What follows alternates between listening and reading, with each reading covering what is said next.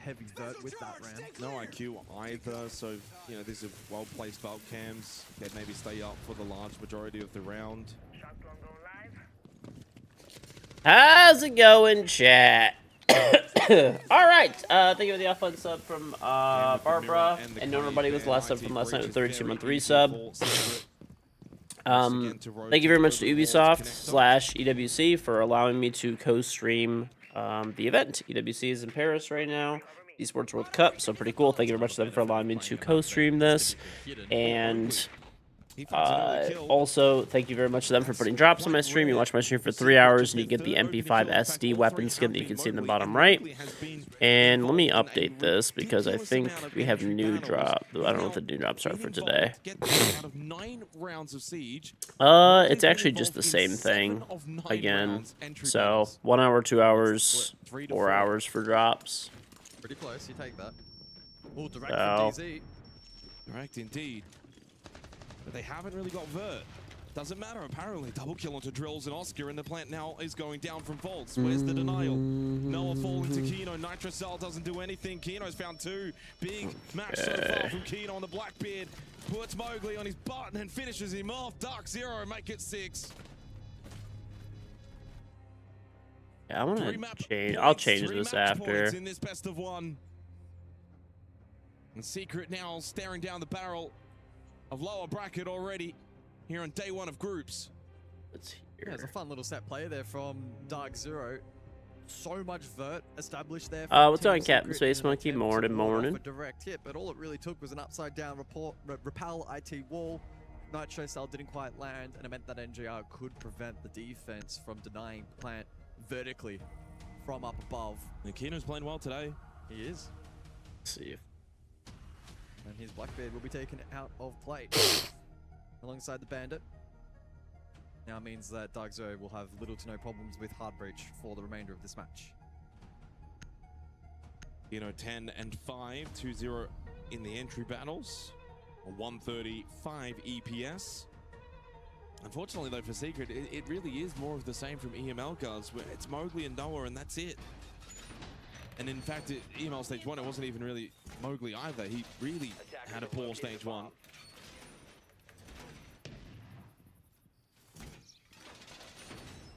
Of course, he's definitely tried hard today when you're involved in 7 out of 9 entry battles. Think of the magnet as your lucky charm.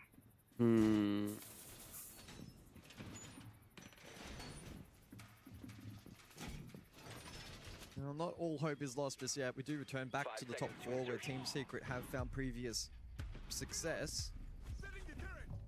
Ugh. That though is that Lord. they'll need to find, of course, success on the territories, and that is far. My allergies are kicking up, which is just a blast. This side, no certainty either. Looking across at the lineup here from DZ, they'll bring the Deimos into play this time round. In combination with the Zofia, if they double down for that vert counter, it's going to once again mean that those power positions, largely facilitated by the Azami, are going to be much more volatile for the defense to contend with. And it's again, It's on Shade Slayer. It's on Yachty. It's on Zeker. Drops are on. Yeah, there's new drops for today. New drops for today, so you can get 3 more of the esport packs. I kind of want to get, like, I want to make my own image for this, which I will do after one of these, in between one of these games, because I need to get a high resolution screenshot from in-game of the packs. This way I could remove the background and make like a little graphic. Too much of a read. I knew was heard him go down the stairs. Well, the problem with this as well now for Drills, as he's fallen down blue stairs, he needs help from someone like Mowgli to say, well, is my top blue stairs still safe? Well, Mowgli just cleared it. And exactly. Newers can swing. Uh-oh. Here it is. Oh, beautifully played from Do you think predictions are going to hit this time? I don't know. I mean, I don't think anybody was expecting Shopify not to make it. And they got rid of Drills. I mean, I guess I'm not, like, the Los one is like, oh yeah, I should probably co-stream with the mainstream. Sorry, I'm just refreshing this. I can like co-stream with the mainstream. Go. Good. And Dark Zero, the most recent major champions. It's a very easy start to the Esports World Cup campaign for them. Plexi to keep some semblance of hope alive with that frag onto Faults. Need the next one Spent 3 hours watching reruns. I was live the whole time. I didn't do any reruns. No reruns here. But you can see the way that they're just navigating the side. Doorway check after doorway check. Left side, right side. They can't stop just worrying about which way DZ are going to make their way in. They do find the kill onto NJR. Oh, Newest, lovely kill. And then the second with the Vendetta from Newest as the plant was going down as well. Dark Zero totally in control. Start to finish on Nighthaven Labs. A very strong performance to debut here at the Esports World Cup. It was. This is best of one. This is only best of one too. Day one of an international event, you will take a comfortable win any day of the week. Pretty good win from them. I mean, a gentle reminder that whilst as an organization they may be the reigning champs of EWC, as a roster and as a team, they have a long way so to the go. Games just go one at a time. Unfortunately, guys, they don't have a long way to do it. Except I guess there's some double games. Oh no, there is. There's two games running at a time. Wildcard is already playing. Hope, I think, is a good way of putting it. Liquid. The aggression, you look at it We could watch that game. as a positive from the roster, but we're just gonna get like some in between. Now. Matchup that we are witnessing here at the Esports World Cup between two of the behemoths that we've got in the Siege competition, Wildcard and Team Liquid Alienware. It's going to be the third choice site, and for me, this could be decisive. That was a rerun, you were live for 18 hours? Probably because you didn't refresh. I did a rerun like the day before, but... We're going to see what they're going to go into right now. Going to be doing a Hori extend with the Mirror, the Goyo, the Zombie, the Thorn. If you were there for that whole time, you would have gotten every against the Blitz here. Every drop. No Twitch coming out because I basically did a rerun overnight because the drops get turned off overnight. And then when they got turned back on, I got on and streamed the whole time and after. They can clear some of these drops now for the Blitz way through. The Ram gives me a sense they're going to take some part of the Vert right now. It's going to be interesting to see where they end right now. I'm trying to see if Ying has cans. I'm pretty sure he should. Yeah, okay. It'd be great. They have a great line right now. Great opening from Baby Shark. Oh, Baby Shark putting that F2 to use once again. Not the first time we've seen it from him today. KZ off the board, and that's the Thorn gone as well. I'd expect at least a majority of the Razor Blooms to be out there, but they may well have been one or two in pocket to try and deal with that shield when they knew where the push was going to come from. But I really don't like that from KZ because, you know, this site is very good on the 5-man for the defense side, and you're giving them an opening kill when they've already been struggling to get that opening footing into the map. And I feel like this is just going to make this round very attacker-sided for Wildcard, because the defense side is going to be very lopsided. If they put pressure on Mom's side and they put pressure on Med's side, there's only 4 people to react to that, so there's going to be a gap somewhere. Wildcard very quickly taking what's being given to them as well. They are in the top floor now. Nobody from Team Liquid Alienware in position to be able to deal with it. Nade, the Nitro is already, I'm not going to say gone, it looks like it's deployed. It's on a surface somewhere. So we've got the pre-place. That's something for Wildcard to consider. They need to make sure that those drones are doing their job. Maybe the Twitch goes and finds it and takes it out. 2 Elements in pocket 2, so we expect JV to rotate towards a shield wherever it's going to be here. So he should be one of the main floaters right now. 5 Kiba barriers from Philippe Pox, so that's going to be great late round here to really create a fort. Playing in Med here. C4 ready for the hatch drop. I like to see them reverse no, right now. definitely get every pack for sure. Probably going to run the blitz through courtyard or hop in Med window, or he might drop the hatch here and sprint through. You will definitely get every pack. No question. I mean, the only way you wouldn't get every pack is if, like, I don't know, if you're somehow your like stream lags out or something, or errors out, then it'll stop your drop progress. But other than that, you'll should get everything. Should get everything without any issues. Beautiful. Oh. They've somehow not got it. They go around again, and Kansan manages to pick it up. 4 versus 3, but we've got Nade down, and this continues to be a flurry of kills towards the end of things here. 45 seconds left to go, and now a 3 versus 2. Retaking the mirror on side set right now. right now you really have to isolate one of these players here. You can't really make the plant your first priority, because if you do, it can turn into a 2v2 here. So I feel like you need to just isolate well, yeah, JV you won't get or Maya yesterday's right now. drops, no. And just isolate JV, beautiful from But there you'll on get the halves today's here. drops. So as 3v1, long as you're now you can here work for the plan. today, you'll They get know every exactly single drop. where the last Like, man if you're here is. now, Maya you taking out the should with Twitch no drone, problems. so It's only Baby 4 Shark's gonna hours be of feeding that watching, intel back in, and then you but get how every about this? drop, Maya so... starts to get aggressive. Rather than playing the mirror window, he steps around gonna play and kill. manages to find the kill. They are going chasing, looking for him, but they're giving him the opportunities in 1v1s. Maya almost pulls off the 1v3, but Wildcard stands strong at the very end. I think this is And Nancy iconic gets that casting, final right? kill. For a second, you were worried for the NA side. They were giving him the 1v1s. They weren't quite in position, and that is the fine margins we deal with in Siege. It can be half a second, but if you are not there ready to hit that trade as the death comes in, it means that Maya can re-engage, and he does that twice. Yes.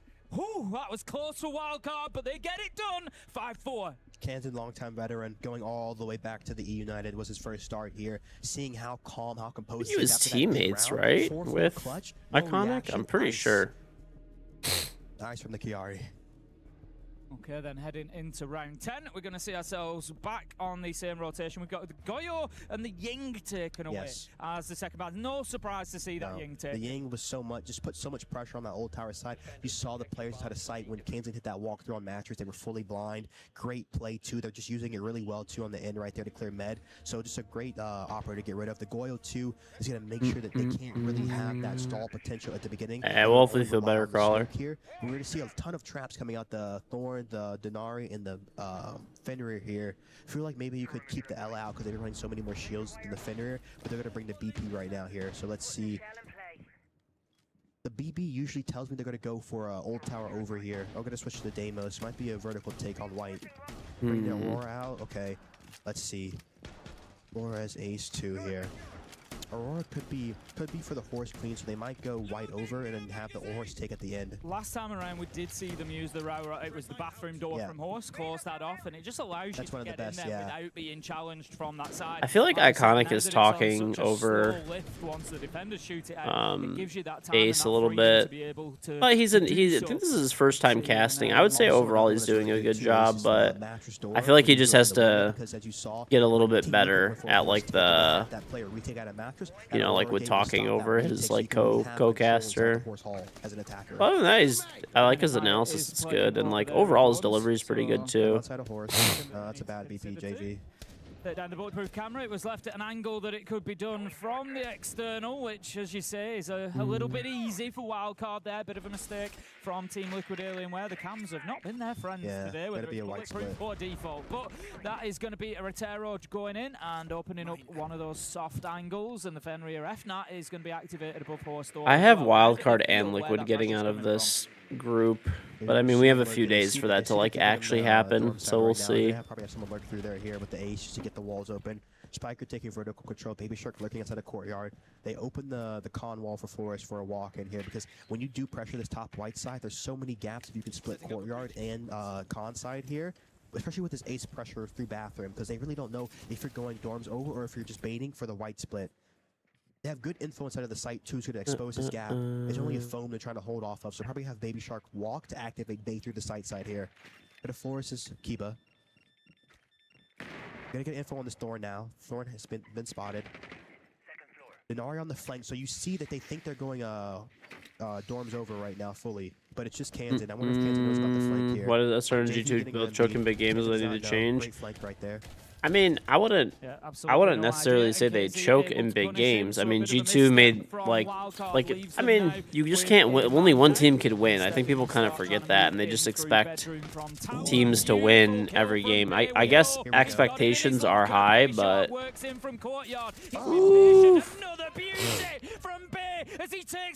I feel like Bay is so underrated, dude. Oh, that was almost a little scary. But yeah, I mean, I don't know. I mean, beautiful use of the Aurora, the teamwork right there.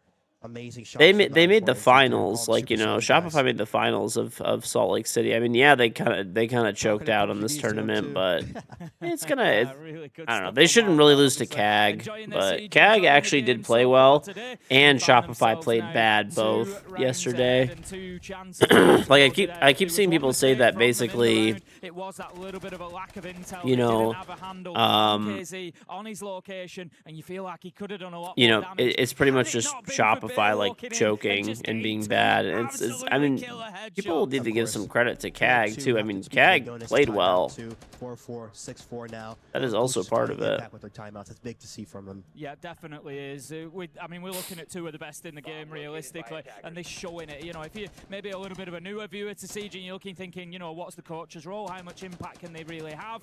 You know, how much can they change? They're not in the server.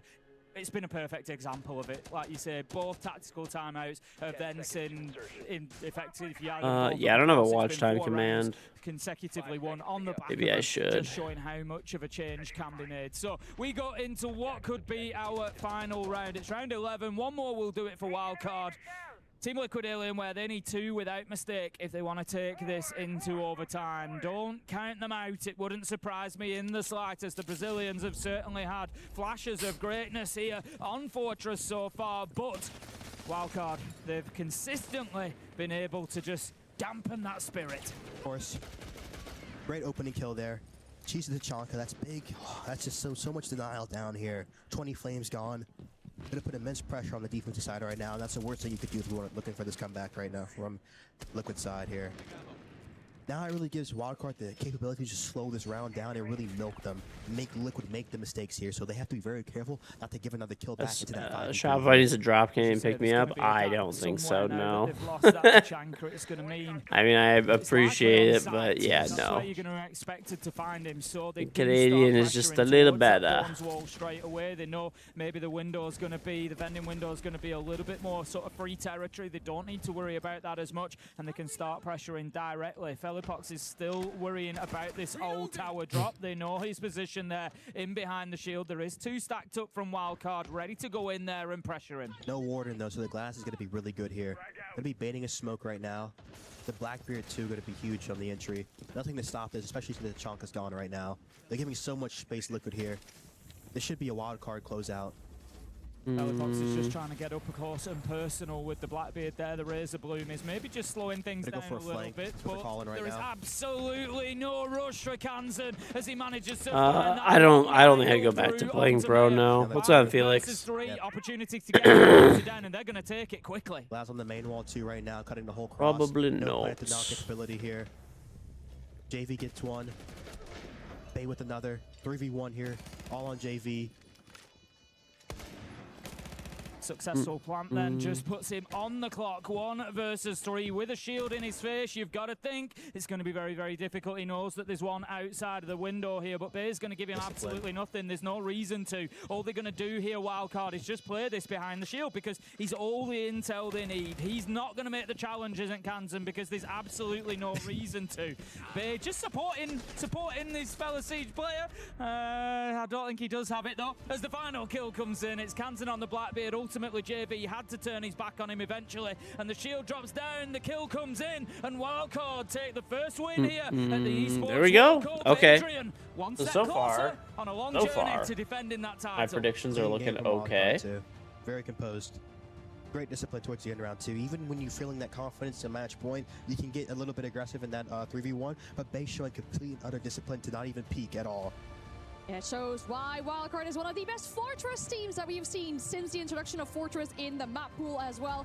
They keep calm, they hold their nerves, and as you mentioned, Adrian, a great performance from him. He was the MVP last year of the Esports World Cup. He's doing a good job to try and keep that one in his pocket for now. And what a close game we saw in regards of rounds, right? Many of these rounds coming down to 1vx's, 1v1s as well. Maya trying his very best to hard carry, but Wildcard ultimately were better in this one. We said that it was likely to come down to the defenses, and I feel like it did there. Yeah. Team Liquid Alienware just unable to contain the attack of Wildcard. Wildcard, whereas Wildcard were very capable on the other side of things. I think we've also got to look back to the map choice as well. We said coming in, Team Liquid Alienware, fantastic. Watched replay VOD of the attacking CAG team. So match. what do you That do? first map You would have take come them back to a then map choosing where Lair they've when got CAG was 40% 8-1. attacking win rate. It's a That player was a where they confusing neutralise in one of their decision strengths, to and it play works perfectly. Lair. But then again, like, I don't know. Have to give him credit a lot. Shopify's And map stuff pool now for is... Wildcard. I mean, they have a good map pool, On the but it's table not is as deep as a Falcons lot of or other amazing teams. stuff They have a from lot of Falcons. permaban maps, you know, which hurts them, I think, a lot. Exactly. I feel like a lot of players will echo that opinion. If you want to be the best, you gotta beat any team that you gotta beat on this event here. Looking at the highlights, we already talked about it. Some close rounds, big individual moments with these 1vx's. As we mentioned, Maya getting a really important 1v1 there, so this could have even been more dominant for the side of Wildcard.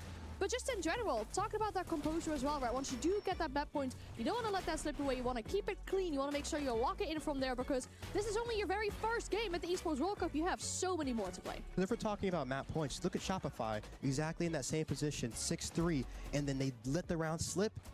They're out of the tournament now. You know, it's a small step, but it can snowball into a loss. So you have to make sure you're treating each round with the respect. Yeah, definitely something that I like from Wildcard was that clinical finish, and I think we've got to give Base some credit there as well for that. He'd had a good game anyway, but he just seemed to find another gear in those last couple of rounds. And how important is that when you've got that player on your team and in that kind of situation, you know, you want to win that match first time, first round, and you know you've got Bay in pocket and he's going to come out and do that. It makes a difference, because like a round where it doesn't seem too winnable, Bay comes in, gets a two-piece, completely opens up the round, and really allows his team to get into it. So I feel like just having a player like that without fear, really with that confidence, just gives you deeper bag and deeper capability. Because if you already have great strategy and great team play, but then you have a great player in that too, it's just even better for you. And on the side of Team Liquid Alien, My favorite pro league team, to I don't know. JV92, he got the Probably, clutch to send his I mean, team maybe to DZ to qualify to or Esports World Cup. Shopify. He was a reason as or to like, why the tech issue happened. Funny story. I'm not sure if you guys caught I this don't know, one, 100 yet. Thieves? No. I say DZ because I used to play for DZ before it was DZ. So he went around, as you do, in the crowd, asking people who has So it's like my old team, so I gotta root for them a little bit, right? And then Canadian's my old teammate, he's on Shopify, right? And then Hot and Cold's my old teammate, he's on 100 Thieves. So, like, I don't know. If any of those teams do well, I'm generally pretty happy. 2 mouses, 2 keyboards, so always coming prepared for anything. And even inside the game, you have to have redundancy. You have to make sure that if something goes wrong, you always have a backup plan. So just preparation is key here. Well, this is, you know, we had the conversation the other day. You said as a player, you love to have everything the same. You know, that comfort, that level, and any change is going to be a tough one. Exactly.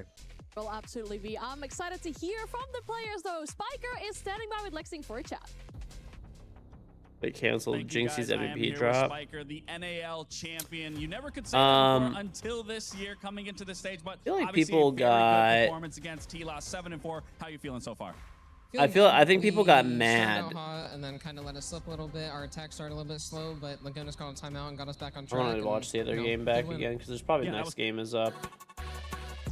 Ah, okay, we could watch this one. Especially, you know, still. you're giving praise to Lagunas there in those timeouts. I mean, what is he saying to you guys in those moments to get you guys back on track? Yeah, and it was just saying to reset and kind of guiding us through what he thinks like the best game plan is going forward, kind of what things we should kind of look for and adapt and change what they we do. cancel over backlash. I mean, I don't know. I know this is your first EWC, but you have an EWC champion in Adrian, and he's already putting up big numbers. He was the MVP last year. He was the MVP of this match. I mean, what are his expectations coming into this EWC? I don't know. I mean, he shows up here and he's just 8 times the player, so I don't know if he's not trying any other timer or just tries during EWC. I don't know, but, you know, he's the GOAT, so.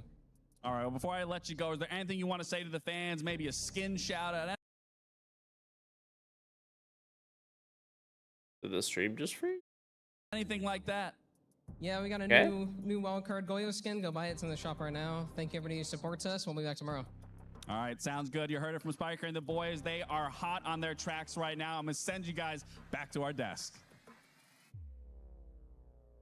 Good stuff and great words from Spiker as well about this game here. And as they have many more to play, already speaking about Agent a little bit, of course, the potential for him to go back-to-back. For Secret, that same potential is there, but they had a rough opening game. On the A stream earlier today, they played against Dark Zero. 7-3 for Dark Zero. I feel like is that what we expect from that game? They were able to get a few rounds on the side of Secret. Is that enough in this one, or? I think, yeah, from what we've seen from Team Secret through AML, I've got to say that it is. You know, you've got Dark Zero. They've just won at Salt Lake City. They've been consistent in NA as well, and it was always going to be a tough start for Team Secret coming in here. They've got their spot as the defending champion, of course, but it's been a rough ride through AML. They have improved towards the end of it. I will say that towards the end of stage 1, but it's going to be welcome to big school, I think, here at the Esports World Cup. Of course, like I said, Twister was saying they're more focused on the process, just enjoying the event, not really the results. And I feel like Dark Zero, you know, they're just churning, man. They've been just working extremely hard. I'm glad they're finding the results, and I feel like they have a lot of pressure on their shoulders coming off of that major championship. And I feel like what's really good about their system is they don't allow that pressure to really influence them. So having them start out with a win is a very important thing for the tournament. Absolutely. I feel like Wildcard will now have to move their seats over towards the A stream because they're going to watch their future opponent play there with Falcons versus M80 on the A stream very soon. We're going to divert our attention towards All Gamers and CAG after the break. Okay, so we have a break here, which means we can go back main channel. Main channel should be live sooner.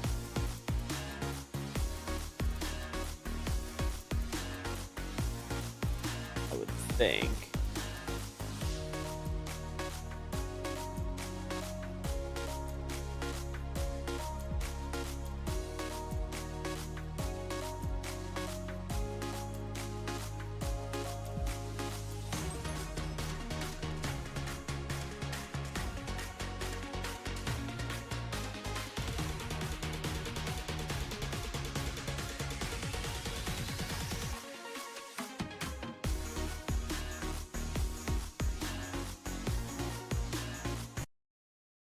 Refresh this. There we go. Alright, sorry. It was kind of bugging out, so I want to clean that up.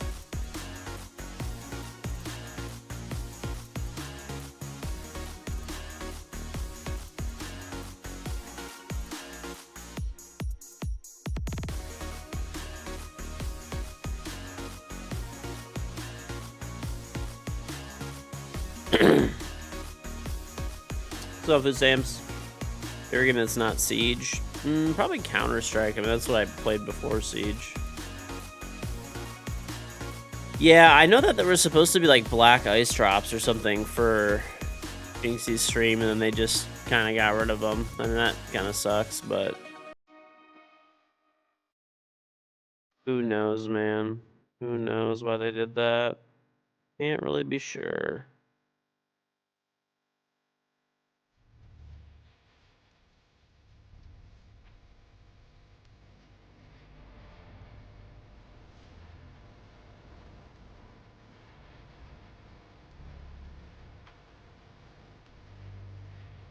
I want to get some food as well.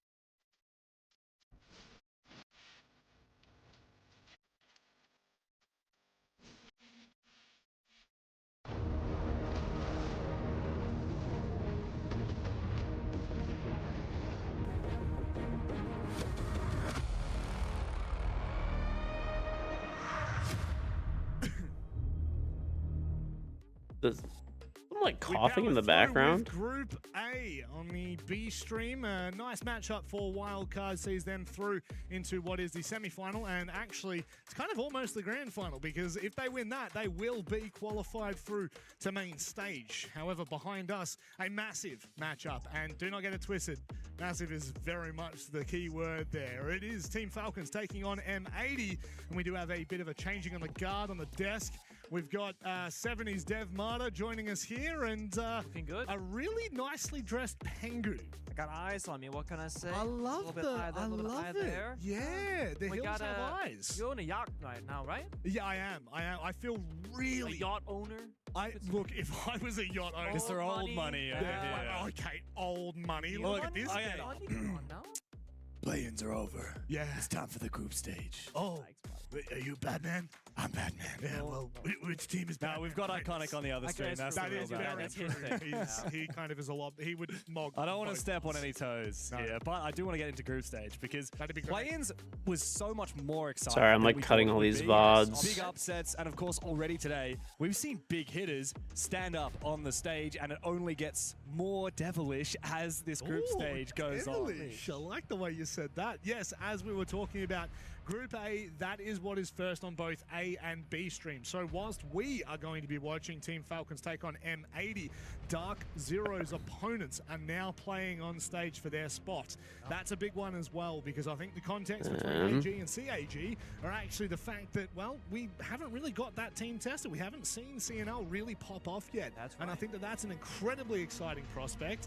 But maybe let's rein it in. Let's keep it on this stage, because there's so much to talk about here between Team Falcons and M80. I know we were kind of talking, Nick, between just the vague context of this. If ever there was a hope for EML, if ever there was hope for Europe right now, is it Team Falcons? It's Falcons, and then maybe Virtus Pro will sneak into that conversation. Maybe. We'll see if we get there. Yeah. Then we have, Fnatic and Team Secret. Unlikely that they make it super far, but anything is possible. But I do feel like you're looking at this organization, looking at the players, looking at the history that they have together.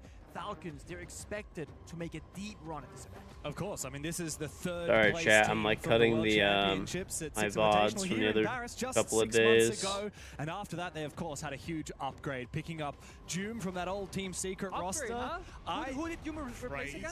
Doom for Shaiko, and that's an upgrade, I'm telling you straight right now. Doom is one of the best players in the game right now, and I think really the last 12 months have been Doom's domain. Ooh, that's going to be a hot won take the for a lot of Esports World people. Cup with Team Secret last year, and for Falcons, so many times they hit that second place finish, and of course last EWC, far worse than that. They got first rounded. They needed a change. They've made that change. It's Doom, and they're really just keen to get their hands on another piece of silverware. Yeah, and I think that this is an organization that definitely could. This roster right now does look quite dangerous.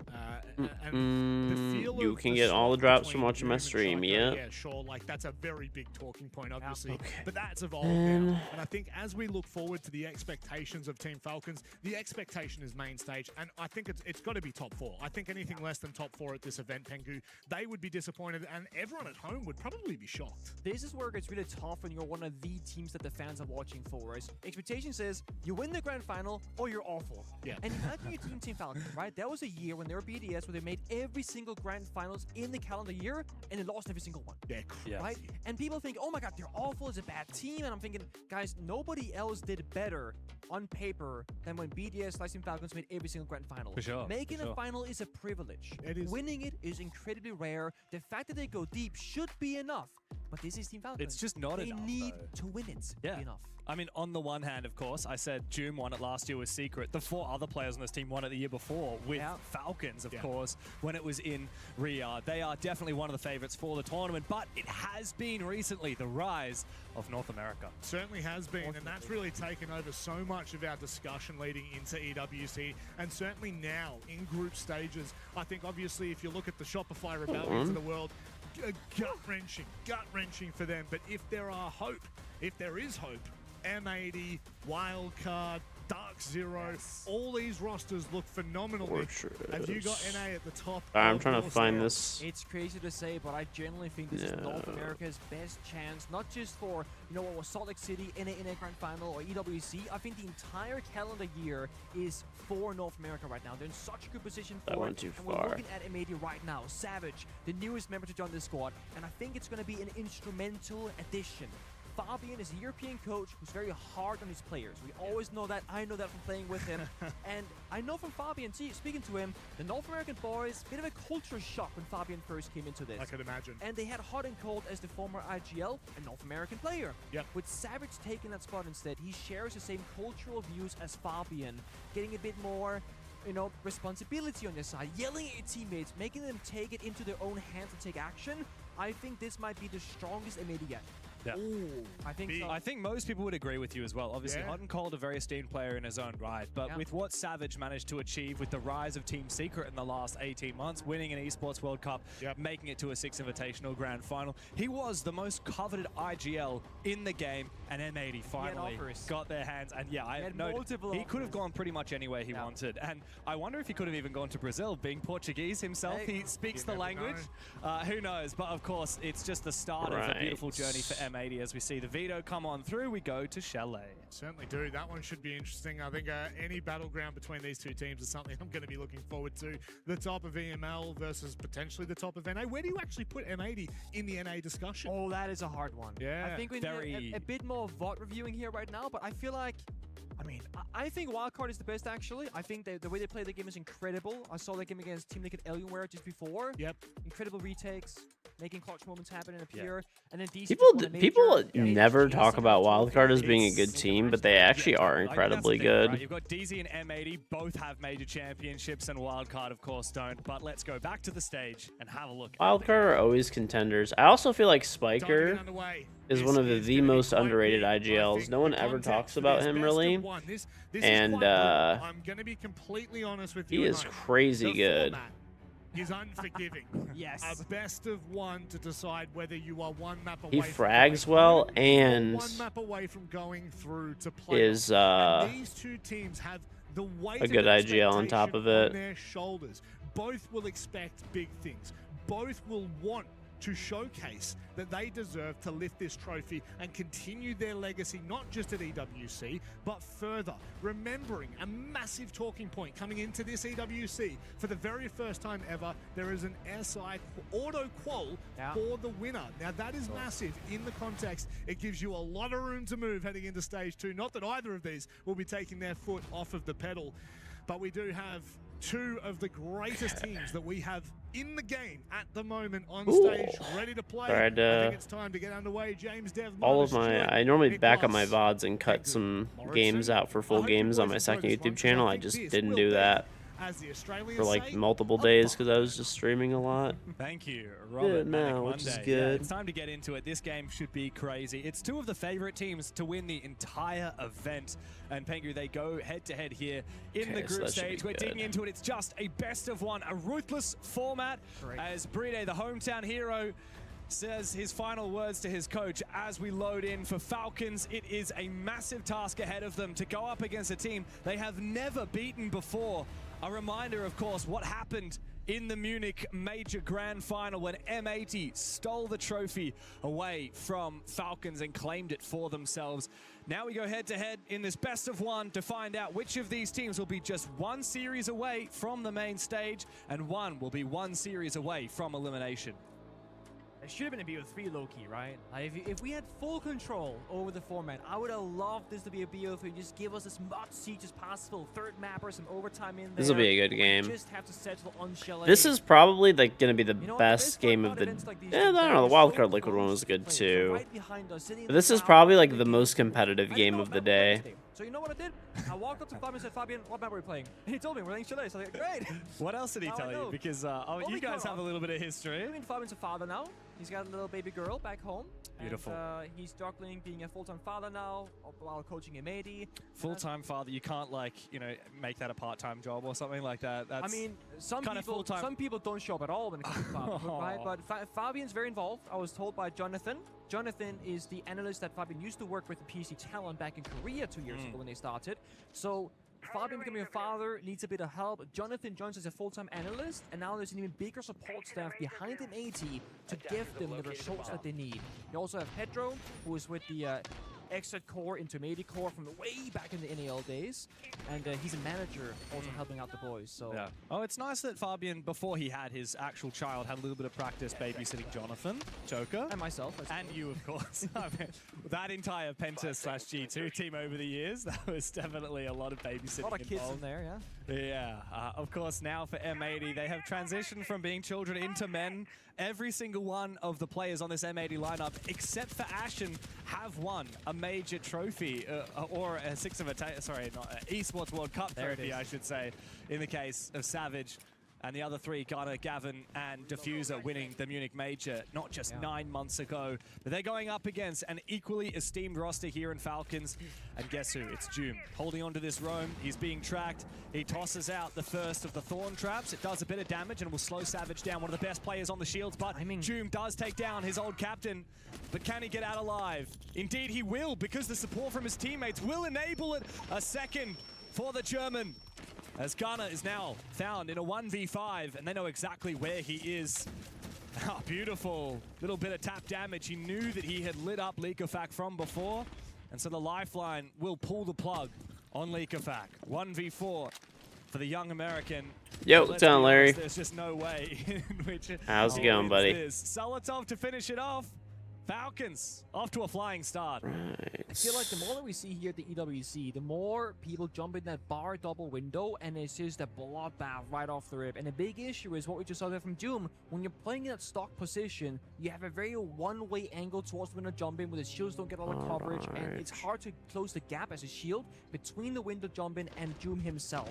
Also another point, Barbara on the ground. They're expecting that push. Doom keeping Razor Blooms on the Thorn in pocket to proactively toss out after the grenade to further weaken Savage on the entry. These very small things can be very defining on Chalet, because it's a map that we know everything about. There's only so many ways in the map, and once you show your hand on the attack inside, you have to kind of full commit. You're pretty shit right now. Why? What happened, dude? Committing so many bodies, playing the blue staircase, playing in stock. It wasn't Doom being caught in an aggressive position. It was Doom holding his ground with the supportive network of Leakafak and Salatov supporting.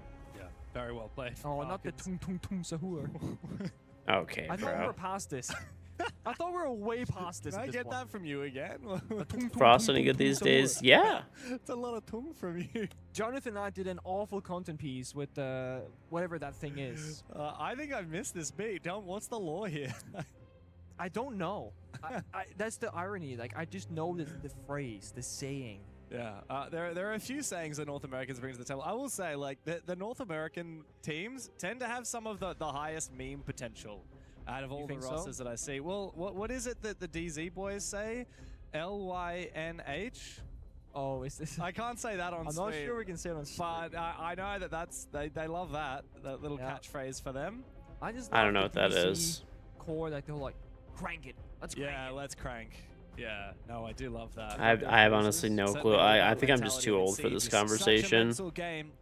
It's funny, Rainbow Six Siege sits in the middle of a lot of other esports where some, like for example, Counter-Strike, highly mechanical. There's a lot of tactics in there as well.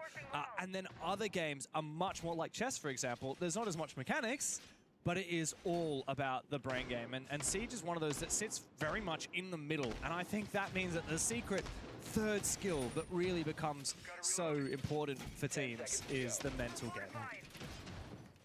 I mean, very tilting game, right? So much can go wrong. A lot of shit going on. They're one of the Dude, tell me about it, man. Tiltable teams. I mean, how many times have we seen them, struggle in a grand I don't know about final? you guys, but lately I just feel like there's just. You guys feel like you have no time?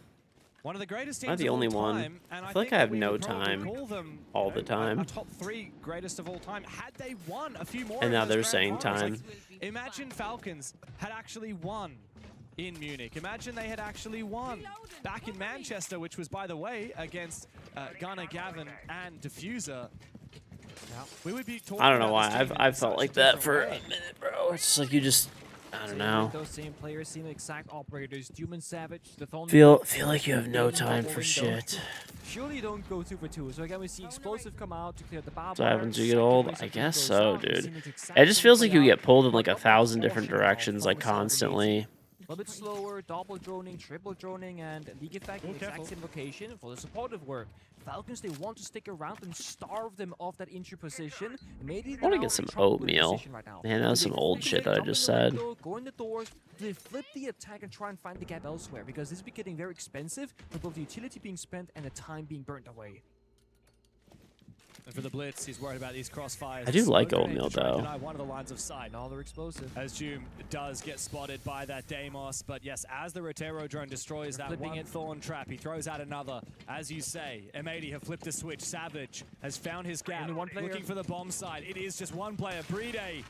The hometown hero gets taken down by Ashen with the F2, and immediately M80 erupt into the bomb site. They look for a plan. It's Savage to get it done with users coming to flank from the trophy stairs. Straight into the bomb site for Solotov, but he is far separated from his team and will be taken down. Another attempt at the plant now for Savage, but he doesn't rush it. He waits for Ashen to support. Linkafak will trade. It's Joom now in a 1v2.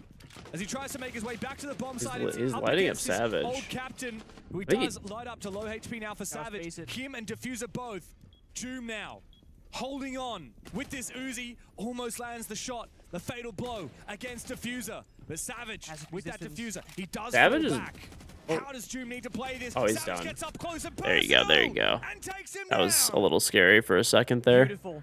The one thing missing there for Joom was the spacing for the blitz. If he closes that gap against Blinded like we just saw there, it's going to be wrapped That was a little over. scary. And it was looking so good for Falcons. The individual decisions bought them enough attempts at saving that round. Solotov sprints in and forces the fight. And therefore Savage has to stop planting down that diffuser, get the shield up, take the fight. Solotov injured. Savage back to planting. Now Linkafak pushes in, gets a couple of kills. Savage again. I mean, just think about the most stressful time to do stuff going on with your youth compared to now. Yeah, I guess that's true. Even if energy do one thing a day, don't expect more. Love you some Kodiak, oatmeal, berries, and bananas. Those are good.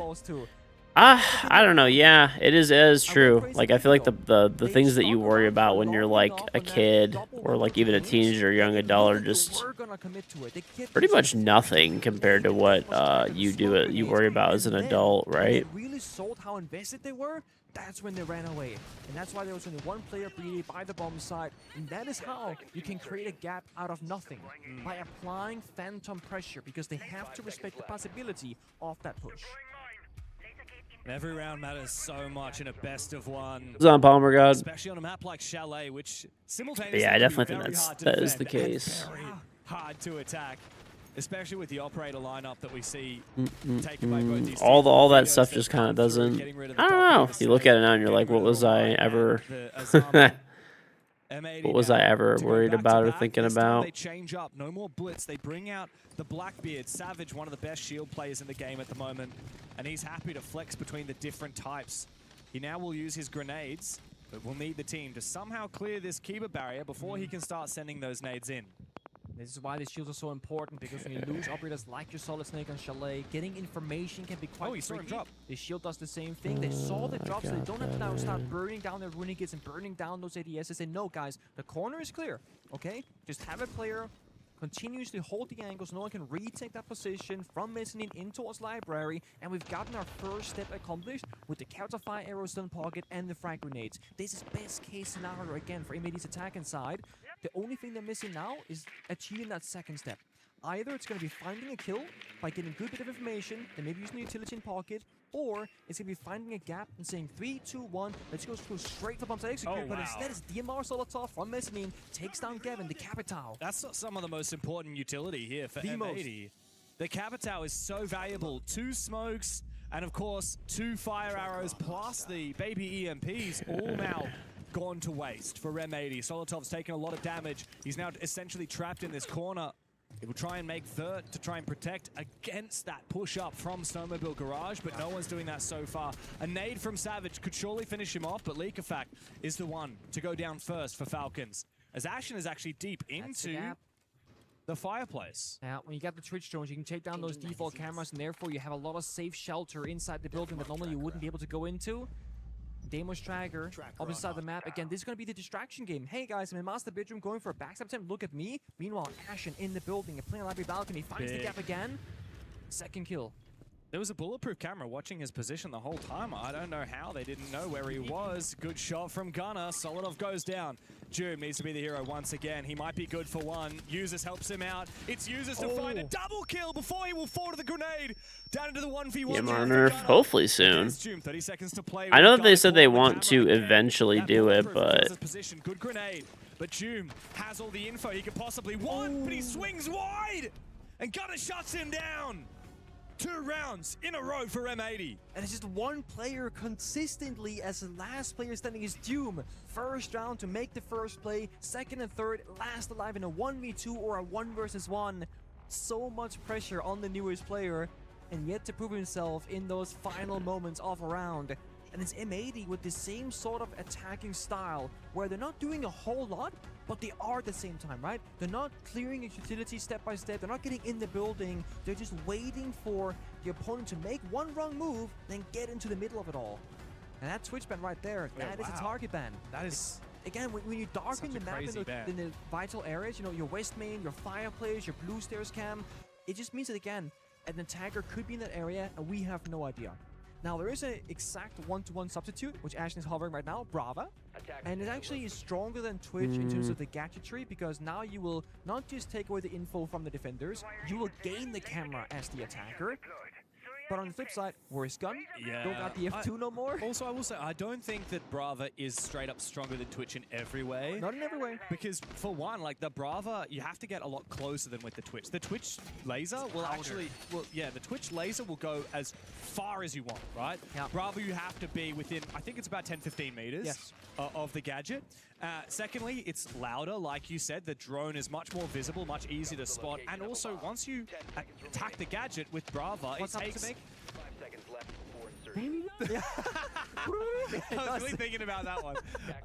It takes like 3 seconds or something, like 1 or 2 seconds, to actually hack it. And you can destroy it in that time, and it'll save the gadget that you're trying to hack. Also, Twitch zaps will regenerate over time. So actually, technically, you could actually destroy like 6 or 7 gadgets, for example. So does Brava? No, it doesn't. It does it not? It's capped at 3. I'm I've wrong. played a lot of Brava. I'm wrong. See, I don't. But I actually thought it did, I'll be honest. Brava's great, but that's the big weakness. Like, Interesting. if they have Malusi and bulletproof cameras and Denari, I genuinely thought it started recharging once you spent the so first you have 2 drones, both with 3, which means you can hack a maximum of 6 things, whereas Twitch, you can do far more than that. That much I do. And I do play a bit of Twitch. Here comes that distraction game. Actually goes inside a piano instead. Oh, big kill for Ashen. Dude, that shotgun is actually so crazy. That is the most annoying shotgun in the game. Ashen left SSG? Yeah, a long time ago. Seconds into the round, we're down. There's just 5 people left in the server. Savage is low HP, but he is in that bomb site. Critical kill doesn't land for Diffuser. And Falcons will recompose. Even is the scoreline once again. Driving in the chaos right there and playing close together, but also they got the right operators for the job. Denari laser tripwires, Razor Blooms from the Thorn. Not just are they doing damage and slowing down the attackers, they're giving constant information. Hey, someone jumped in the piano window, we hear the gadget going off. Hey, somebody's on solar window repel, we hear the gadget going off as well. They know where to face their guns. I will note one thing though.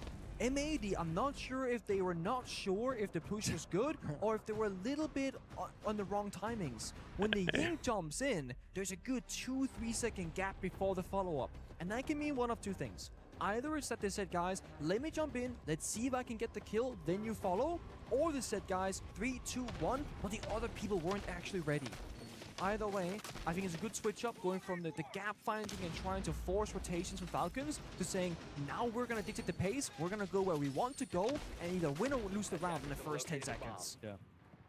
I really think that Twitch ban was huge there from Falcons. Because you can play the Brava, but like you cannot destroy it. Like look at the gadgets that were brought last round, right? You've got Aruni, you've got Ella, you've got Denari and Thorn. That's 3 traps plus Aruni. Now Aruni can be countered by the Brava, but you hack 3 of those Aruni gates and you've used all of one of your Brava drones. How on earth are you going to destroy like every individual Denari laser point? Like, Ying, yeah, the Ying shotgun is like actually disgustingly good. I almost would think at this point M80 it is crazy broken. Yeah, deactivate it temporarily. Oh, it's very smart. Again, one thing is banning Twitch to take away like an important operator. Another thing is banning the Twitch and playing heavily into the traps and really doubling down. Also, when you have Savage utilizing the shields practically every single round, it's going to be huge count. Exactly. It's all soft counters. And it means that wherever Savage goes, there's going to be, most likely, one of the 4 operators will be in that position that he will struggle against. The only solution that is maybe playing the Monty, but Monty is way too passive with the current M80 playstyle. It's not like lethal sort of operator, it's more like drone intel. That's maybe for a basement attack, not for the rest of the map. Yeah, and we're now on to kitchen dining, which we have seen once before. That was when M80 used Savage on the blitz to rush the bomb site, and Brede was overwhelmed. He now holds that position again, C4 in pocket, TCSG in his hands. As M80 look to try and take control of Solarium. They're feeling a little bit of pressure at the moment, the grenades and the Selmas from the solar windows, but M80 have struggled to actually sink their teeth into the building, and now Gunner has gone down as well. What do you do now, M80? On the back foot early on, not a lot of map control to work with. No one's inside the building yet either. this feels like they're going to go fishing. And Falcons right now, they got to just calm themselves down, right? No one should be swinging. Don't jump out the windows. Just burn down that timer. You got so much free intel with the gadgets. You got solo sales control, supportive network both above and beneath as well. They just need to wait it out. Yeah, and all of the Selmas that have been tossed out by Gavin have just been shot off the wall very simply. Like, why is it so good? Yeah, it's just it shreds up close basically. Like if someone's running at you with a Ying shotgun, like you're dead. You're dead. It doesn't matter. Like maybe if you have a shotgun to counter their shotgun, like maybe you might have like a small chance of living. Shot though from Ash onto that C4 that saves his own life. As Savage is the first one to find a kill, but very quickly M80 lose that advantage. It's all up to Savage now. He'll need to ace up on the Blackbeard, and I can tell you right now, that ain't gonna happen. Falcons are about to take the lead. Again, game of adaptations. You just play it nice and slow when you have to. Play it quick to the punch when that is gonna be the counterplay and the right respond. Savage now on the other store, stock getting peeked away. A bit of troll and different juice, that's okay. From a 1v4 to a 1v3, the lower that man count gets for Falcons, the better they're gonna play this 1v3. Leagueofac wants to peek him. Info from down below, be careful guys, don't over peek, but Leagueofac will go for the swing, and he swings to win. One more round left in the half for M80 to tie things up. What are you thinking? We're gonna go 3-3? We're gonna go 4-2? That really comes down to whether M80 can change pace right now, because the playstyle that they've run for the last 5 rounds has been hard countered, and so they're going to need to jump into action. And M80 have just taken their tactical timeout. What the hell is Farbin going to say to the boys? Perfect timing for you to say they got to switch it up. Are they getting countered right now? They are indeed. And I think if they weren't going to make a huge change, it is going to be 4-2. I genuinely believe that. This is the time of Fabian to show his impact.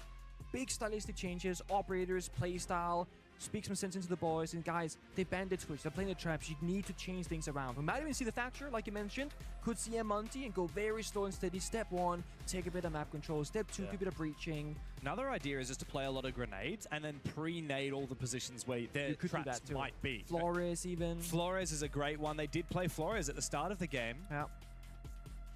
So here Fabian is, he's just finished his tactical timeout. Had a chance to talk to the boys. Of course, the same case for Julio talking to the European roster on the other side. Oh, okay. One thing we didn't talk about with Falcons in the pre-show is that Falcons are currently in the lead for the club championship. Yes. However, Virtus.pro are hot on their heels. If Virtus.pro end up with a better performance in Rainbow Six Siege than Falcons, there's a very real chance that VP could overtake the reigning champions of the club championship. That's a very good point indeed. And you gotta think about that. The longer you go into the tournament, you know, because there's only so many weeks of EWC, we're getting quite deep into the event. So many titles, and look, Falcons, Siege is one of their strongest titles. So they've already won quite a few of the games here at EWC. They certainly would love to once again raise the trophy in Rainbow Six. So let's have a look here at the big changes. Honestly, not exactly what I expected. So I like the Falcons are now going to the Kaid, for example. It presents a new problem that we've not yet seen in the server, and it's going to be a stylistic change. And this is what you do when you're expecting a counterplay to your current playstyle, you change it. So now they're countering their old playstyle, right? Not going to work out. Oh, the Bravo drone gets shot before the hack goes off. That's another example. It takes too long, it's very noisy, very slow. But it made it look at the attack and lineup. They're playing very similar operators, right? You still got the demos, they got Savage now on Bravo, they got Ashen on the Ying again. It's like, okay, but Gunner's playing Ash, that's just a gun and a soft breach. Diffuser's a Nomad, which controls the aggression. That hasn't been the issue for them. So I'm so curious, with Savage going I'll make you guys a new graphic too for the entry. Who's gonna find the gap? Who's gonna create the space for the entries to thrive in? I do not understand the Ash. Like sorry, I'm playing as a Fear or playing anyone with grenades. Currently, yeah, you're not getting the value of an Ash that you would if the Mira was open. Sorry, there's just like very strange pick from Gunner. But I normally do a lot of this. I don't normally do all this stuff off stream, but it's just I kind of have to do it on stream because I'm streaming. So his old captain in the back, very nice swing from Blue. I don't know why M80 thought that was clear. A little bit of a mistake as they try and erupt on the bomb site. Nice pre-fire from Gavin. A second one from Gav. Now the round is wide open. Just like that, 2 quick kills. And honestly, I think Doom died because he was shooting at Brede behind him inside a stock room or whatever. So almost like a misinput that gets into a kill instead. Now they got that middle of the I will be map. streaming Siege after this too, like that, back to even numbers. just so you guys know. So I won't just be, I won't dip on you guys. I won't go for a gallon of milk. Okay. Gets affected by the Thorn Trap as well as the Dread Mine. Needs to have an impact. With And the then just shotgun, not coming as back. Brede wants to try and contest him. Another Candela, I believe, thrown on out, but Brede, no, it was the smoke. Brede peeked directly into that smoke. Perfect timing for him. Now into the 2v2. Diffuser goes hunting, takes down Brede. They don't know. And now it's just Leakafak and Usus to try and hold down the fort, but Usus does so. Diffuser is now the last player alive for M80 to try and conjure up a 3rd round in this half. But from up above, Leakafak is always watching like a hawk, nay, like a falcon. It's a 4-2 split on the defense. Beautiful. Again, the adaptations, just playing it nice and calm and controlled there from Falcons. Big smiles from Julio as well. It just feels like, honestly, the Solid Snake, though could be banned, that happened right off the rip, it really weakened the attacks from NH because they don't have information to work off of. That was weird. I was like moving a file over, and it literally just completely glitched out. That was interesting. Is night streaming still your preferred time? Yes, that's what your dad said. I do like streaming at night, though. From Falcons, and I mean, I generally speaking, do. Chalet, Attacker Haven. You get a good, 3 rounds, 4 rounds. It's been Defender's Paradise instead. And I got you, dude. I'll be here. I will be here. These games are going pretty fast overall. Right now, well, you gotta have a huge switch up if you're M80. Yeah. I think you really described it so well at the start of that round there for Falcons. M80 are the ones who have a responsibility to change their playstyle because they were losing. Their old playstyle on the attack was figured out by Falcons, so it's now M80's turn to try and figure out the Falcons' defense. But what? Straight up, Brede has changed pace. He's gone for the Kaid, a very different kind of operator, and we immediately see a very big change in the way that Falcons are playing their round as well. Admittedly, it did get down to a 1 versus 2, so it's not like the round was won and lost on the strategy. No, but also, if you look at how it came to a close round, it was Gavin finding 2 wallbang kills, effectively. It was like, I was trying to day schedule because you work night shift and can't catch the stream at work. Ah, rip. I didn't see a clear way of executing. You They know, got a couple of kills that, I used to. I mean, way back in the day, you remember. But it wasn't convincing to me that it was I don't know, close. maybe. It was like the strat was to make sure there was no one in the dark corner of library, and then just throw out a couple of Candelas, and then figure out if Ashen can jump in, and then hopefully there'll be a 7 few years kills ago, from Gav and pretty the other much, guys. dude. But of course, like Savage was the one who died early, alone in the basement, without a lot of map control, not checking blue, like default stuff. As we're into the end of the scheduled timeout at the end of the half, we swap sides now. Surely you ban Solid Snake again here. M80 on the defense. Yeah, do they get rid of that snake? I think you have to, man. It's such a strong operator on Chalet. And the thing about playing against Falcons, right? You don't typically ban the shields against them. They're not a good. They're not like okay. They're an okay shield But the team, best teams but in the they're world, they're not a good shield team. But they can play them. Breedy started playing it a bit. League Effect started playing it a bit. Blackbeard wants to get target banned Actually, away. Doom's most played operator in the last couple of months is Blackbeard. Oh, you know what? Now that you say it, that's true. Doom has started playing the shield.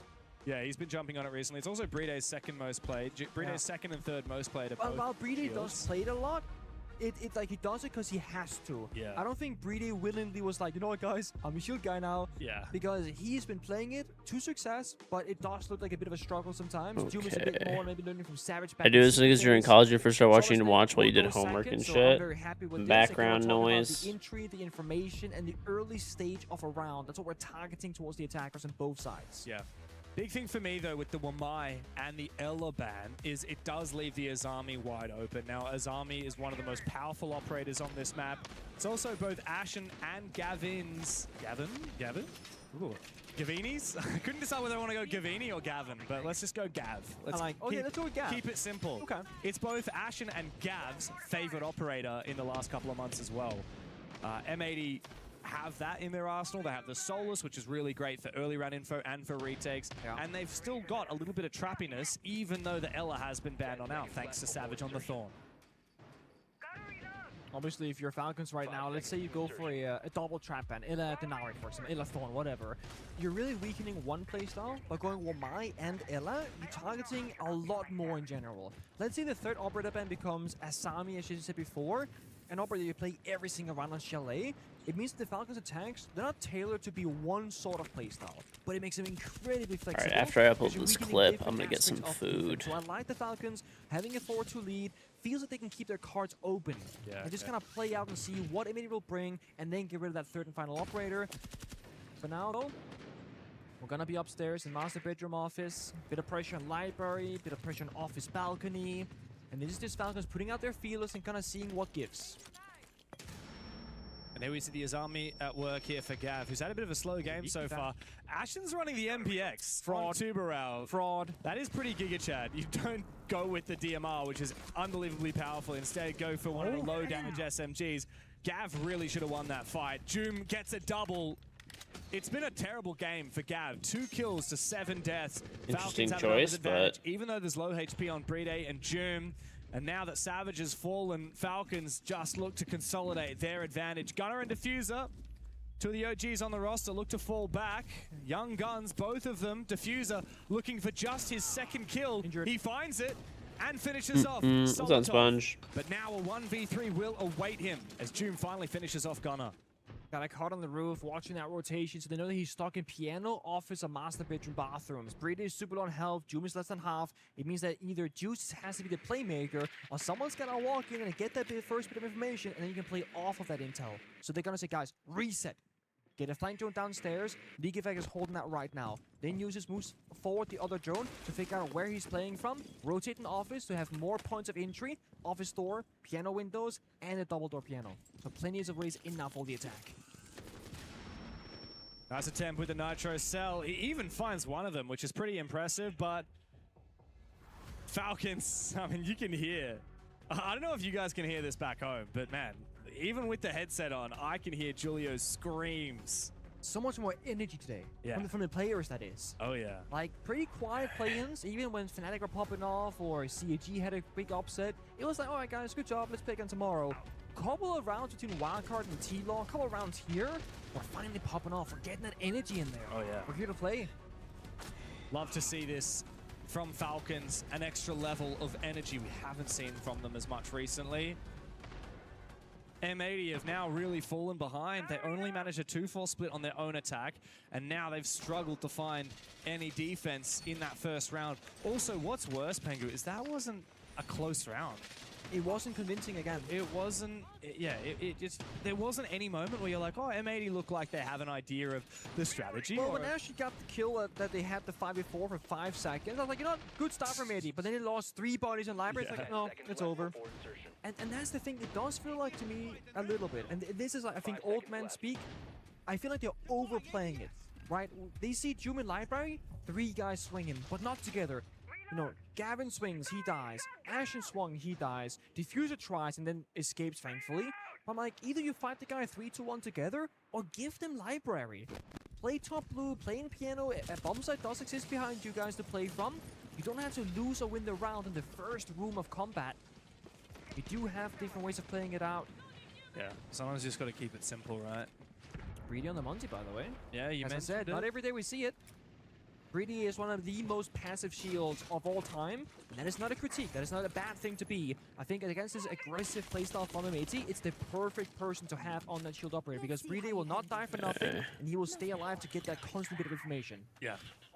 Brede actually turned 30 last week. Did you know that? Yes. Oldest Oldest player in the Yeah. tournament now that Canadian has gone by. That's why I thought second oldest down. Yeah. Okay. Yeah. And It grew up in Paris as well, Brede did. I mean, he is one of How old the is greatest Canadian? support players of all time. It's been that way for many years, actually, at this point. I think him and Shepard at a certain He's point were 30. fighting It for was that just his title of number one birthday. spot, but Brede's longevity has Okay, proven yeah, that's about very worthy right. of the title now. Of course. Ambi is great. On console, back on Xbox Pro League, a bit of a swing. Again, we're just fighting library, walking in with the breach. 2 players fall down again from M80. Wow, all it takes from Falcons is a little bit of hard breach and then the eruption. Now Brede with info. He'll try and hunt down Ashen, who has no more C4 left available. He'll try and toss out a Zoto to slow down that push, but that will not keep him alive for very long. Let's go. And indeed, Solotov will simply crouch up and finish him off. It looks to be a flawless round here, unless Gunnar can pull off an absolute miracle. Out comes a shotgun, but Joom finds him. It is indeed flawless for Falcons. Oh, it's on Nick. They now find themselves with 4 match points on the verge of getting a date in the upper bracket with Wildcard. Beautiful. And again, if you want to look for some shield player inspiration, the moment Brede jumped in the building from the window, he extended his shield and it never went down. And the reason why it's so valuable there is that he's just saying, guys, look at me, I'm over here. And the defenders are running around in circles, not knowing what's going on. And that's where we see players like Solotov just crouch walk in bar and gets the kill. Brede is at 0 risk of dying, yet he's taking the attention span of multiple defenders and getting constant information to his teammates at the same time. And Imadi, Gavin, playing that missing position out 2 rounds in a row? What is Pro doing, I gotta say?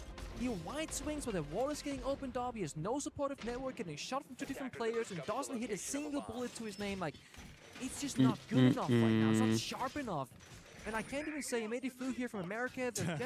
They boot camped in Sweden, Fabian's hometown. Yeah. I saw the photos. That they were in the lake, they were swimming around. They're acclimated. They're in the time zone. There's no excuse here. Falcons, they've played incredible siege. Do not get me wrong, but this Imadi playing below their level. Look, you say M80 have been scrimming and boot camping locally in Sweden, but Falcons have been boot camping in Paris. So they're acclimatized to the vibes. Okay. This spawn peak is disgusting. You hit 1 headshot through those leaves and good night for the attackers, but you're shooting against Brede again, so not gonna happen. Yeah, for sure. Look, I do admit, like, it is very strange to see M80 struggling as much, particularly the individual players. I mean, Gavin in particular, Diffuser, these are absolute gunners that we just don't usually see go so negative. We also very rarely see M80 down 4 rounds. Solotov looks to try and use the cover of that smoke to break this barbed wire, wants to take the fight, but this is a very fickle crossfire for him. And Savage now falls back as he was worried about that logic bomb, which he will tank as it detonates. He takes 40 damage. Meanwhile, Falcons to try and take map control from Trophy across, thanks to Brede and supported by users with the gridlock. All about the opening pick. It's going to determine so much here in Chalet. It's going to give you a lot of map space if you're the attacker. If you're the defender, it's going to give you more firepower to fight back, combat execute later on. We're seeing Ashing. Look at NC, guys in the window. The Samiki Barrier not good enough. Either a small gap, but a short way too quick from that DMR League effect, and supported by Doom on the Grim, the commando weapon. And now, just again, it's slowly falling apart. They fall back from Blue Staircase. They have a player missing and still overcommitted right now. It's Gavin, 3rd time in a row. He has to come out victorious now. He has to find a kill. Yeah, Gav still has, I believe, his mirror window to use to try and protect himself against a push from Blue players outside of Library. But yeah, there is no one pushing from Library here from Falcons. But thanks to the Montaigne, Brede can get so much free information. And also, once the smokes have subsided, Diffuser still has 2 more in pocket. He will be safe to march on forward, up display, and look to enable his team to get that kill onto Gavin in that instrumental position on the mezzanine. And League Effects now on Library balcony going for that backstab, but now they have Falcons, all the right people in the right locations. I gotta communicate, guys. Who do we deal with first? Is it gonna be the blue player or the guy in mezzanine? Brede walk forward, try and get a bit of information. 3, 2, 1, because they got that 5 versus 4. Oh, can you see someone there? The coverage from the fire extinguisher 2 detonated allows a gap for Solotov, but Gavin wins his fight regardless. Brede trying desperately to make his way forward, but this keeper barrier does make it very difficult. Almost takes a little bit of damage. Gavin needs to win this fight, and he does! League of Fact will go down. Brede on the floor. Joom desperately tries to get active and will only find one. Dude, I feel like Avini, people really do not realize how good and what an impact he has on his teams. Like, he's never talked about as being like a great player or top player, but he honestly kind of is. Major winner. Users to grab that kit and now look for a chance to get onto the bomb site. A little bit of a faulty rotate hold as he tries to get down onto that bomb site. 2 nades go out. What are you looking at, Gavin? Wake up! You're about to lose to Falcons. Gunnar now has to win in the clutch. As I say that. Hold down that defuse. Gunnar will clutch up the round for M80, but still far too close for comfort. It just does not get any easier for them. It's a struggle time and time again, but finally they are more clutch in the final seconds of the round. Gavin found that huge kill on the mezzanine. And then fell asleep. And then, well, he did what he had to do, right? Good for one, then take a nap. How did he not hear the nade get thrown and then the player drop? That's a gridlock. I'm not gonna question that, okay? He got his one. That was his job in that round. Breeder shot down with the player in the blue staircase. Good crossfire in mid. I feared they were gonna give up too much ground too quickly, but they did stick it out in the end. Good use of assignment barriers, the toxic babes, just getting a bit of denial. Speaking of Azami, yeah, and that's right in the money, right? Falcons are tagging every bomber site with these operator bans. Wamai, Ella, Asami, you can pick them every side, every round against every enemy. They're gonna have a high bit of value. On the flip side, it's been a multi-target ban. A double shield ban against Falcons, that's not very common that we see it. No. And this is why it's genius, right? When Falcons have a 4-2-half starting on defense, they can play unusual siege on their attacks. They can start saying, what if we spam the Monty? They have to ban it. And if Amadi go into this set, oh, we know that they'll play the Grim or the Capital. Do they have the icons for nades and flashes off? Those What do you mean? have not been the problem. That's probably the, It has like, been I didn't Monty. see it, but there's probably a So now snake when Falcons people are were buying dying or themselves whatever. So much more space in the server in terms of operator flexibility. I'm like watching in and And out, to make it so even worse, sorry. Greedy is right now hovering the blitz, so he still has other shield operators to bruise if he wants to. And last second, that access set, Grim, Capital being into action, even uses on the glass. Yeah. You would have wished you had banned one of those operators now, but you couldn't, because Greedy and Monty was a problem. Yeah, Falcons quite like this Glaz as well. They've played a lot of it. Mostly on Doom, though, funnily enough. The last 3 months, he's played Glaz 20 times. Uses is usually more of a Dockerby player. But interesting to see Falcons happy to mix things up, and that's one of the important things, is really focusing up on what is the This stream condition of strat must be to boring. execute. So you have that I mean, they're not trifecta really doing the of same execute strat. operators. Glaz, Capital, Grim. Supported by Leakafact. We talked about the Twitch. They're changing it when up. Falcons were You know, defending, depends. they banned Twitch because it was so good at clearing out a lot of these trap utility, a lot of information gathering. In the case now of the Valkyrie from Gunner, instead of picking the Twitch, Leakafact opts for the same purpose but a different operator, different tool to do so. The IQ, get in the mix. It's the same thing for Falcons when they were defending. They tried to play, you know, a fast defense rather than a slow defense. Wow. Now they do some fast attacks, some slow attacks, a triple stack ADS mirror window one missing. And again, we're investing so much into Gavin, and that just means he has to be successful. A Valcam, 3 ADSs, and a mirror. He has to find a bit of value, either bringing a ton of util, or like I keep saying, finding that one pick to go even. The Falcons, they can take all the time that they need. This attack is a one-punch strategy. When you see the fires go out, the green bees, the smoke supporting the glass, that's going to be the execute. And very often, you're going to have one really big go at that, and that's it. So you have to make sure that it's perfect. The jump out from Ashen was attempted, didn't find anything, but you can tell at 80, they know something's up. There's nobody in the building, there's no pressure, a lot of default cams are alive. They don't know exactly where that push will happen from, but I think the more time that goes on, the more obvious it's going to get. It's somewhere around the master bedroom trophy portion. I like this though. When they throw nades and stuff and the icons turned off. No, they're just like in the bottom of the screen. I'm probably covering most of them up, I guess. So he doesn't see anyone trying to contest him, and the fire as well from Brede to protect him from a potential push from the other side. Leagafact actually does use the opportunity to jump in from West Main and take down Gunner, and look for a second as well onto Ashen, who tried to retake that control. Now he sits down below the bomb site and can try and go for these floor bangs. It's a bit desperate, not likely to work, but it might land a little bit of damage. Gavin, though, finally erupts. He's starting to redeem himself, and Savage as well to join in. The Glaz will go down. Numbers favor M80 as Brede and his captain, Leakafact, try and break their way into this bomb site. A breach on the wall, but Brede loses his fight. Leakafact looks to trade and will do so. A nade may well finish off that kill, but he might need that nade to prevent against a push from the rest of these players of M80. 15 seconds, there's not a lot of time to get the job done. He knows it, can't spit the nade for the kill, therefore goes on in, confirms it, starts planting, 10 seconds left, has to maybe stick it. Gav and Savage just need to play this right. I like this from Savage. He's biding his time. He's not looking for the swing just yet. He can hear that Leakafact has gotten off that defuse, and time will be Falcons' worst enemy. M80 restabilized for 2 defenses in a row. Again, it's happening, and Gavin, he might have played that mezzanine position with a ton of utility, but he came back to the bomb side, found 2 quick kills, stopped that initial push, and the thing is, a lot of those Falcons attackers were stuck on window repels. The Capital, Breeder most notably, only going in that 2 versus 3 position, a little bit too late. Julio, Falcons, they call a tactical timeout, and I think it's fine.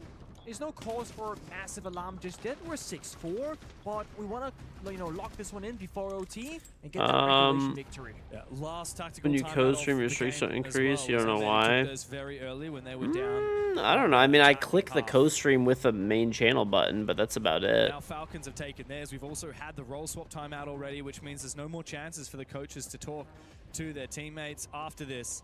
Both Julio and Fabian have plenty to say to their rosters. Wow.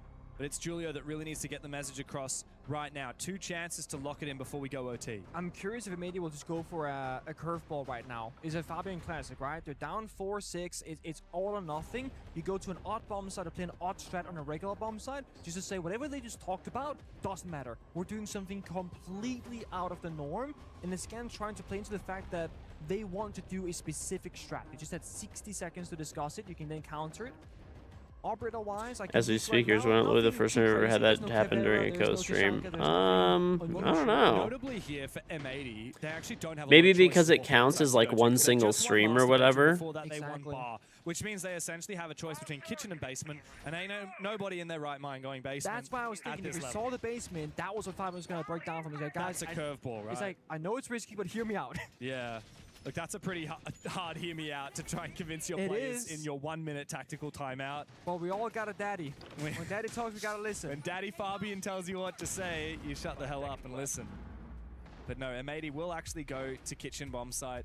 And I'm looking at the operator lineup compared to the last time they played it. We have a few changes, notably the Valkyrie, which they've played a couple of times now, starting to consider whether it's worth playing off that information. The danger with the Valkyrie, Pengu, though, is... Who's going to watch the games? Well, yeah, exactly. Chalet is a very small map. Nobody has got somewhere safe to just sit and watch the cameras. That is often the issue with, your Maestro, your Echo, your Valkyrie. On the other side, right, I mean, go for a couple gunfights, a defender dies early. Guys, I'll watch the cameras, I'm dead. Yeah. That could be the way to enable the Valkyrie even more, but of course, don't take a fight that's bad. Yeah. But when that happens, taking defenders will gain a small advantage. Big thing here for me, for Falcons, is not only they have the Twitch, which is great for taking out the Valkyrie cameras, potentially even the ADSs, but mostly the Thorn traps. But you've also got the double up between the Deimos and the Dokkaebi. Both operators function very similarly. They're all about targeting players on the defense and hunting them down or going for an execute. So any solo players here... No, every event since they have the feature at this moment is the first time I've ever gone up. Maybe because some of the times, like, I'll do, like, reruns when there's no drops on. Maybe that's why, because technically it's like a 48-hour stream or whatever. To protect against one of the Selmas as well from detonating on the wall. There's a lot happening in this round so quickly here by Falcons. Gavin stepped it beautifully. From kind of lacking behind the curve on the score, being 7-9, getting good value now round after round, and that missing spot getting much better. Reading the building, looking for that fight. I think that's probably it. Savage will shut down Brede from the long angle. This might be exactly what M80 need. However, Gavin will be traded back from Solotov elsewhere with that F2. Ashen is down below, hoping that someone's going to jump in this double window. Joom, though, who's got 14 kills to just 6 deaths, by the way. He's biding his time. I want to get some food after this game, He's done his work with the Twitch drone. Now it's time to get active.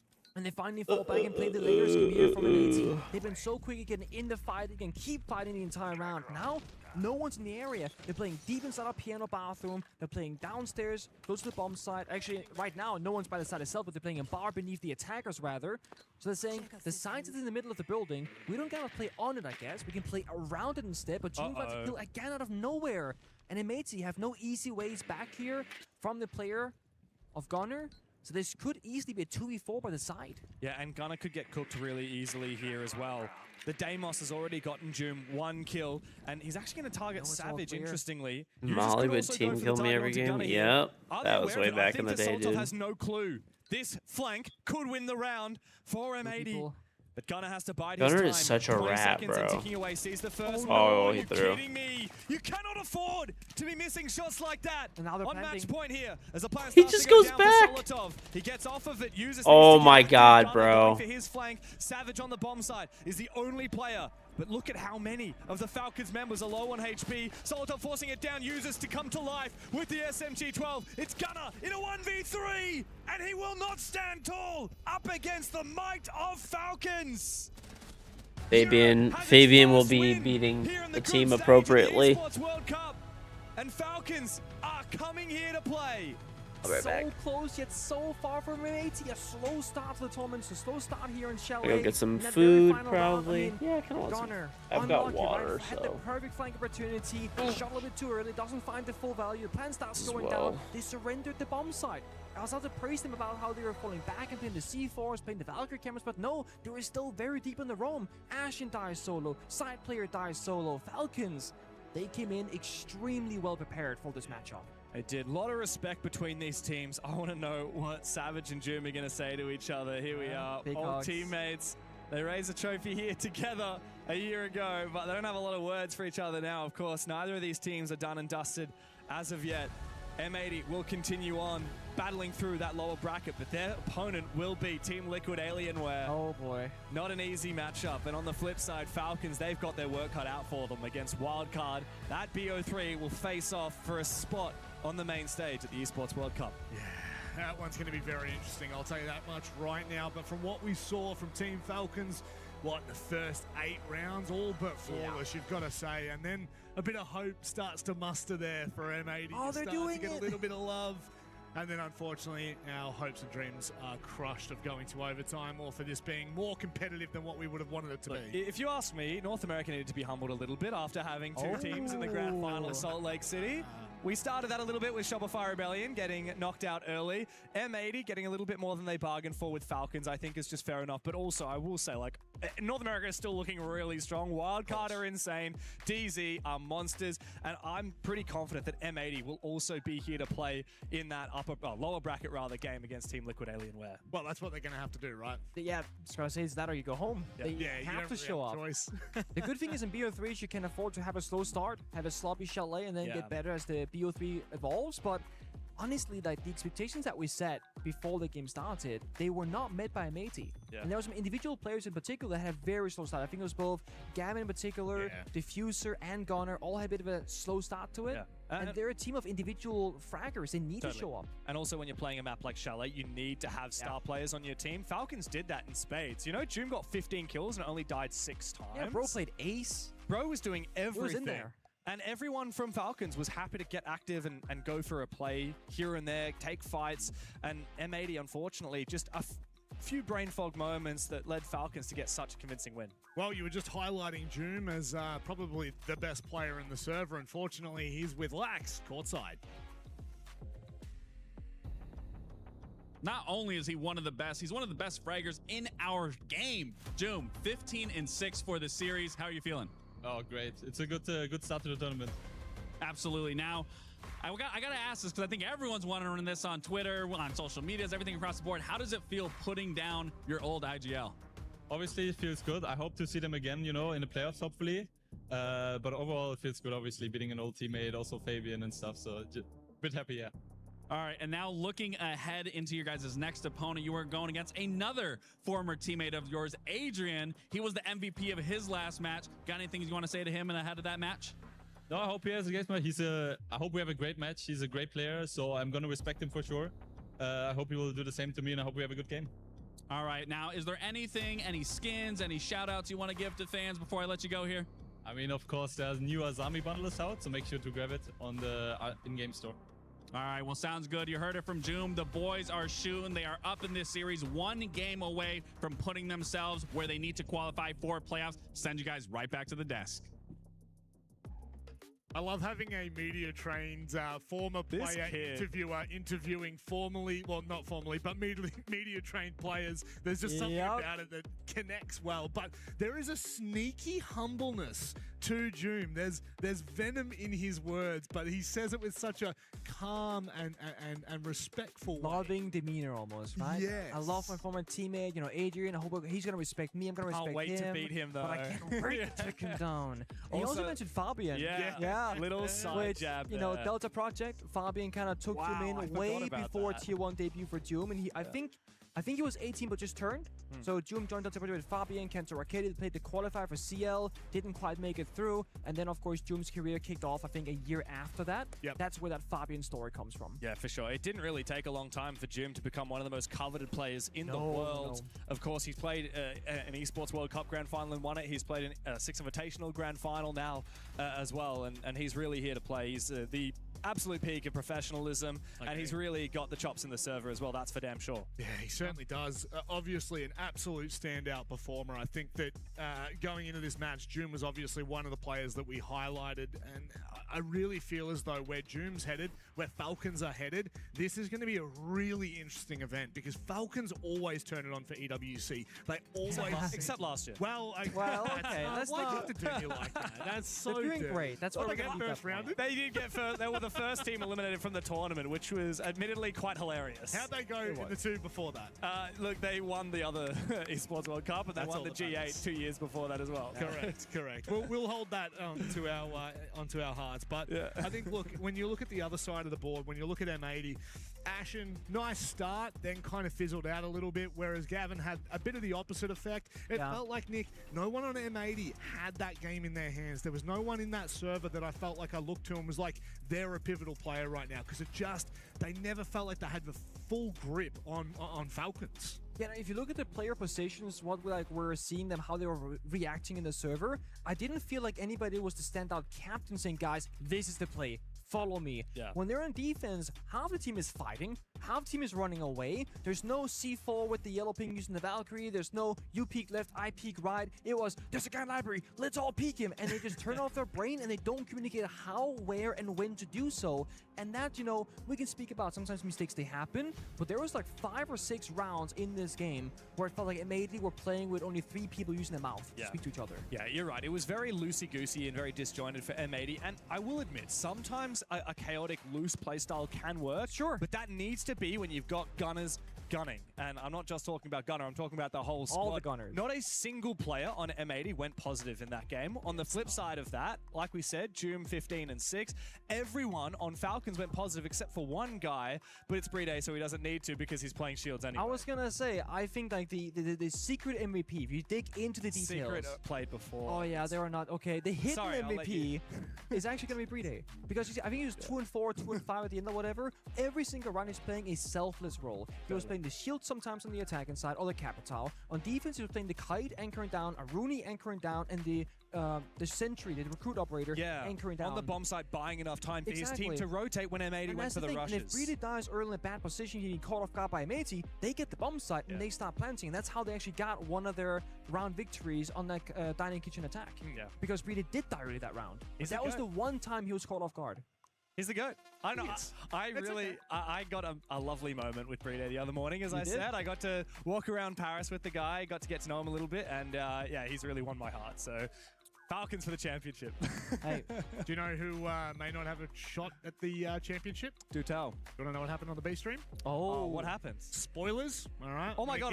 I'm gonna give you a countdown. Oh my God! Wait. 3, 2, 1.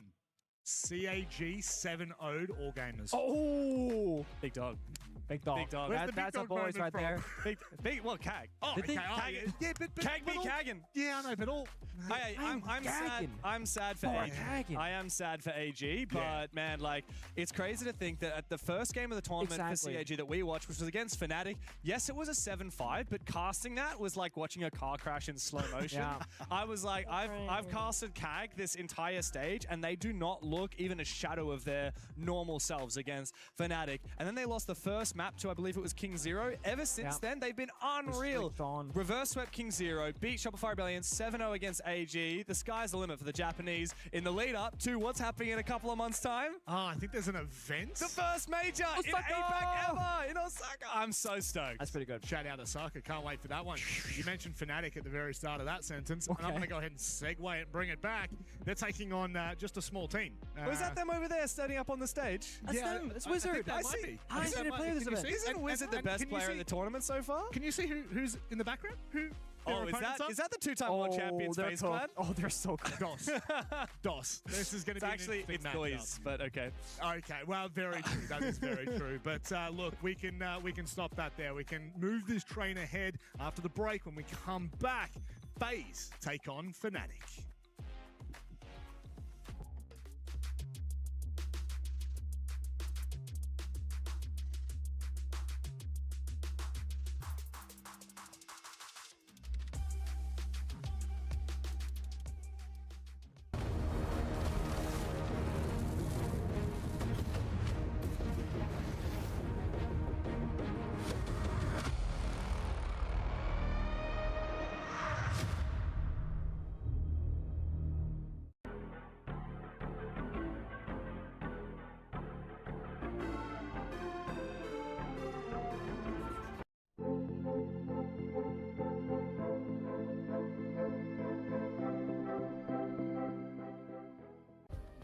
Play is in our DNA. Whenever we let it out, it becomes our superpower. Now imagine an entire city being built to supercharge it. Kadir City, powered by Play. We were there. For every click, every clutch, every respawn. We were there for the years of grind, and we're here. Now, the proud founding partner of EWC, powering the biggest event in gaming, shoulder to shoulder with the world's best, making history. Greatness deserves a stage. Lenovo Legion, reach your impossible.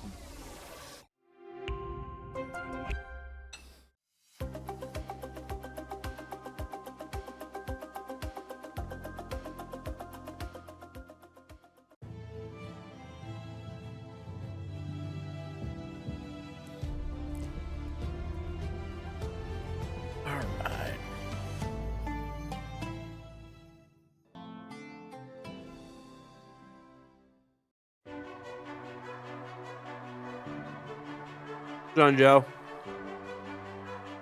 How's it going, Bean Man? This is live, buddy. It's live. What's on, Who's?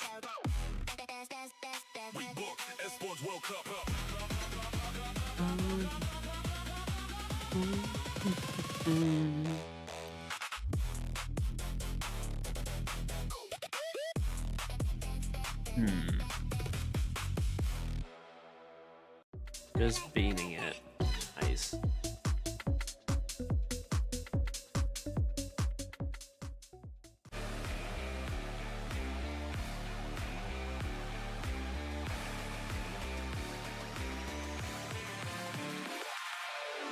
All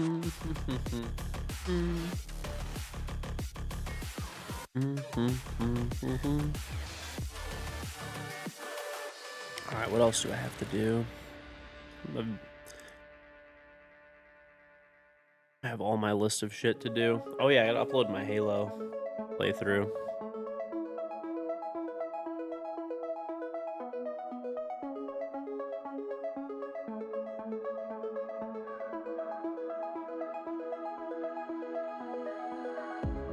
Normally during this time, I will, I'm normally hanging out with my kids and stuff, family, getting shit done around the house, whatever.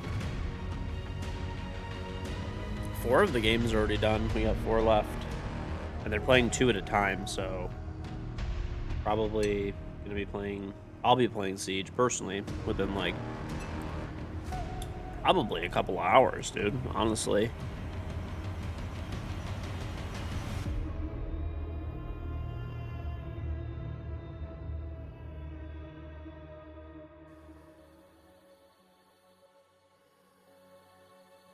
Honestly, the games don't go on for very long each of these days.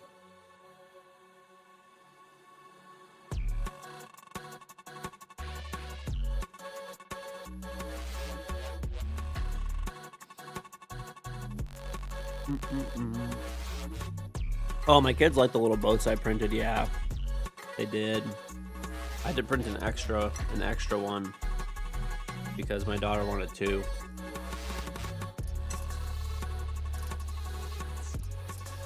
So definitely a hit.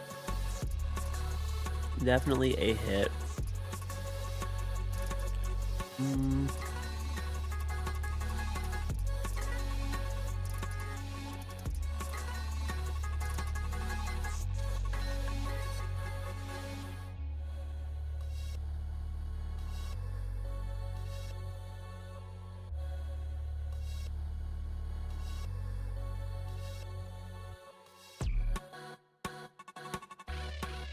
All right.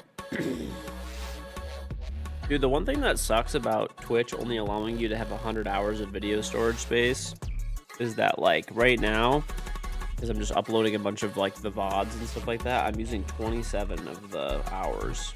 I mean, I'm still within the limits for sure, but...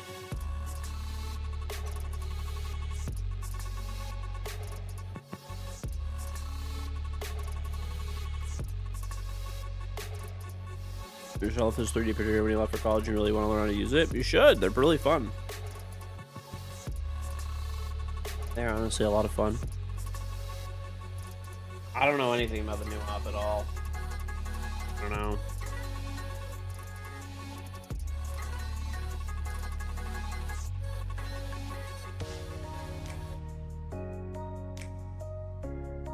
I do not know.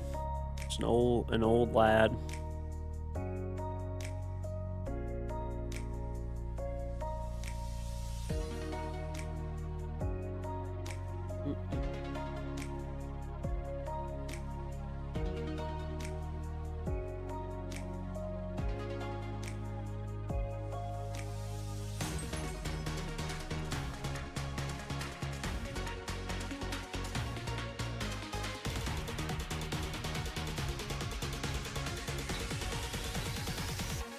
You guys like oatmeal?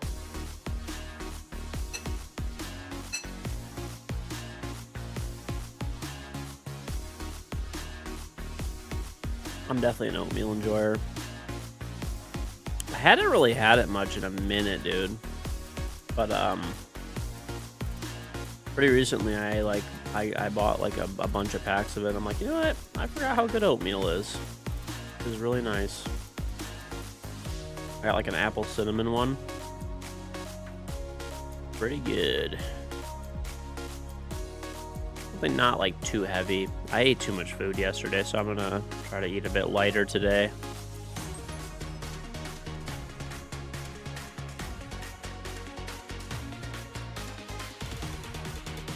Dude, by the way, yesterday, you know how I kept shitting over and over again, like leaving the stream to shit? I think I got the cyclospora, dude. No, hopefully not. After I turned off the stream and stuff, I actually shit again. After that. But I think that was pretty much the end of it.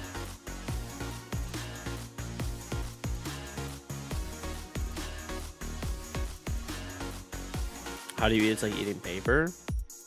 I mean, yeah, oatmeal's good, dude. You gotta know how to make it. You gotta put hot water in it from like boiling water or like instant hot, and then if it's instant oatmeal at least, and then you gotta microwave it a little bit, and then that makes it like good. It's like soft.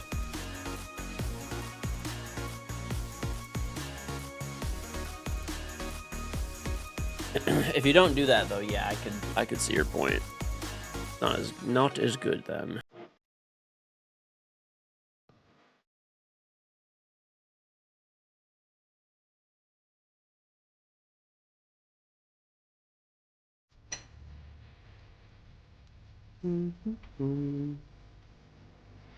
I also threw in a nice granola in there, bro.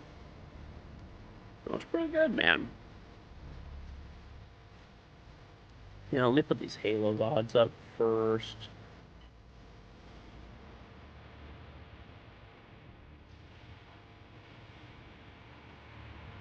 Let me do that first.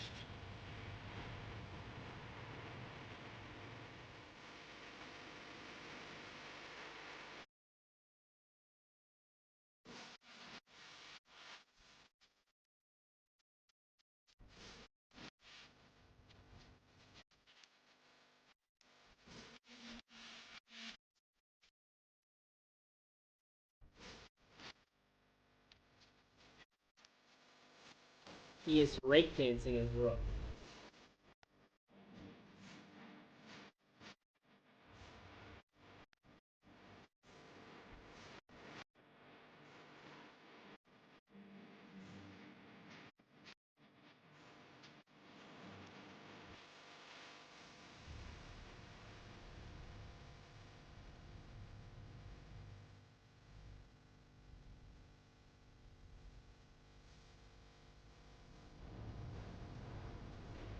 Hey.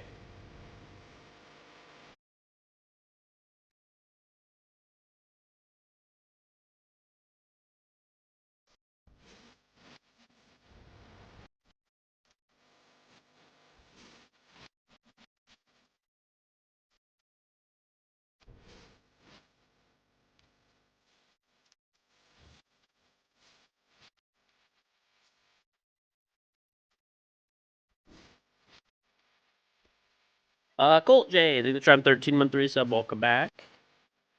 Yeah, all of the Halo campaign evolved playthrough. I'm gonna upload right now for you guys. So if you're on the second YouTube channel, you'll get all of it. That was honestly, that game was pretty fun, man.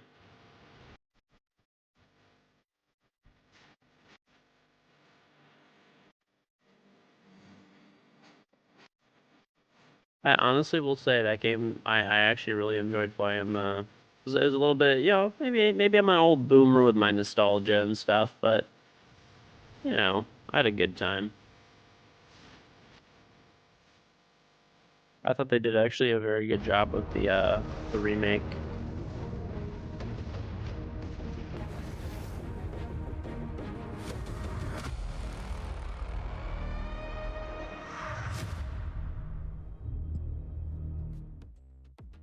Now we turn our attention across to Group B, where there could be an absolute banger on stage, but that would require Fnatic to step up to a level that we have not seen them at for a very, very, very long time. They're going up against the South American League champions, FaZe Clan. Welcome me back to the desk once again, gentlemen. Good to have you again. Xenox and Guz join me for what should be actually a pretty good matchup. I think that FaZe are going to be looking good going into a best of one, kickstarting their EWC campaign. Would you agree? I'd agree. Yeah, I mean, it's a good test for them. Fnatic, of course, warmed up a little bit, so you got to factor that in. They had 2 very solid days, didn't put a foot wrong.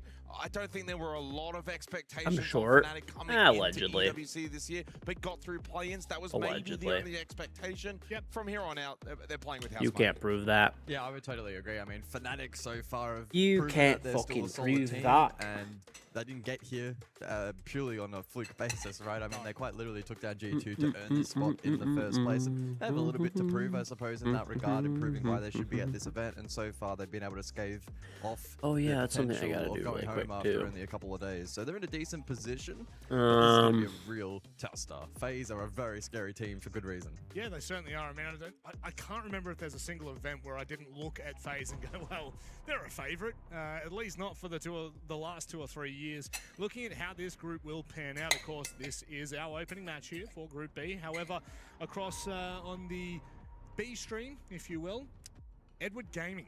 I'm very excited to see what this roster will showcase here at EWC. They dominated the CNL, and actually, like, opponents-wise, Virtus Pro, talk about, like, a turnaround. Like, they look good. Yeah, they do. It's tough for EDG that they've got to now go and play Virtus Pro team that's clearly in form and a very good outfit coming into this particular event. I gotta get a So, screenshot of about the best this. team from CNL while you're going up I want to against make one a of better graphic top for you 2 at guys. the moment from EML.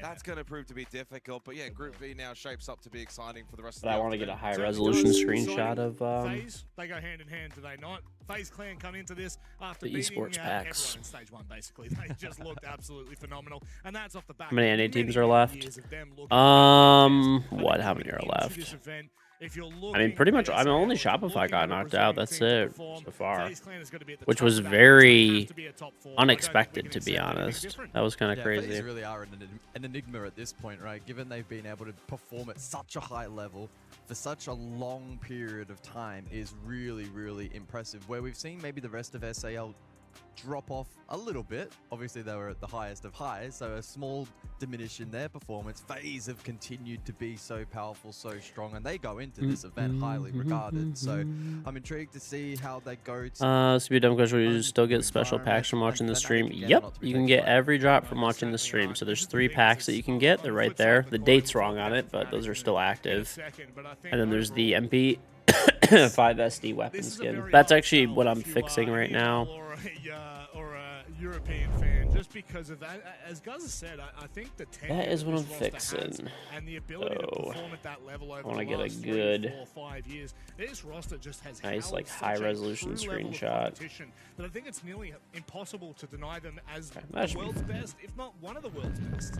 Well, you win back-to-back hammers, you are the world's best. Look, only 750. Not the bad, conversation brother. around SAL entirely at the moment is that the region itself, is it at its peak from maybe 2 years ago? No. FaZe, yes. So they are the exception, where the rest of SAL have EML and NAL certainly. Okay, FaZe are perfect. the exception. They are still the team to beat going into any tournament for my mind. What you do at 6 Invitational Halo. then Not leads gonna go into too crazy with Esports them. World Cup So I'm and gonna the do majors. Halo Now, of course, thumbnails. I'll they take haven't me really 1 been second, successful and at things then like majors and EWC, but because of what they're able to do at easily after the that, best and we'll biggest event, I'll move that these over is to the other reason PC, and why I'll in make a any little event graphic you up. play, they are still #1. For sure. I think that what you do echoes, right? It doesn't, especially at SI, it echoes through the halls of Siege. It doesn't stop at that one event, because it's not one event that you can perform at and just win an SI champ. We will never see that.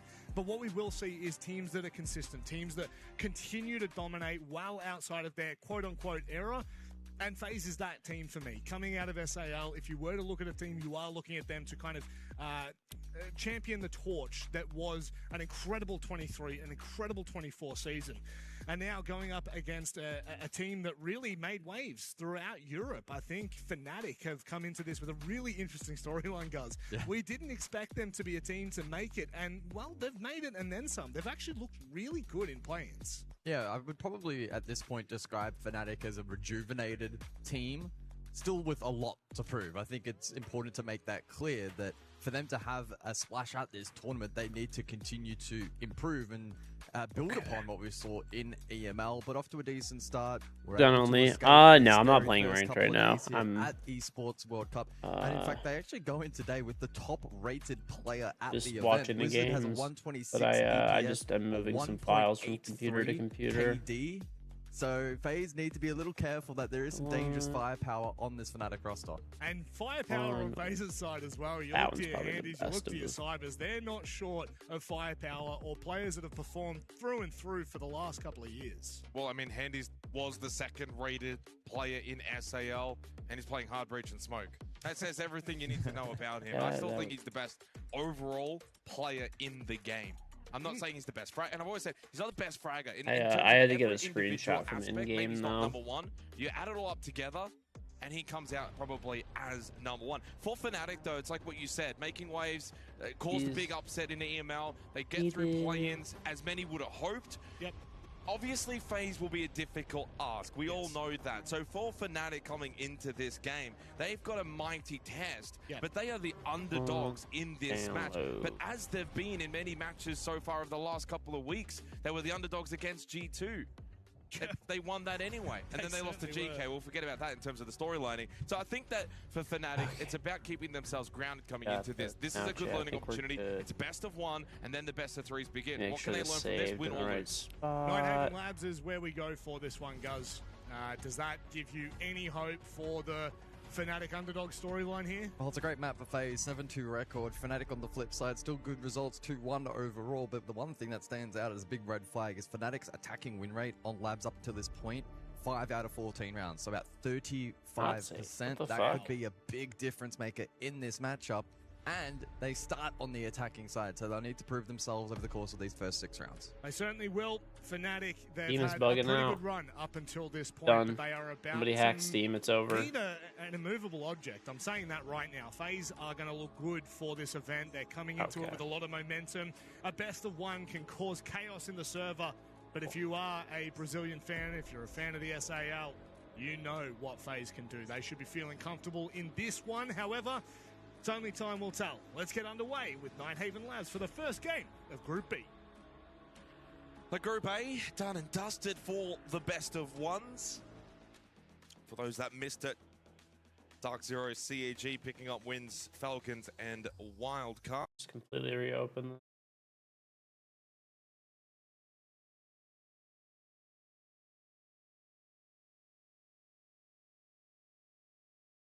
Team has 12 employees. If they get hacked, it's over. Home, Pretty much, tomorrow, dude. but the day after. Secret versus All Gamers. Heading into Group B now, though. FaZe and Fnatic. Okay. Winner Sorry. of this will play the winner of Virtus Pro and Edward Gaming, happening Yes. live on the B stream at the moment. And then later to come to close the day out will be Weibo Furia. That promises to be entertaining. Enterprise and GK. So the APAC boys will close out today's proceedings. FaZe on defense labs, though, is going to prove to be an almighty challenge.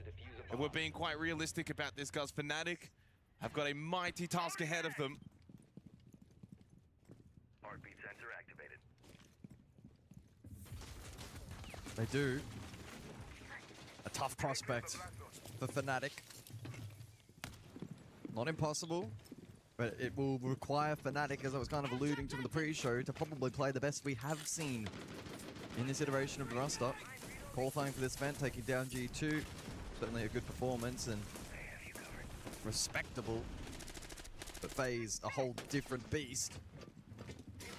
But a best of one provides an opportunity for them to snag a result. When you go back to play-ins, they beat CAG. That ended up now actually looking a really solid result in hindsight, 7-5. Then they beat MIBR Lows 2-0. 7-3, 7-1, so dominant. And then same as well against El Eula Club 2-0, 7-4, 7-4. You can argue maybe the quality of opponent hasn't been anywhere near, of course, the likes of FaZe, but their form has been solid. They've put to bed the teams they should. KDS on the pulse, getting early information towards electrical assault. Alright, sorry, Chow. I just need to finish this up. Coming out of play-ins as This is stuff that I normally, once again, sorry, I do it off stream, but you know, it's gonna have to be here today. Makes it very difficult on this particular site. Now down a player already. No ability to use those air jabs to gain Ralph's control. No other option. Puts a spanner in the works for Fnatic's first attacking attempt. We can push forward. I've detected an enemy device. Flash set. Well, a good early test here for Fnatic. Steam, you know what's crazy about Steam? They're literally the most profitable company in the world per employee. Unfortunately, here in the opening round, that has not been the case. Is that insane? Bit of an odd spray. Literally, there's no one else that makes more money. This round has gotten away from Fnatic. In fact, it never started. Well, FaZe dominant. No surprise. Kind of nuts, bro. Shocked at all. Flawless to begin. That's why Gabe not only is, you know, bought a yacht. He bought the company that builds yachts, like super yachts for billionaires. Like he literally was just like, you know what? I would like to just like buy this company as well. Like poor people buy yachts. Gabe buys. Welcome to the big boys. How much so? I forgot the exact numbers, but they're literally like the most profitable company on like Earth per employee.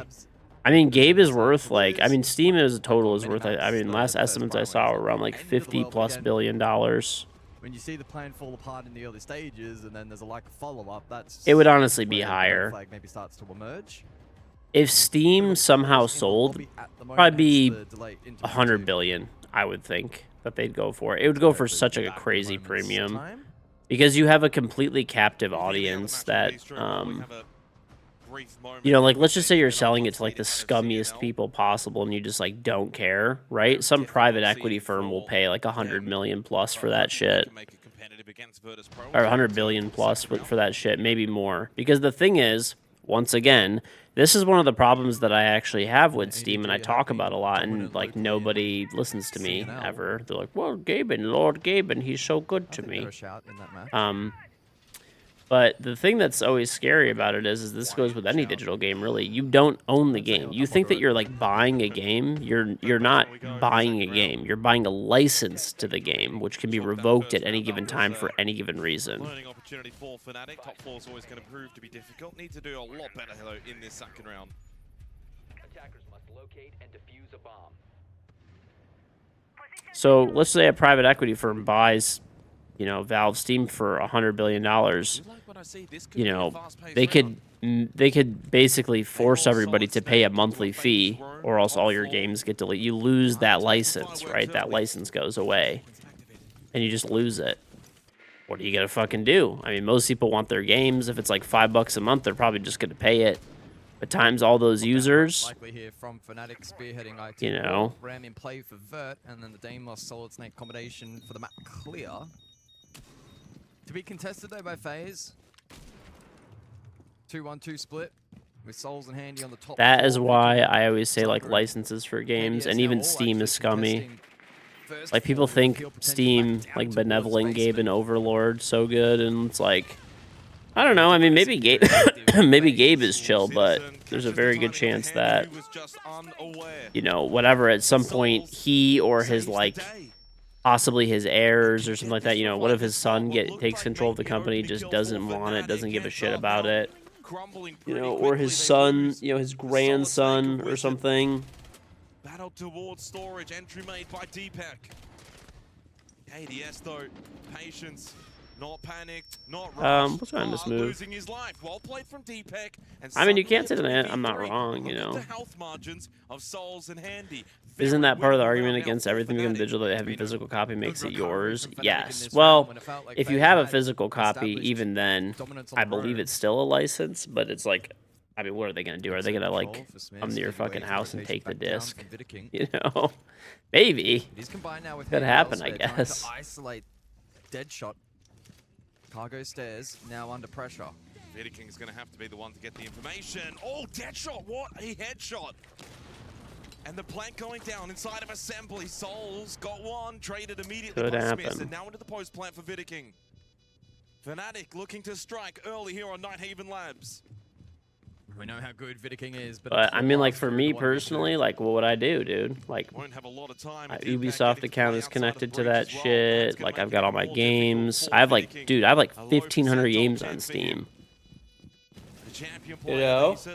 Would give a chance. The drone, a little bit of I mean, maybe out of principle, I'd abandon my Steam account, but, like, probably not, dude. It'd be tough to do. Shield up. It's a nice attempt from Vidiking, but even by the time he got through the animation, time was pretty much over. I would like to say that I would out of principle, but I don't know that I would. Against FaZe Clan. Yeah, there was a funny round. We saw that early trade onto Citizen, and I actually had a look over my shoulder. He was very animated. It's only round 2, very animated at how that played out. Maybe wondering where his support network was at, what the rest of the team was up to, maybe a disconnect elsewhere. Despite that, though, Fnatic then through the mid-round were still able to find a win condition to fight their way back into the round with some sharp shooting on screen now. Minute on the clock, 3 versus 3. Great work from Deadshot. What's on, David? What are you talking about? I'm talking about when a game is digital, right? You don't actually own the game. You own a license to basically, like, you know, use the game, and it can be revoked at any time.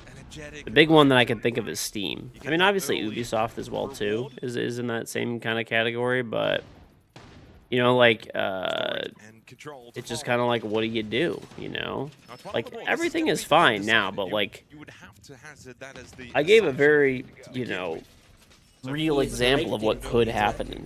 You know, like, let's say, maybe the companies that own these games and things are, like, chill for the most part, right? Like, they're not gonna, you know, they're not really gonna, you know, screw you over or whatever, okay? Whether it's, like, Gabe or, you know, Ubisoft or whatever. I mean, it would hurt their business a lot, right? Even just from a business perspective, it would be dumb. But let's just say private equity firm buys up Steam, Valve for boatloads of money, right?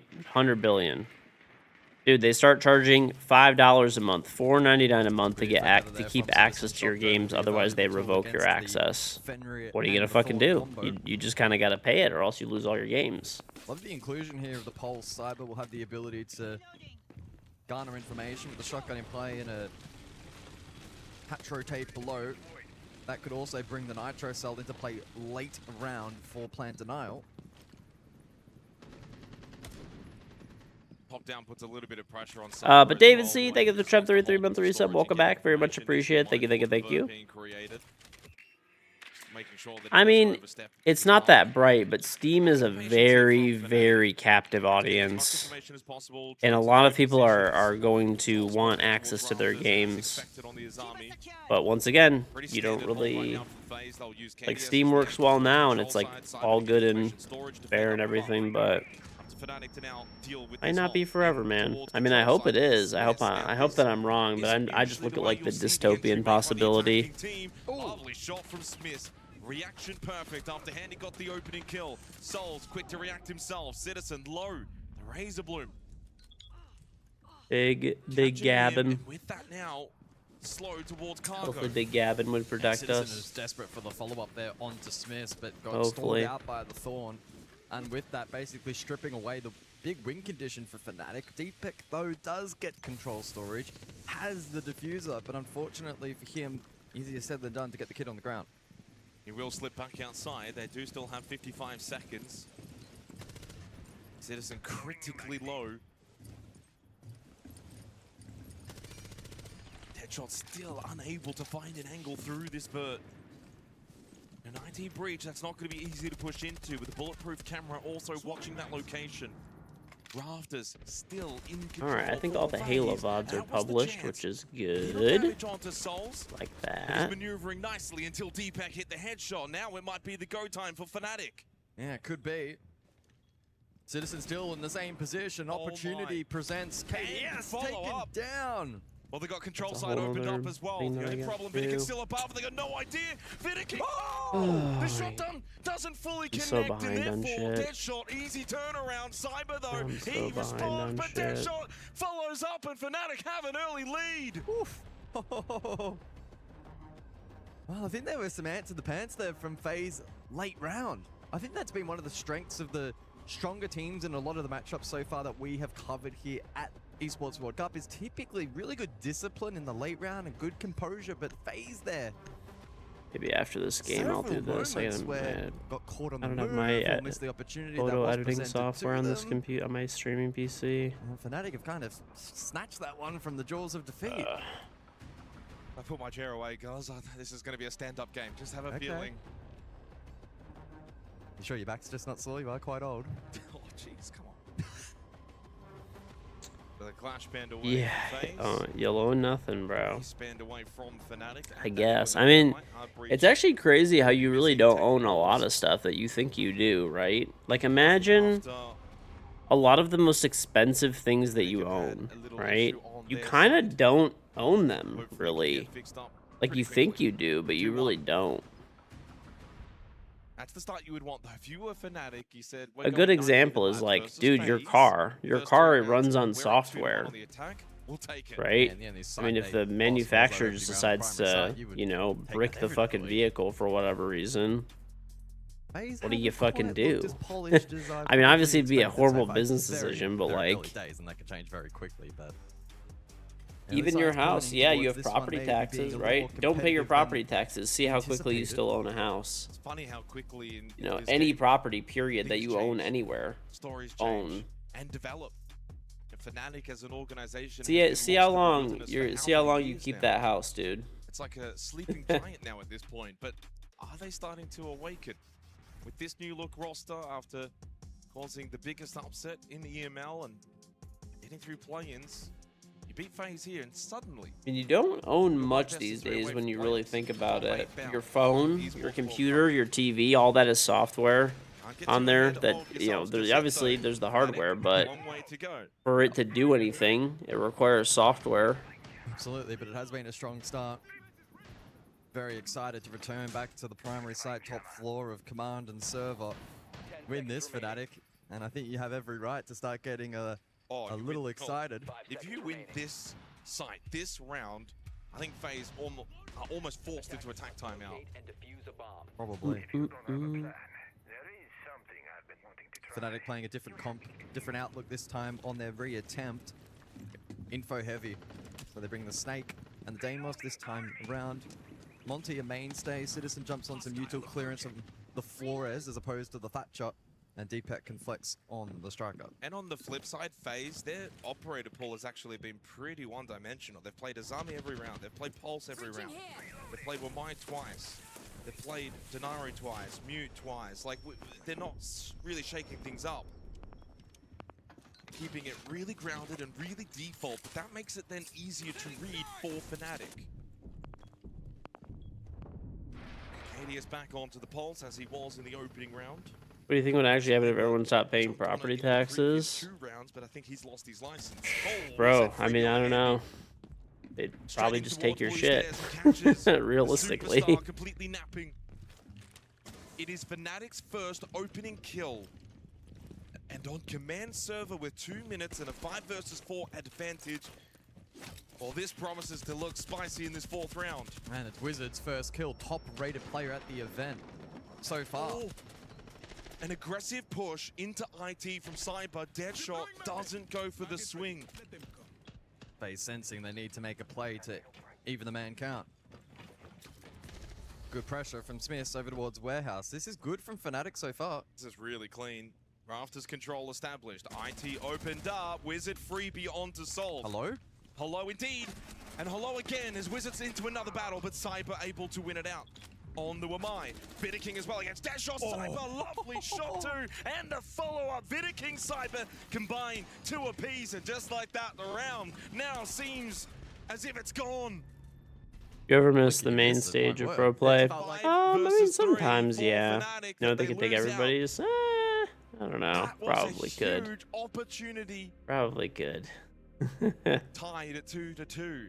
That's a very frustrating round on the primary side when you win the opening I duel. got all that cleaned up a little bit. I don't think they'll be. Dude, I had so much. I've got so much shit to and do. I'm sensing that the next 2 rounds are I gotta gaining an do advantage this as at the well. halftime break. On the flip side, though, for Fnatic, equally offers Sathis an opportunity to speak Any to the of troops this. and probably just settle them after this last round. Great start from Wizard. Caught Souls lacking, but as FaZe so often do, and it was Cyber in particular, always there for the trade, always there for the repressure, never allowing their opposition to settle. And that playstyle serving them well there in round 4. And as the timeout now concludes, can FaZe try and ride that success on the upcoming 2 sites? That's where we saw it unravel not too long ago. And can Fnatic just re-find some composure? I like the timeout regardless. I know I said that if they lost top floor down 3-1, you call it. But even though they won it, the start to the round didn't look great. Clearly, FaZe look a little bit shaken. Add in the fact, basement storage control, both lost previously. Those will be How big of a nerf do you think Snake gets? I don't know. I don't think they're really gonna nerf him, bro. Close this first half out, important half on the defensive labs. Fnatic cannot be satisfied, though, guys, with just the 2 attacking rounds. They still have 2 more opportunities. And even though they lost the previous round, again, I think that there's finally got their first opening kill. I think people think that Stake is gonna get nerfed. Control that they were able to get, spacing-wise. And sure, the finish wasn't great, but you could I haven't seen Ubisoft actually put that anywhere. So like, until I see it, I don't believe it. This will be top down clear again. And again, like last time on this basement site, FaZe will meet them head on the top floor. Souls in handy. I've detected an enemy nearby. Running towards storage, of which Cyber currently is located.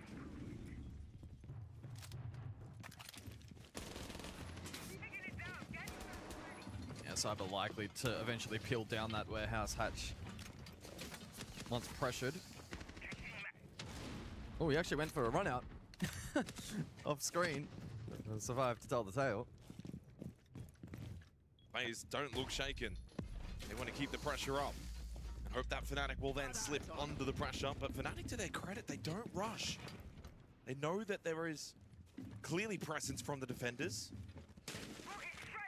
but not overwhelmed by the presence. The FaZe have done enough in time denial. They'll look to go back towards base of it now. Except Cyber, as he eats that jug of payload, now low, looks like he might play his life towards storage. It has to at this point cross established warehouse side. Although he is able to escape lounge side, which is now no longer covered by the attack. We'll lurk cafeteria for now. Maybe Those sensing need to that a flank plate render. is his best option. Care of that it does later. mean though that Fnatic can gain control over towards cargo, and so Smiths will elect to do so. Wizard Yeah, just for this Danos, it's like another Wizard but coming better. alive here. I don't know. I don't know if like. I mean, I think like the dude. Honestly, it's like really the F2 is the problem. Like I feel like it's his gun. His gun just makes it like way too easy to just get in there, you know, real quick. Pretty much rock the fuck out of everybody. I think they must have imagined he'd gone back to the side. Voltover's clean. Citizen wasn't ready for it. Smith though loved the rotate. That's the issue to me. Quickly. Lovely pistol play. Wizard wanted to go for the plank, got off it, now back down. Handy, active. Gets rid of T-Pack. His gun is way too good. Basically, like you get the info of like where they are, what they're doing. Annoying, dude. What the fuck is this? A Wizard and Deadshot as KDS captures Deadshot from Nano. Wizard with it all to do. Spots one through the hatch. Lovely headshot onto Handy and now makes it far more doable. Can he create?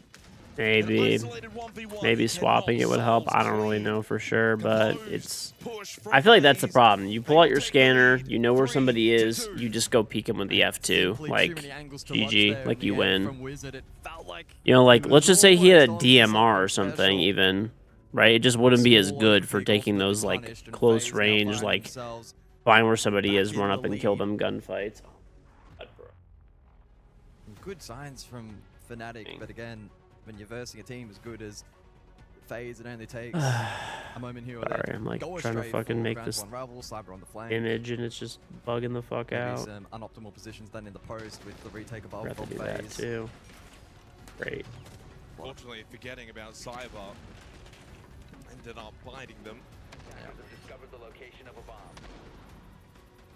So 2 straight for FaZe after the timeout. They've regathered themselves. Made some coffee as well. Around this first half, in which if they get to 4 defensive rounds once again, puts them in a pretty good position going into the second half. Interestingly, yeah, I would 4 straight rounds at the I would honestly be surprised if Snake gets a nerf. I could be wrong, of course, but I don't think he's going to. I don't think he's going to. I think they want Snake to be really strong for like people, because Snake is a good like he's a huge like crossover operator, right? Like a lot of people that like don't play Siege maybe would like potentially pick up Siege to play Snake. Deadshot and Citizen, 2 of the older heads, bit of veteran leadership. And we know they can do it. We have seen it before at international LAN events. We'll see if they can tap into that previous form though here. Just as FaZe start to slowly clench their grip of Labs. That would have been a tilter for Citizen. Would have been 1-5 if he had died. It's just the way that Cyber has played this half. Fears no man. Oh no. He is the Terminator from SAL.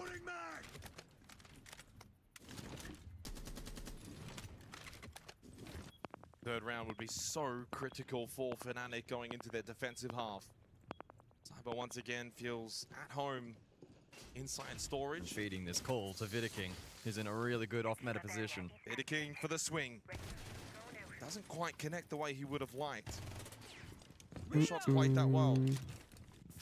I actually do, you know, one thing that I will say, I mean, they're obviously annoying to play against, so, like, overall, I would like to see them nerfed, but with how bad the cheating situation is in Siege, it is kind of nice having those operators, bro. Like, like there's, like, a cheater, You just track him with Deimos, Dokkaebi, call him, snake him, run him with 2 shields. It's like, what can they do? Good demonstration of how to respond to a tactical timeout and just how influential they can be, especially in best of ones. Oh my goodness, started this half flawlessly, may end it flawlessly.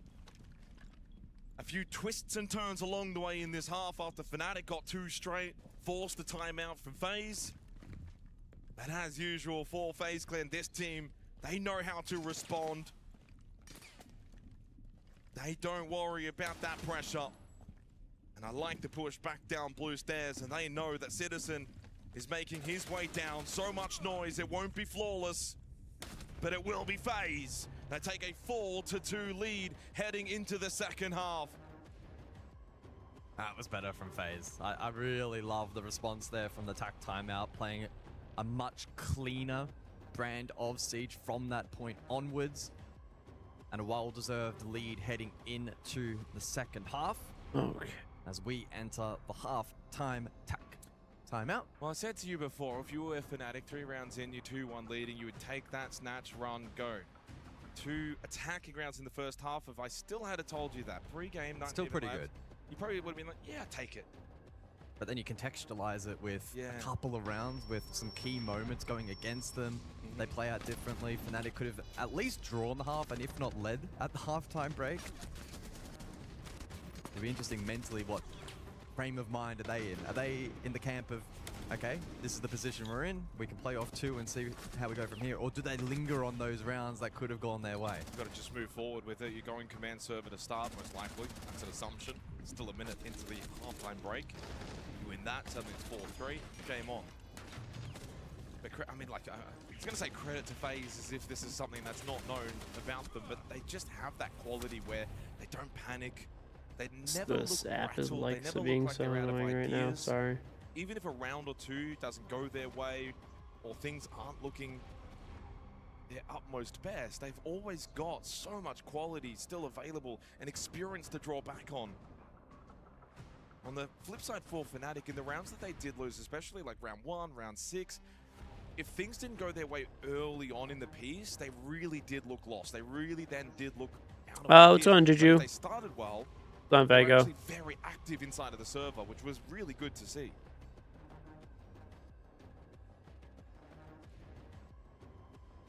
Halftime scheduled timeout coming to an end, and the bans to soon then begin. 10 more seconds. I think it might be handy in the background just having a couple of teething issues with the headset, so I think we may be in a pause for a little while longer. Either way, though, we'll let the operator bans play out so that we can get those locked in place. And I don't think we're going to see them detract too far away from what we saw in the first half. The Bandit Coyote combo likely, and then on the opposing side, Ace, and then probably an info gather up. Just saw a thumbs up from Handy to the referee. I think we might be good here. So not info Monty, but also not the Kaid mirror instead. But again, still an emphasis on denying hard breach. Yeah, we're going to be good to go. This will be unpaused quite rapidly. Referees have left the stage. Fist bumps go out in the second half to get underway. And your prediction for the first objective was also correct, Jake. Second floor. Well done. Well, I mean, I feel like that's probably the most easy. That's probably the easiest prediction you could make. It is still paused, but there's no one on the stage. I don't know what the. Okay, now it's unpaused. How's it going though, Juju? Got a question for you, George. 0.8 KD player usually support main, opening up sites mainly, then anchored out defensively. Throw winning gunfights. If you lose this, or support the team first. You're up and down through plat. And we'll see if we can now load into the server. That's. I would rather have a 0.8 KD player on my team that actually does stuff and plays objective than somebody with a 1.5 that just doesn't really do anything. So. I mean, everyone's different, obviously, but that's my take on it, at least. Prolonged period of time for both teams to. Did this happen last time coming out of That is my take. I believe it was pre-game, wasn't it? Pre-game, was it? Or post round 1? Oh, it was post round 1. Sorry, I was trying to find a correlation. we will get a rehost, unfortunately. Apologies for the delay at the halftime break, but it's a good time. I'd rather have it now than after one round. A bit more that we can kind of go through and dissect. If you're Fnatic, though, you are incredibly impressed with Wizards' performance. You mentioned, of course, in the play-in phase, #1 rated player to begin today as well. 4 kills, couple of opening kills. Doesn't look scared or intimidated in playing against the likes of FaZe Clan. Smiths as well. Very active on the shields, pistol out. He didn't look scared. You kind of sometimes look at shield players. They can be passive, they can be very much more shield up rather than bringing the gun or the pistol. And Smiths, to me, just looked so comfortable with his shield play. But it's like I posed to you before, you then look at the 3 below them. Citizen, Deadshot, Deepak. These are the guys that should be leading the way.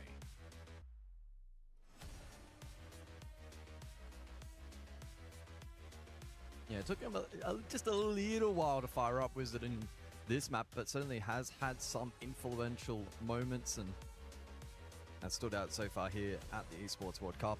And I think following on from your point in terms of playing without fear, I think that's really great to see. Oh, you're very about going for plants and texture. Sacrifice a lot of KD for it.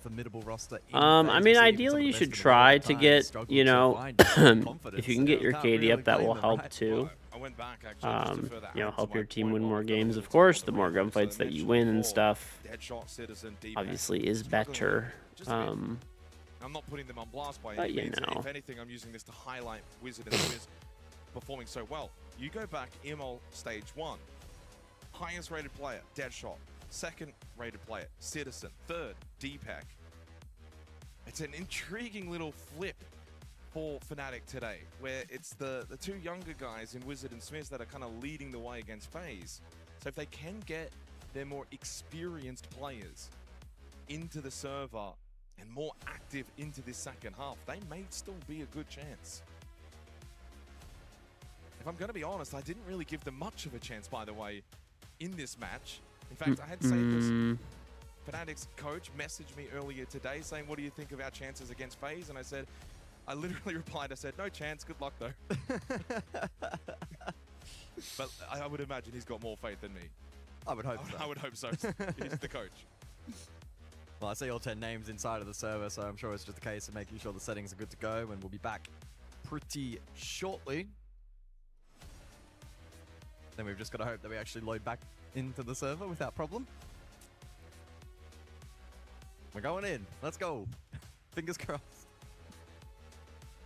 For the second half to commence. A 4-2 lead for FaZe Clan, but they now go on to their attack.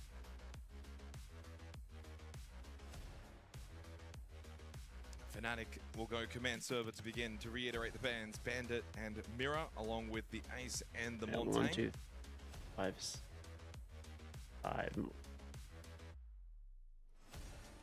5 more of these to do. Then I gotta get you guys your graphic, which I'll make. Let's get this second half underway. Like an extended. Do that after, and then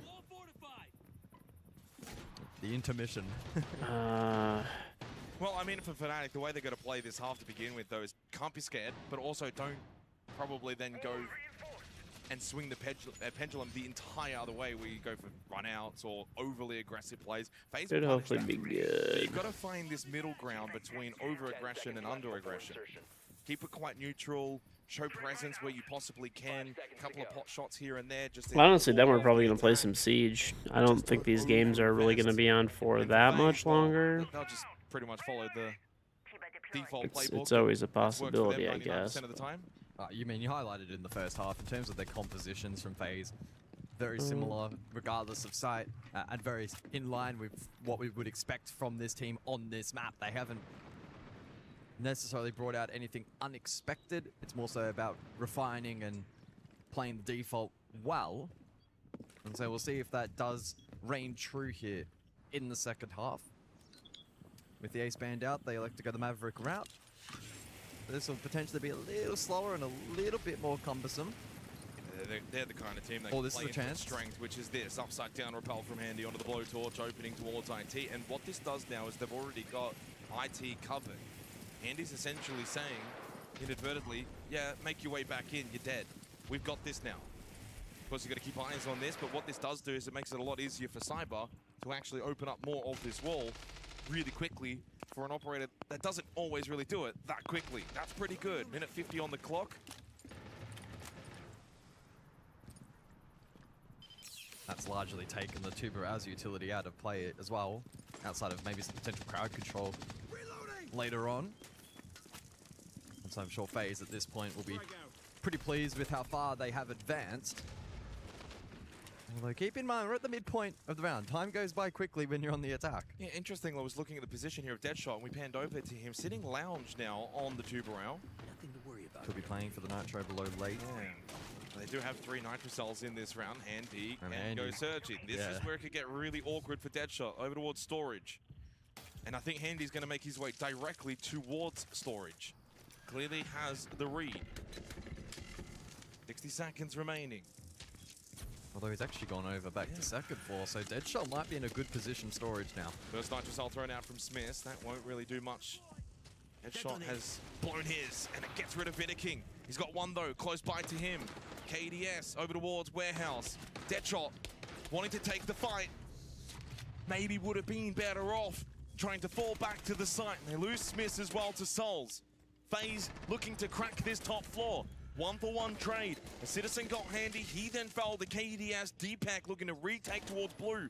Double stacking with Wizard, who sits prone inside a command. But this opens up the server side of the site. Cyber will go for the plant, and he will not be able to be denied. Tucked into the corner with a wonderful cross with Rafters hold, and you've got the server hold. Deepak and Wizard are in an almighty position. This is really difficult now. And he did something special. 30 seconds. Crossover from Wizard. KDS, easy prone position. Top floor will go the way of FaZe.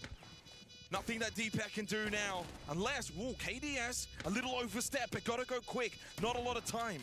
Pulls out the shotgun. Knows though, sitting prone. Souls takes the damage. The time is expiring. Nice kill from Deepak, but again, the biggest obstacle was the time, and Souls and FaZe go 5-2 up.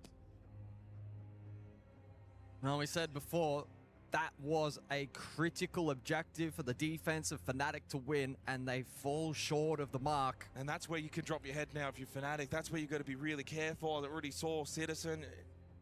Yeah, it's like, oh, that's the one where we I mean, in what world is Fnatic beating fucking FaZe, bro? Like, I know the casters are trying to keep it interesting, like... them attacking in autopilot mode, even just small things. I mean, I guess anything is possible, but... I guess no one expected CAG to beat Shopify, so...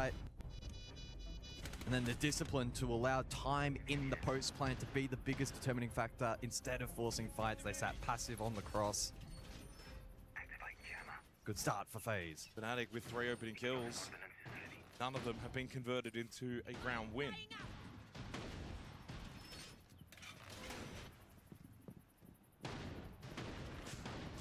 Starting well in some of these rounds, but the finish has not been there. It's missing that quality touch. More time at these international events, that's where the experience can be gained for this roster.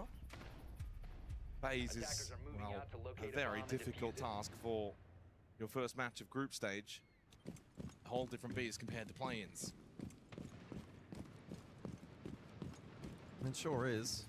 And at least at this stage, it hasn't felt like Fnatic have played particularly poorly either, to be honest. I think it's more so just FaZe a FaZe. FaZe, yeah. Well, Fnatic do not opt for the repeat.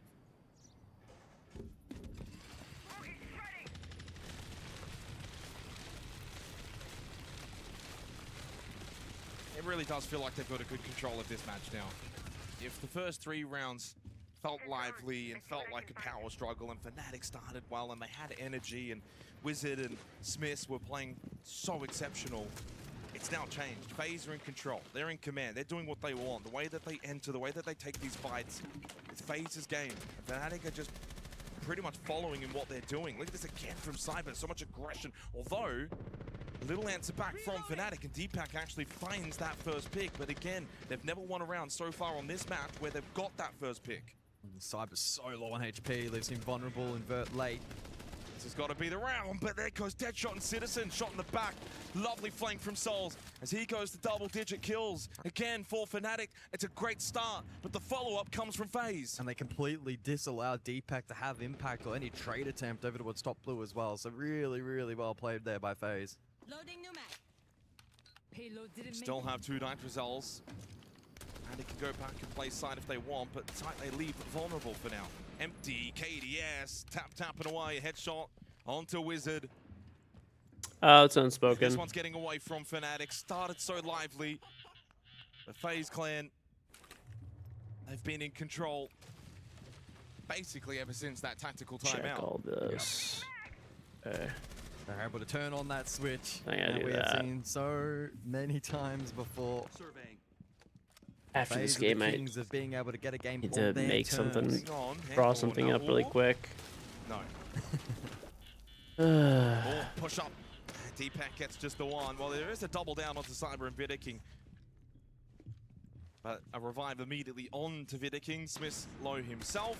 Needs to get this kill onto KDS. That would have been case on the ground. KDS backtracks. Souls then covers from the hatch. It's 6-2. They're the kings for the reason. Back-to-back SI champions. Fnatic as an organization may be a sleeping giant, but FaZe are well and truly awake. 4 match points. So that's 8 rounds down, and it will still be only 2 opening kills successfully converted. Fnatic in the early rounds of 7 and 8 here on their defensive half have been okay. They found the opener on both occasions, but it's FaZe's ability to find delayed trades back, then compounding that into an advantage in map control, which has been incredibly impressive. That top floor sweep was deadly and prevented Fnatic essentially from having any ability to trade or retake or pressure back up above. And FaZe now have 4 opportunities in regulation to close out this map. Fnatic calling their tactical timeout, which is now quickly coming to an end, but I think it may be a foregone conclusion. Well, for those that are following the A stream right now and thinking to switch over to the B stream, not missing a whole lot if I'm going to be honest, but a little spoiler in 3-2-1, Virtus Pro currently leading 4-1 over Edward Gaming. Edward Gaming actually won the opening round of that match, but since then it's all been VP. What that means and why I bring it up is, well, provided FaZe win this and VP win that, they will meet each other in the upper bracket semi-final. I think that would be a really fun game. It would be.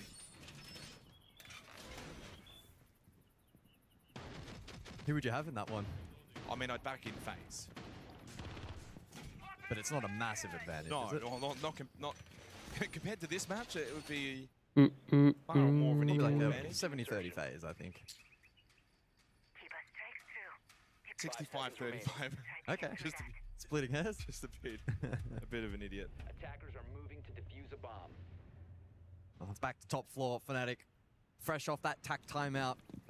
Can we see Fnatic produce a similar response to the tactical timeout that we have seen from FaZe? As you've mentioned, not too sure. As you've mentioned, since that tac timeout, FaZe haven't dropped a single round. My takeaway from this match is great start for Fnatic, and you can look at that and say, well, going into the VOD reviews and the experience gained and the learnings, okay, what went right? We can actually look at what went right. That was there. It's not like we got 7-0, 2-1 start. You can go back and find what made you successful. But then there's also a lot to learn. Ooh. Smith, another opening kill. That has been their strength. Get this.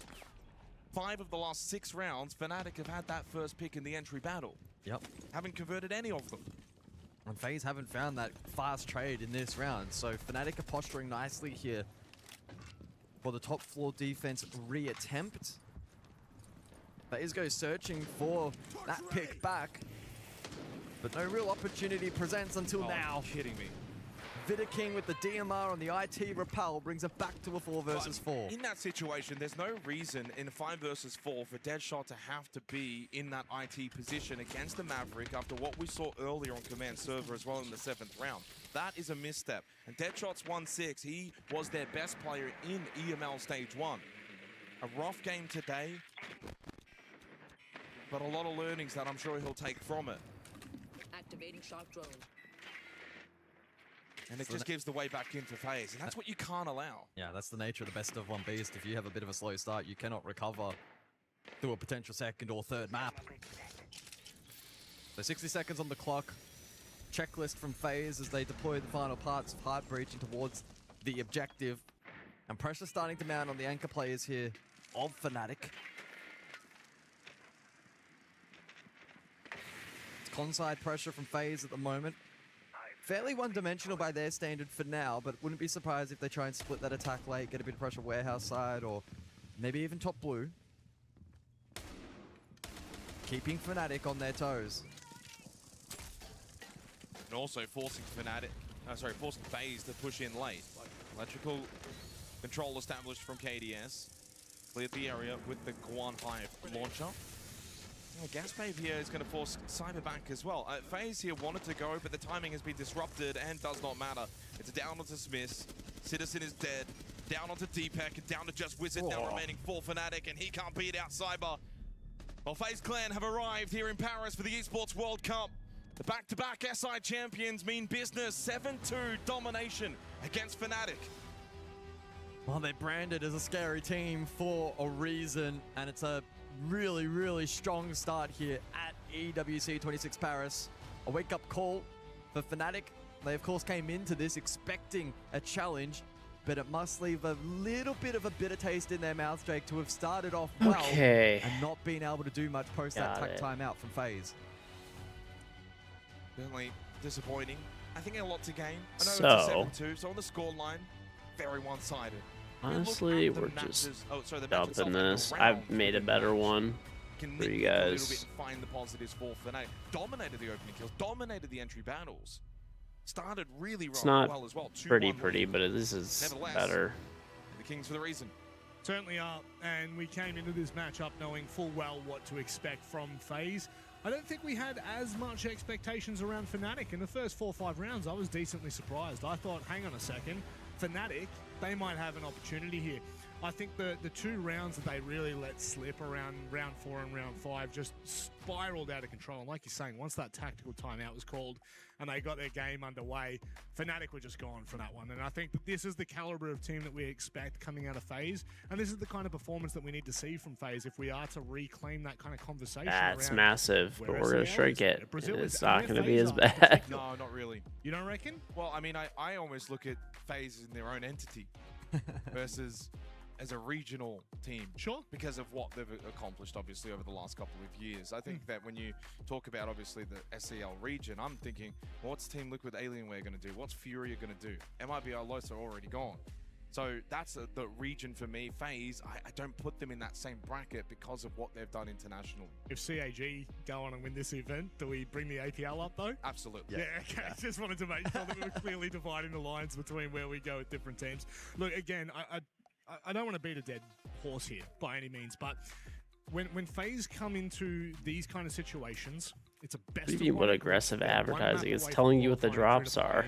Playoffs, sorry, not play-ins. That one's already. How does that look, though? That look good? Let me check my own stream, too. Like, these kind of performances at least set the tone earlier in the tournament. Now, we were sitting here saying this. Yeah, I feel like that looks pretty good. It's very clear. This is not a... We've already played this, like what everything is. A very decent drum, and I feel as though with FaZe right now, there is a different element to them in that server that looked very confident, very comfortable once they got out of the messy first couple of rounds. And that's probably where shrink it a little bit. For FaZe is 4 or 5 rounds there where things looked a little out of control. Well, they made it a little more difficult for themselves than I'm sure they probably would have wanted, right? We saw the entry number and the conversion rate across this map be really poor for both teams, meaning that Fnatic overall actually had them beat in that regard. And now whilst FaZe typically were then able to fight back, find good position, be able to respond, and then prevent any further trade attempts from Fnatic, so overall it was a net positive. I still wonder if there are going to be discussions behind the scenes for the team in terms of strategically, how can they try and refine that a little bit? Because yes, they're FaZe and they really thrive in that environment, but against a stronger opposition, I can't sense that feeling as if that entry number one more thing. Impactful. Make it the same size. It is pretty much. I mean, there's more information to be displayed, so. And I'm also not a. Firstly, their first time on the set. Honestly, I'm not a graphic designer, so I could do some stuff in a pinch, but You I think know. then once they got going, they had the timeout. From there, it was just flawless. And so, you know, if you were to now go and say, well, let's say they were to play tomorrow. Gonna do I think this against any one team, last thing I'm really back in your quick, and then face. we Like, are yeah, done. they've already had their 3-4 rounds that they've given someone. They gave it to Fnatic, and Fnatic said, no, thank you. No, thank you. No, thank you. I don't want to talk about it anymore. Let's go ahead and speak to Lax and KDS. Thank you, gentlemen. Now, I don't even think you need introductions at this point. I mean, you guys are the two-time world champions. KDS, you guys come into this series 6 rounds straight towards the end to end at 7-2. How are you feeling? I'm feeling great. It's a great start for us in the tournament because the last time we lost the first match against DZ, so the first start to win is amazing, and we are going to work to beat VP. Absolutely. I want to go all the way back to SLC. Obviously, you guys didn't finish where you wanted to. It was a 3rd place finish. It was the first time I ever saw you guys look frustrated in that series. Is that something that you guys kind of learned a lesson from, brought it into the SAL, go first there, then come into EWC? Is there anything you took away from losing in that series? Yeah, I think we are start to lose so many rounds, so we are going to we be very frustrated with each other. So I think this is the main problem in Salt Lake City, and in this tournament we thought we are going to win because we are going to play against Shopify. We are almost, it will be an easy final for us. And when we lost to DZ, it's a major. We are going to finally win a major with the team. So we are very frustrated. And we learn a lot from that. Absolutely, and I want to talk about Souls 11-3 in the series, easily the MVP. I mean, how does it feel? Obviously, you could pick any single one of your teammates, but just knowing that Souls on the defense is bunkered down, waiting for the attackers to get to him, and he just cleans it up. I mean, how nice is it having Souls on that back end? No, Souls is the kind of player he never make basic mistakes, you know. So he always punishing the enemies. So I think this is the best thing for having Souls in the team, and he always get great calls for us in the defense. So this is amazing for us, and he's the best. Absolutely. All right. Well, I want you to be able to go celebrate with the team. Is there anything that you want to say to fans, and then maybe to your future opponent, which I think possibly might be VP? So thank you everyone who support FaZe Clan and bought the Lion, the Zofia, and the other FaZe Clan bundles. And VP will going to be a very good match because they are one of the best of the teams in the world right now. So it'll be very fun to play against them again. All right, sounds good, KDS. Congratulations on your win. You heard it from here. They start out strong. 7-2 for FaZe. Sets them up very well for success early on. One more game, and they are going to put themselves in playoffs. Back to you guys on the desk. I think that might be the first player we've had unpromptedly promoting the skins. That's the way we like to see it. KDS, true gentleman. Gotta promote your skins, bro. The key takeaway that I had from that conversation is the frustrations from Salt Lake City. They know they should have performed better. They know that they let the ball slip. And it sounds like there was maybe a little bit of internal fighting. I mean, we can only take away what we hear on face value, but it feels as though that has been washed away. They've addressed that in stage 1. And coming into EWC, I mean, if they have truly addressed that, guys, this could change the conversation entirely. I mean, frustration can sort of go one or two ways, right? Either it manifests itself, it doesn't get addressed properly, and then the problems either get completely ignored and forgotten about, or they can actually become worse and the team can have a downwards trajectory. It seems as if FaZe, though, are going for the far more positive approach where they're willing to discuss it. Audio feedback? Oh, my bad. Esports World Cup off to a phenomenal start. Intrigued to see Okay. in terms of their development over the course of this event, because it's probably not going to be smooth sailing over the course of the entire event, right? I'd be pretty surprised even if a FaZe team of their caliber to just easily make it through to the grand final and easily win. There's such strong competition at the event, and so it's going to be a great test for them. It's the perfect recipe as well for Fnatic, right? You go back now, you discuss what happened today. Yep. What were your strengths? Early battles, entries. Yep. Starting well. And then what were your weaknesses? Late round, bit of a collapse, some mispositioning. So those things are actually pretty easy to work on as a team. I know they lost 7-2, but if I was Sathis, I'd walk away to the boys and I'd list all of the positives from this game. Don't worry about the negatives because it's FaZe Clan. Find the positives and then look to improve we can go off of that channel going B. into their next match. Look, I think. Is this live? Oh yeah, the VP game is live, right? That's when the peak comes in. Carpe times it absolutely perfectly. And now it is all up to Rorik. 1v4. And I like the way that this is being played by Edward Gaming. They're not getting overly aggressive here. They're not chasing the kill. They know where the man is. And they know that they can let him just come to them. 10 seconds left to go. Very unlikely that Rorik has even the time needed to do this. Mosquito goes to stock. It's not like Edward was gonna exactly be fucking beaten phase, bro. Let it be known that nobody wins 7 straight rounds against Edward Gaming. You might find 6, but 7 straight round victories. They draw a line. That is a hard line for them, Jesse. They will not be losing 7 straight in a row to lose this game. Instead, they put together probably their best round of the game so far, Tim. I thought that was really well controlled.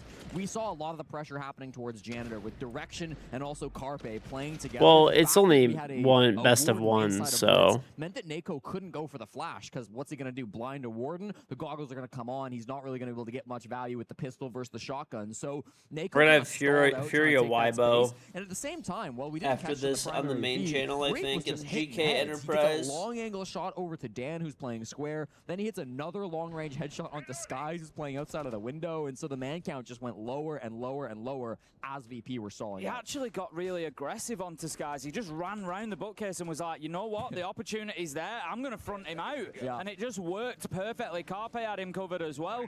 Really nice from Edward Gaming. They got themselves settled in the round and they get themselves their first defense, their second round overall. They will continue here. Virtus Pro just looking for one more round, and it is going to continue to be the same question that I ask of Edward Gaming here. How do they deal with the shield? Nako has already proved effective. He's already proved a nuisance for them, and they're going to have an answer again.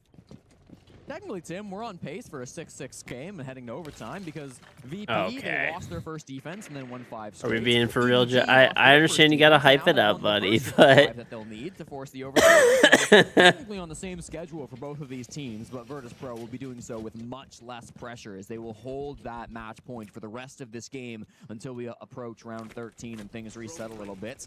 For this bottom floor bomb site again, they're choosing not my predictions got rocked yesterday because Shopify lost. I do not know how they lost, but they did lose to fucking CAG, bro. They literally got CAG'd.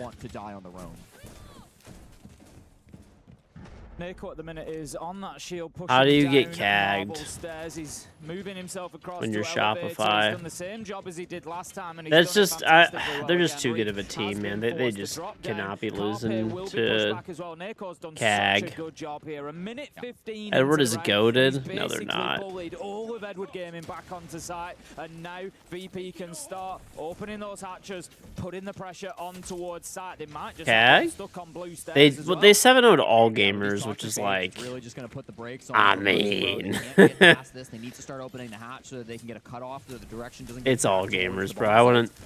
Who knows? Maybe this is the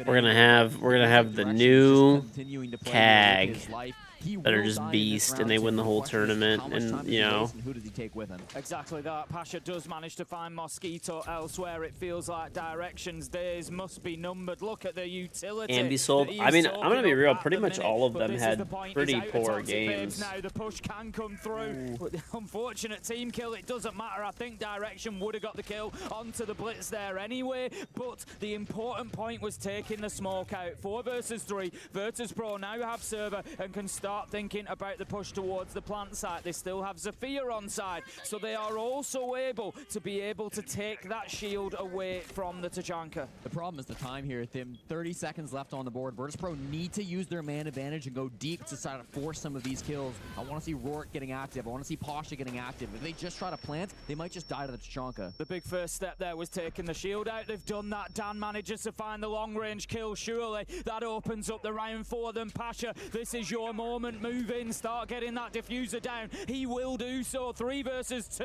as the popped Goyo canister manages to get the kill onto the Thatcher. Dan is down as well, but they have the plant that they wanted. However, 1 versus 2 now. It's all up to Pasha. Can he hold on? He doesn't have above. He's having to play this from blue stairs. He doesn't know if he's going to be flanked. He is going to be, as the push comes through. The TCSG at this range could be deadly. Pasha manages to get the down. Can he get back down and protect this case? What's going to happen here? 1v1, Carpe and Pasha. Now, Dan's finally been finished off, but can Pasha get the kill? Yes, he can! Virtus Pro, there you go. The final one that they need. They shut this game down and will take that first win at the Esports World Cup. An important lesson learned for Edward Gaming there, and that is against a team like Virtus Pro. A round is never won until the number is on the scoreboard. Pasha there just proving his class, closing it out, and Virtus Pro a confident 7-2 win to get their Esports World Cup underway. A victory for Virtus Pro is the expected result here, and I laughed at your comment, Jesse. The closest 6-1 we have ever seen. I mean, so yes, true. It's true. Looking at these rounds, the way they're playing out, you look at this very first round, like, okay, Edward Gaming, they come to play, they seem competitive inside this matchup, and then we're looking at a later round, round 4, for example, with Warwick. That 1v5. Yeah.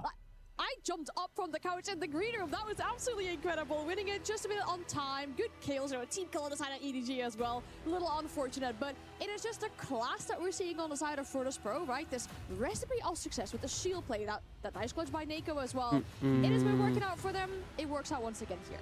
Yeah, really. Easy's the last team we care about still in the running. I mean, I always root for like any NA team. You can listen. People could say that I'm I glaze NA and stuff all you want, but it is what it is, dude. I mean, I know a lot of the players, so. They weren't, you know, you went in against Pasha, Dan. That's not even mentioning everybody else, but they weren't scared to take the gunfights. We saw them going in and getting entry kills. We saw them having multiple man advantages, 5v1, you know, 4v2. The big problem is that they lost the 5v1 and the 4v2. That's the issue for them, is getting it over the line, and I think there's maybe just a little bit of that mental playing in. It's their first, you know, big tournament like this. They've had Salt Lake, but now they're here at Esports World Cup. There's a lot of siege ahead of them, and it maybe just gets in there, so, you know, 4v2, and they're kind of snatching at it. They're short on time, and they've just been punished heavily. But look, they've certainly performed well today, Edward Gaming. Yeah, so much class in the individuals too. Like, these were tough rounds to win on the side of Virtus Pro, and still at every moment when things got chaotic, they were making the right decisions, and they were hitting some nasty shots. Even some of the earlier ones, like Skies on that Solus up on the top floor. Some of their positioning was really strong, like Rorik here on the castle just completely missed drone. They didn't have time to check where he might have gone. Even this round where they're focusing on the Tachanka and the shield, they somehow win in the post plant. Nako hits this nasty first shot. Okay, it took him 2 shots, but still took down the player down below. It just feels like they were so on point today. They absolutely were. It's just a class difference, as you were mentioning as well. And for Edward Gaming, of course, it'll come with time, right? This is the first time we see this roster play with their full intended lineup at an international tournament. You're going to get these game reps in. For them, unfortunately, it'll have to be in the lower bracket from now on, as that will be their next game. For Virtus Pro, they will move on, and it seems like their next opponent is going to be FaZe, because they took down Fnatic earlier on the A stream. Not a big surprise either, I would say. I mean, Fnatic did win a few rounds. They looked competitive at the beginning as well, but it's kind of what we were expecting to see there.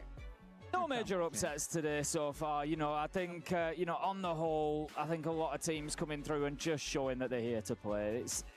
Did we expect anything other than a FaZe win? Did we expect anything other than a Virtus Pro win? I don't think we really did. It's that lower brackets where it's going to get really, really tasty. Exactly. I think I'm all caught up now. 7-3, it could have been 7-4. Oh, yeah, I got to do one more thing that I know for sure. And I think Edward Gaming will give somebody a good game. 2, and then... It's good to see that already the top teams that didn't get to play through play-ins, who we thought maybe they're going to come in cold because they didn't have those last couple days of practice, have shown up, and they have just brought everything for these first couple of days. As this tournament progresses and these top teams start to go head-to-head, we're going to get some incredible games at the Esports World Cup. Yeah, we absolutely do, of course. That's the beauty of having these best of ones, right? So much can happen inside these games. You can get away with a bit of cheesing here and there. You can get away with a 1v5 clutch and get more rounds on the board in what is a very close game for these two players or teams here on the B stream. That is our 3rd game already. I feel like the day is flying by extremely fast. I mean, we've come back off best of 3s. Those tend to last a little bit longer than your average best of one. But still, it's flying by today. Those couple of quick results have done it for us, haven't they? They've got us that early finish that we've, that we've been dreaming of. We've been here till midnight the last couple of days. We've had these really long best of threes playing out, and it looks like tonight we're destined to maybe just get that little bit sooner and a good night's rest before we're back into best of threes tomorrow. But I mean, we've still got another one yet to come. Who knows? That might hold us here a little bit longer. Yeah, for sure. We've seen some. And there's really only strong 2 results best of from our 3s best tomorrow. teams. We Well, saw they're the being first played at the 7 same time targeted at the match least, before but this one is maybe the team to beat. what am I CAG by doing? Feral. Oh, just Kinda work. crazy. I don't know. Could be, but yeah. There's normally like a bunch of stuff that I do, like organizing clips Well, I'm and excited to check in with the players. Lexing is my talking to VOD backups for my second YouTube channel, and like I was so tired yesterday that I just went straight the fuck to sleep after. I was like, I'm just going to bed. I'll handle this tomorrow. So it's nice. I can still like watch and you know. Both guys. Just needed to do my job. That's it. All you need to do is do your job. I want to talk about Rorik, 11-4 in that series. I mean, it really seemed like your guys' defensive half kind of plays into the VP style, where you guys just really hunker down, force your style of play, and Edward Gaming really couldn't get a foothold. Well, realistically speaking, I think Rorik is one of the best rookies to touch the game so far, and I think it's time for him to shine. And how can I say? I had an interview before, like on Media Day, and people were asking me like, who's the best aim in Siege right now? I think I said Rorik, not gonna lie. Like at least out of 3 people, I said Rorik as well. You always want to uplift your teammates. Well, we're talking about that experience versus inexperience. Your guys' next matchup is going to be FaZe Clan. Last time you guys played them was in Boston. But yeah, anyway, that's mostly what I'm doing. I got like 2 little things. A little nervous going against the 2-time I world champions? No, I think it's finally a chance for us to play like top tier team another time. And also like we didn't play with this roster before FaZe Clan. We never faced them.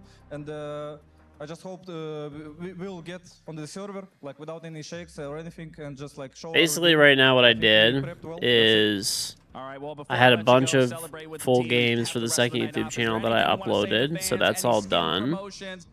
I had to make thumbnails for them really quick. That's all done. I had a bunch of VODs to back up, including all of my Halo stuff, my Halo playthrough. That's all done. I make just little basic thumbnails for all my VOD backups. That is done. And then what else I do? I made a little graphic that you guys see on the right-hand side of the screen. Not the nice one with the MP5. That one's from Ubisoft because they actually have talented artists that can make things. Mine's the red one. That's a piece of shit, but it does work. Having something to look forward to is also good. One thing I want to mention though is that Pasha talked about Rorik, right, as one of the best rookies to come up right now in Rainbow Six Siege. I feel like it is so worthy that he finally got his call up to the tier 1 scene. We've seen him demolish the tier 2 scene for a long time, but he's finally here and he's making it work. Yeah, we've been hearing that name for a long time in Europe, and so for him to finally be on this sort of stage, and look, I said it during the game, there was that 2v2 with Nako downstairs, and the confidence his team obviously have in his ability just that, and then I have a bunch of... I've got you. It's two. I'm gonna cover you while you get. I went through like a bunch of emails. I have a couple more to go through. I just want to make sure that I get all of this done, so I apologize. Tomorrow will not be as bad because I left a lot of stuff. Find themselves playing at tier 1. We have more of that after the break as GK go up against Enterprise. Normally I don't, like I said, it's because I've been streaming so much the past couple of days. I just kind of left all of this because I don't know. I got lazy, dude. I'm not gonna lie. Your last pack's still 87%. You'll get it. You'll get it. There's still a whole game left to be played. There's a 15-minute break. Wow. Okay.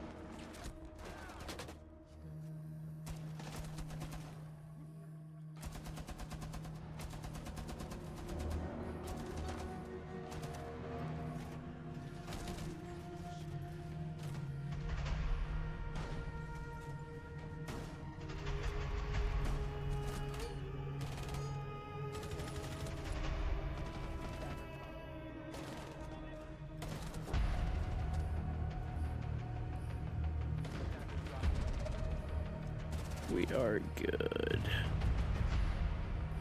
Double check that I got all this done. I think I'm done with all this shit most, and I just have a few emails to go through, and then the biggest thing is before these games are done, I want to be finished with all of this. This way I can play ranked.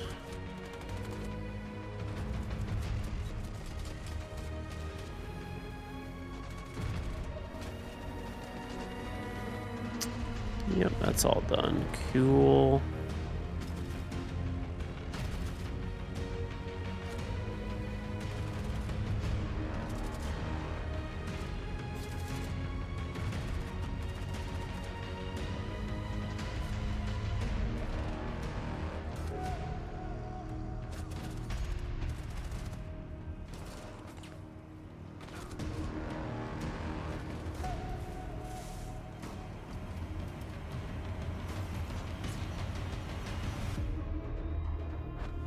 Main channel has a game playing. Okay, let's do that. I don't want to wait 15 minutes to watch another match. Even with CAG performing incredibly well. They're awake. You guys also haven't mentioned EP yet, which is a little bit criminal, especially you, mate, being from the OC. They're not gonna do anything. Like, I understand they're trying to hype the game up a little bit, but dog, like. All the other APAC teams in general is the longevity of their success. Yes, I would agree. They lost to EP at the Salt Lake City Major, which is why O's have 2 slots over Asia. But that was the first time that we've really seen Weibo look weak in recent history. They went very deep at the 6 Invitational. They actually played the old Furia roster there. It was the first loss, but before that, they won their group in the group stage before they made it to the playoffs at SI. Weibo are looking insane. They've also recently made a roster change, getting one of your old teammates, Gotti, and they're looking really solid. The fundamentals are there. The question is, when will Weibo be able to break through beyond top 8 and actually become a championship contender? I agree with Nick. Right now. I think they could kickstart their campaign with a huge win. Now, I asked Jake and Guz, I probably shouldn't have before we went to break, what they thought, and it was not even close. They genuinely do believe Weibo beats Furia most times. Let's say 8 times out of 10 in this particular matchup. I am on the same train and thought as you. I just worry that our bias might recontextualize this map and game a little bit, because let's be real. Please. Yes, Weibo have a real chance, but Furia are definitely the Goliath if this is to be a David and Goliath matchup. Like, This is some APAC casters trying to hype up APAC, bro. There is like Weibo versus Furia. I mean, I guess it's possible that they could win, but like, I'm gonna be honest, dog. It's pretty unlikely. It's just a double elimination tournament from here, which means you lose. It is a BO1, I guess, and Weibo is like probably the best APAC team, one of the best ones, right? So. Best of one, and you can. Let's just follow this right now. Weibo wins 1 best of 1. They're into what is a deciding match to qualify. Furia, the exact same conversation. It's a little scary, but I want to ask you, Nick, because obviously you have extensive knowledge past maybe all of us that are here on the A stream. Knows what he's talking about. Where is the bias coming from right now with this conversation with Furia? Because I feel like a lot of things have changed over the last 2 or 3 years, but they've really slipped in everyone's rankings. Yeah, so we work APL. We see Weibo. We know how good they are. They're very dominant domestically. We don't work SL. We haven't seen Furia play much of. Nobody here worked the Salt Lake City Major. Yes. So I feel like in my mind, I'm thinking unproven Furia roster change can very They proven did, like surprise but roster change, getting Gotti in the mix of all. And I think Furia, the organization name, it rings true. World Championship, major winning kind of players. And while they have still good players in the roster, with most of that core going to Team Liquid Alienware, I'm not sold on Furia just yet. Yeah. I feel like if Furia wants to prove that they are the Goliath in this match, like you said, James, they have to beat Weibo convincingly and make it dominant. Yeah, of course. The big thing here, let's start with Weibo because they're the ones on stream, is that this is like the undisputed best team in Asia, and up until very recently, the undisputed best team in APAC. They did lose to Enterprise at the Salt Lake City Major, which meant that they failed to make it to the main stage. That's something that this roster has never done before. They've never played in front of a crowd at an international final, be it a major or a 6 Invitational or an Esports World Cup. That is what they're gunning for right now, and they've been so close in the past. And here in Paris, I feel like they have a chance to right the wrongs of Salt Lake City, because it was EP that made history for OCE and for the whole APAC region at Salt Lake. And I'm sure that these guys are sitting there thinking, that really should have been us. I would agree with that. I think that there is I don't want to say resentment. What was that? That's Furia, by the way. Let's listen. Let's listen. Bask in the glory that is the Furious Scream. That is absolutely horrifying. But I will say that, like, if we're just very quickly recapping and capping off the conversation for Weibo, is this the best iteration we've seen from Weibo? And I think not just player base, but like the overall team. Just give me a quick thoughts before we move on. I honestly have so much faith in Gohan. Like, every time I talk to him, when I see the prep work in the matches, the operator events, the map videos, I feel like this guy just doesn't miss very often. I think it's the strongest iteration. I think they got a bit more hungry with the loss to EP and making a little bit of roster change. New blood, new motivation, new fire beneath them. And I think today, I think it's going to be a Weibo statement match this tournament. I think so. I mean, it could be huge. Furia stand in their way, and we all know the players on this team. I mean, when you look at this, it is a stacked roster, Dev. There are champions left, right, and center. There is literally more firepower on this team than the entirety of APAC combined. Yeah, for sure. I mean, like, this is the Brazilian super team. Of course, FaZe Clan might have won 2 6 Invitationals in a row, but Furia, with their rebuild post the 6 Invitational, they kept Herds, of course, the world champion from way back in the W7M days. They got Diaz from Liquid, Boxera, who's an up-and-coming legend. Spoken very highly of domestically. Very much. Volps from Fluxo W7M, and Loira, of course, from his stint on G2. Like, this is, it's like the Avengers, the Infinity Gauntlet, right? Like, you assembled 5 of the best players out of Brazil, and yes, their first international tournament, Salt Lake City, they got first rounded. They didn't even win a single game. So while they do dominate domestically within Brazil, while they do have all the ingredients of a championship winning roster, they need to step it up today. Otherwise, we can continue to say they're all talk and no game. Yeah.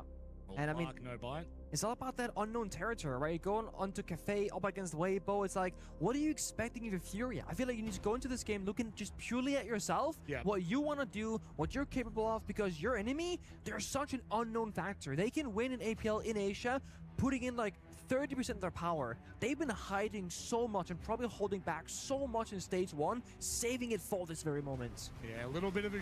That's a shout that I feel like I haven't heard for a while. Yeah? Just a nice I'm telling you, there's a bit of fire there. Yeah, there is. Do you know the difference? I think the difference is even just in the team huddle there. One team, loud. Obnoxiously loud, let's say that. Absolutely furious. They want to be heard. They want to be. And then you've got this, I don't want to say muted, but calm persona that Weibo have now calculatedly built over the last, I don't know, let's say 6 to 9 months, Dev. And where we were always coming into events and looking at Weibo going, I hope they do well. Now we're like, no, we expect them to do well. For sure. I mean, when this team kind of started back in the Bleed days, it was Turdster, Reeps, Hoffen. They built this team from the ground up, and they were just a bunch of guys playing ranked that knew they were better than the competition, and they showed that. And they were young, and they were immature, and they smacked talked too much. And when suddenly you got the experience of a player like Speakeasy, now a player like Gotti, and most importantly, a coach like Gohan, who has matured exponentially across his career from way back in the Team Liquid days in 2019 to where he stands today. Weibo are well and truly here to be a mature roster, a real team to vie to break history for APAC. I need to ask you this question, Nick. Is Gohan one of the most, if not the most influential coach we have right now? I think if you look at what he has to work with and where he's at in his career and the region he works in, I almost want to say yes. Taking a good coach into a great region for a great team with great players with tons of experience, that's an easy job. Go and win to Asia out of nowhere, having been retired for multiple years out of the system, and he comes in, immediate effect. Yeah, it was the foundations. I have like a sprinkler company. And now meaning that when we're talking about a Furia and Weibo matchup, I have to pay a bill for them. They literally just sent it to me. We're actually looking at Weibo going, hey. And their website is. I hate when companies have websites that just are fucking garbage. It's so annoying, dude. EWC, their campaign, their journey of what would be 1,000 steps, start with a mere 1. It was nearly close. I'll tell you that. But gentlemen, it's time for you to go and enjoy this one. I think this is really going to go the distance. Very much so. Both of these teams have very high expectations at this Esports World Cup. Both of them made the playoffs last year. Furia falling to G2 in the semifinals. Weibo losing out to our champions, Team Secret, in the quarterfinals. Weibo, actually, I said before, they haven't made it on stage. They have. Of course, it was a bit of a quieter stage last year here in Paris. I think things will be very loud. But of course, it's a very different ball game for Weibo. They've changed massively in the last 12 months. They've had roster changes, we've got a new coach, and this is a team that is well and truly here to make a statement, to make an impact, and start also building a bit of pride for their region. We saw Daystar at consecutive events because of the experience that Weibo had given us on the main stage, performing so well over and over again. EP stole that spot away from Asia, gave it to OCE, and there is a very real chance that Weibo could steal it back this event. That's exactly it. I might Not just to rob call salt in these the wound, guys, right? But dude. what did O's do with that second spot, James? Sadly, Chiefs didn't achieve very much. They didn't, but to be honest, they weren't supposed to, right? They got experience. More experience in a region is how you get better and better. Look at Brazil. Look at how Furia, your FaZe Clan, your Team Liquid Element these days, how did they get here? They sent a bunch of different teams internationally. They figured out who's the best ones, and they kept sending those same teams. They kept qualifying. They go back to Brazil. They make the whole region better. Yeah. And it took a couple of years, but Brazil did something almost nobody else gets to do. They dominated for almost 3 years in a row, taking majority of the tournaments, and they had that W7M/Furia, the old core, there we taking a go. full year of Ws at all the tier 1 events, the majors, the SI, some of that. Basically, Thank the Lord. For sure. Brazil really started from the bottom. I remember the very first season that we had of Brazil in Pro League. You remember it very well. I was because there. For the first time, instead of facing a top European team or a top North American team, you had quite a rivalry with Evil Geniuses around that time, also with Sisu, your kind of second best team out of Europe. But no, Black Dragons out of nowhere with the best team out of Brazil. It was Nesk and Zig's team way back in the day. They upset everybody by making it to that grand finals, and you had to dig so deep. I believe that was a full map series, a 3-map series. I believe so, yes. For you guys to only eventually beat them and take the trophy. Like, Brazil made a statement from the ground up, and yeah, there's no doubt, like, Brazil has historically been the best region in Siege. The first big loss that the good old Penta roster suffered was year 2, season 3. We went to Brazil, lost to Black Dragons the first time in the semis, I believe. Sisu then Avengers in the grand finals of that victory for Europe. But it was like, since then, it's like, okay, Brazil, they're pretty new, but they're pretty damn good. And ever since then, they've been around.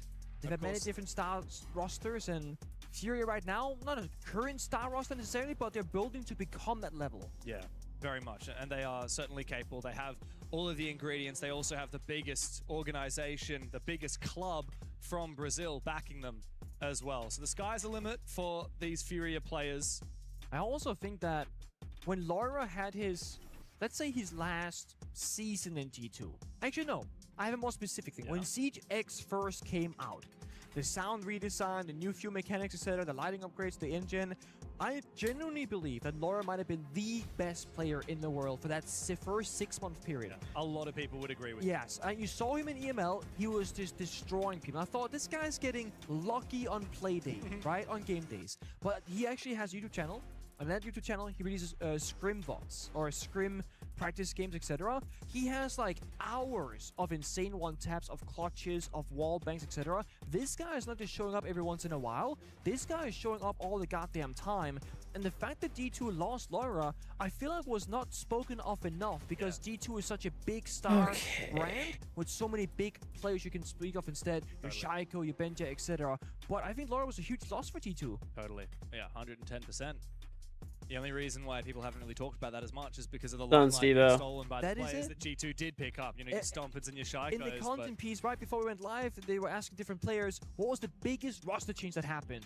And everyone without thinking was saying, Shaiko leaving Falcons and going to G2. And while that is in isolation a huge change, no one thought about the repercussions of the other rosters that changed drastically.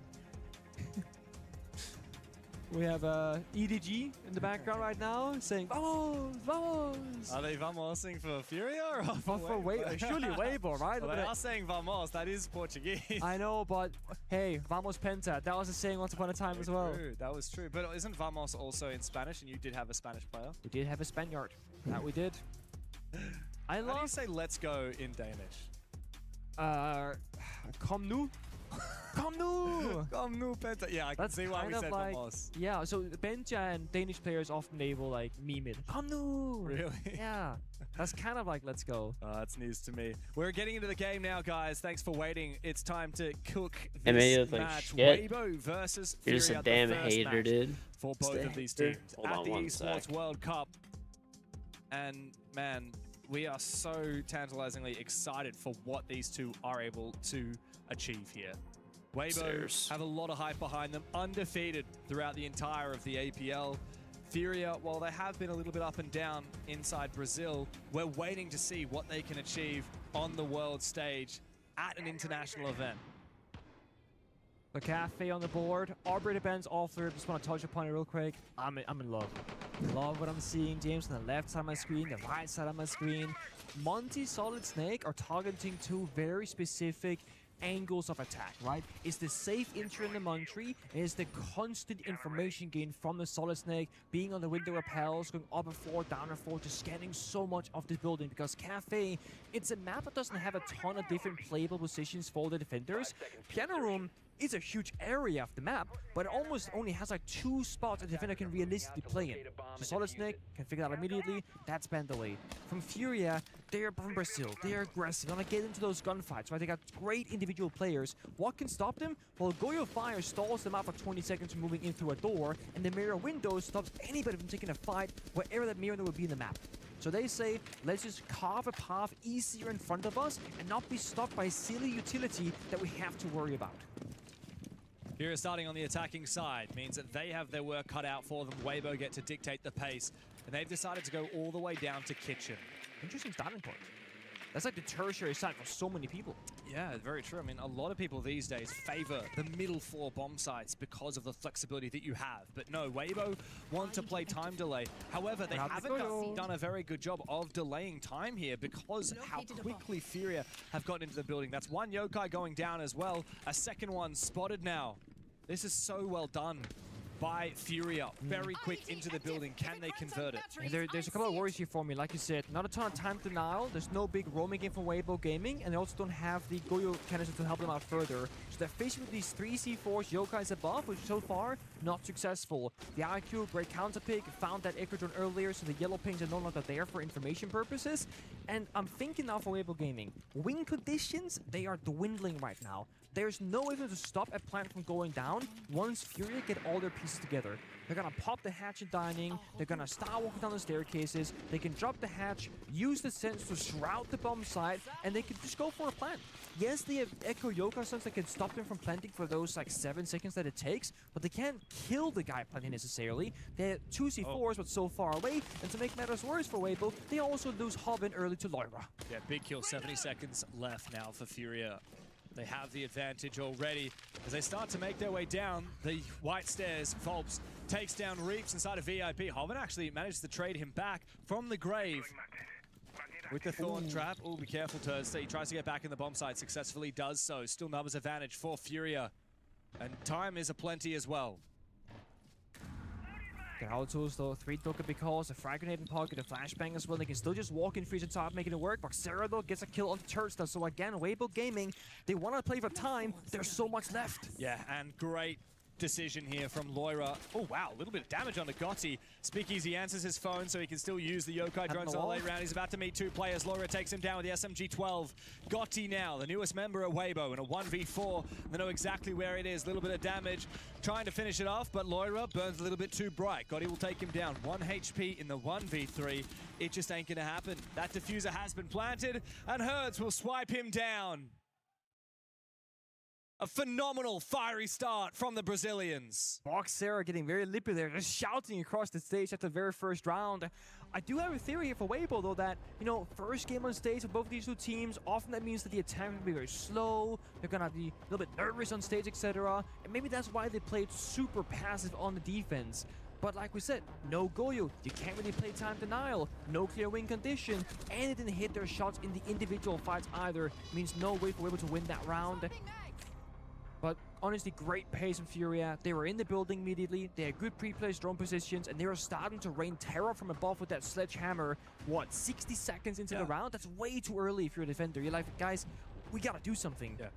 I really like Weibo's prep going into this game in terms of the operator bans, but I think they didn't play into them well enough. I'm looking back at the most recent 2 times that Furia played Cafe.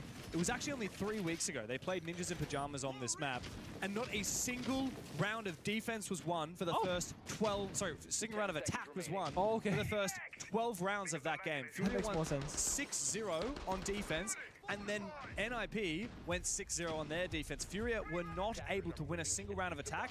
What did NIP do? NIP banned out the Monty and the Solid Snake. Furia ended up winning the game in overtime because they just won a single round of attack. Nice. But you know what happened? 3 days later, Furia went and played Team Liquid Alienware on this exact same map, and TLA did not ban the Snake and the Monty, and Furia won 3 attacks out of their 6 in the half. So I think Weibo have looked back. They've really voted Furia, and they've seen the difference that Monty and the Solid Snake make. I saw them play it a lot against Team Liquid Alienware as well. The problem is, even though the bans are there, Weibo didn't play into them. Both Monty and Solid Snake are really good at taking map control. Yep. Weibo didn't contest No roam game. map control. That is already a red flag. So while the ideas are there, we need to see Weibo play into the prep that they have done. Different side, different way of playing it out. We're mining and dining right now. Often played with the mirror open, obviously here banned away by Furia. So you gotta fight for map control with your guns, more so than your playable positions of utility. We have Reach inside of Cigar Room, locking down the first one of entry. We have Speakeasy inside of Stock with a DMR. And he's trying to keep Piano control right now, basically, essentially. And Piano is right above the bomb side. So that's what's gonna give him that middle portion of the map to work with. Furia, I think, doing a great job right now, not going too quickly. Hertz dropped the red hat, they're on the window repels. Reach is still the corner, but it's a trade. Big kill from Reeps, but Herds is able to take down Speakeasy. Reeps should be trapped now. He was potentially able to try and shotgun the hatch below him and jump out, but no, instead, he is caught, trying to rotate out through Cigar into Bar. Good catch here from Furia. And a little bit of an overpeak there as well from down the bottom of Garage. It doesn't net a kill as Turd runs away, but Loira's jumped straight to the bomb site, taking down Gotti, and Hoven taken down as well as he tries to get back to the bomb site. It's now Turd in a 1v4. Loira farms all of them back to back for Furia. And manhandling Weibo right here. A couple of small problems again in the second round. The lack of cohesion there from Weibo. If you have Reeves stuck in the corner of Cigar, and you know this guy's Scala, because they did know there was 2 different yellow pings. If Hoven walked in earlier to take that fight from the Skylight to help Reeves out of the corner, you might get 2 kills to the cost of 1. But instead, Reeves sprints away, praying that the opponent will miss their shot. A complete freebie on land. Not gonna happen. And this isn't like the usual Weibo that we see. They're not taking fights as a team. They're not taking fights very convincingly. They're trying to bait Fury into a trap and then punishing them. And in that round, they were simply just playing in Cigar, in Stock, holding control of Piano. And then they had people running out Bakery, running out Garage, trying to catch them off the window repels. You got Battle Pass points yesterday. I always get skins out of mine for the most part. Rarely will I get. I'll get them sometimes, but no. And usually they hard commit like crazy. It was all about the creating this perceived pressure, but Furia aren't that worried about it. Like, they sit back on their repels. They open up some of the key avenues with the guns, shooting down barricades, with the Excaris opening up holes in the walls from the Hibana. And then as soon as they see a gap, Furia are like, all right, well, let's just try and walk in, take this gunfight. That's the confidence that they have. And as soon as they have the numbers advantage, the ball starts to get rolling. Yes. It's up to Weibo to put a stop to this momentum now that Furia have gained for themselves. 2 rounds in. We saw the might of a player like Volps, a player like Laura. Wildcard is looking great. In the server. And Cafe is often a map where on the attacking side, you're kind of stuck with not a lot happening. That's not been the case in the first 2 rounds, and I do think that Weibo can do so much more about it. I am curious, once we get past this 3rd upcoming round, if we're going to see some Speakeasy clash action, perhaps, because he loves to, go into the clash, the Monty, slow down the Adrian's game. been playing really well for a while now. That whole team is very underrated. Like, honestly, Spiker is one of the best, if not the best IGL in North America, because he can also frag really well. Bay is super clutch, solid. Adrian, like Baby Shark, like, I don't know, that whole team is just... I feel like no one talks about them ever, because they don't really win anything, to be fair. But they always make deep runs in every tournament. Really high or something, but he's a tall guy. I mean, his feet are barely reaching the floor, so maybe he is just like elevated a bit. Yeah, I don't know. We'll have to see. Maybe we'll have to do a Everything's going good, say Nat. Thank you. Hopefully this for you as well. Gohan makes me feel short. He is tall. And also, like, yep. But they don't win. I'm talking about international events. They do well internationally. They just don't win. Also, side note, they're all very nice guys. During our lunch or dinner last night, right? Yeah. He was like, "Hello, guys." It's so funny because he's a scary guy, like tall. You know, he's got that haircut. Tall, with, dark, like, handsome, as they say. tall, dark, handsome, and buff as hell. But he's got like the most gentle voice. He's like, "Hey guys, nice to see you." Oh, you guys having a good time here? Yeah, you guys having a good time? Me too. I love it. I love the gentle giants. Need a bit of a... We need a scary giant though right now. We need to get Weibo fired up. We need to get them into serve with some confidence right now. Because it's not about any individual player. It's about the cohesion of the team. And this is more like it. A bit of ego beneath the hatch. And it's fine. You don't get a kill. I mean, Furia should win this. You're applying that pressure. You're trying I don't have APAC as long as you do faith that as a team ever. Together, that's going to be the way forward. Look at this little double fake reload here from Reeps. He's got the reload tech down pat. He does a reload, cancel, and then finishes it off, and it reloads it faster. I actually haven't seen that specific tech with the SMG-11 before. Is that what he did? I like this mute jammer. Slows down the drone work a little bit here from Furia. Going live. The Hibana gets to work just as usual. The Tuberal will slow it down as Laura gets in the building, but he heard off the a little bit C4 more and looked than away. he can chew. Great timing there, great peek from Terza, who looks to try and get a little bit more aggressive. And as a teamwork, Speakeasy C4 downstairs made him look the wrong direction, then he gets one by Big Terza. ol' Again, all that's what gamers. I see from them. Losing the Hibana early as well. They can't break apart the entire to the top floor hold. The issue is I mean, that most of the he's APAC swinging teams are the just shot not box there very with the competitive. block. They just Too don't far do away. anything ever. But yeah, there's no second layer of hot destruction. I had people River coming in Bolts here saying both that the mini EMPs CAG instead, was doing so super they good won't today. block Like, flanks or bro, top blue. That's gonna be they beat completely closed Shopify, off. who does As not, long as Weibo you know, holds didn't the look lead very for good. Weibo, CAG does look good, I will Weibo say. breaks away, Reeves peeks But instead. Wow. other than, let's relax. Other than they're winning any Sure, but no. tournaments. Reeps manages to get that kill onto Hertz. Now with that, Speakeasy's feeding so much information to Hoven from down below with the Pulse. Not too long ago, Pulse got a bit of a buff, and I think we're seeing the range extension come into effect here and help Speakeasy out to feed info to his team. That's awkward. It does seem like Hoven is retreating back. How do Furia break through this? They try and just peek from the stairs into this crossfire. Boxera might find one, but I don't expect he'll find much more than that. Diaz traded back. It's all up to Boxera, and Reeps was lying in wait the whole time up above. The first round on the board for Weibo. Keanu Reeves right there, finally getting into action, getting, what, 3 kills in the round. And again, the team play was there, the communication as well. They gave them the entirety of the white hallway and the white staircase because they had the double reinforcement. They kept playing cocktail, play by the hatch, play for the fallback, and once Weibo got into a comfortable, man-advantageous position, they just play by the bomb side. They have the cross, and that's that. Wow. A Brava and a mute ban. On Cafe of all places, give me Maestro or give me death right now. Pull a Kino trope. Oh, dude, literally. Look at this. Yes, yes. Straight up. That is crazy. We never see Maestro, like, obviously the Brava Maestro interaction is like such a crazy one because nobody counters Maestro quite like Brava. No. But so rarely do we see in this current meta people actually pick Maestro. You said it, Kinotrope from the Japan region, from APAC North, one of the only teams in the world that actually runs that Maestro consistently. But they've been doing it so well, and surely Weibo's been seeing that as well. It's funny because you might say, oh, well, they're both from the APAC region. They don't play each other. Like, No. They might scrim each other, but Weibo is in Asia, like, which is a different sub-region to APAC North. Yeah. I like this. I think it works in Gotchi's playstyle as well. It does. He's going to be that anchor player who's supposed to never die, essentially. The reason why the Maestro is so strong, obviously with the Brava ban, very few direct counters. I would argue that Flora is going to be like the first operator in line because you get like forward terror drones. You can just go boom, boom, boom. Grenades, you can try, but without the cooking ability of the grenade, it can be quite tricky to land some of those grenades nowadays. Sophia getting a third explosive charge, that's obviously very vital, but it's not a pick here in Cafe necessarily. And the Maestro will get long lines of sight and just deny drone after drone during this round. Yeah. Talking about operators that have been recently buffed, I actually think the Mozzie is a huge pick here. When you see that mute ban come on out, the Mozzie, who has a lot more pests than he used to, also has a much larger range. Yeah. Really a lot of got the shotgun back as well, Shotgun back. you don't lose that. Because it can be quite true. I mean, look at this lineup.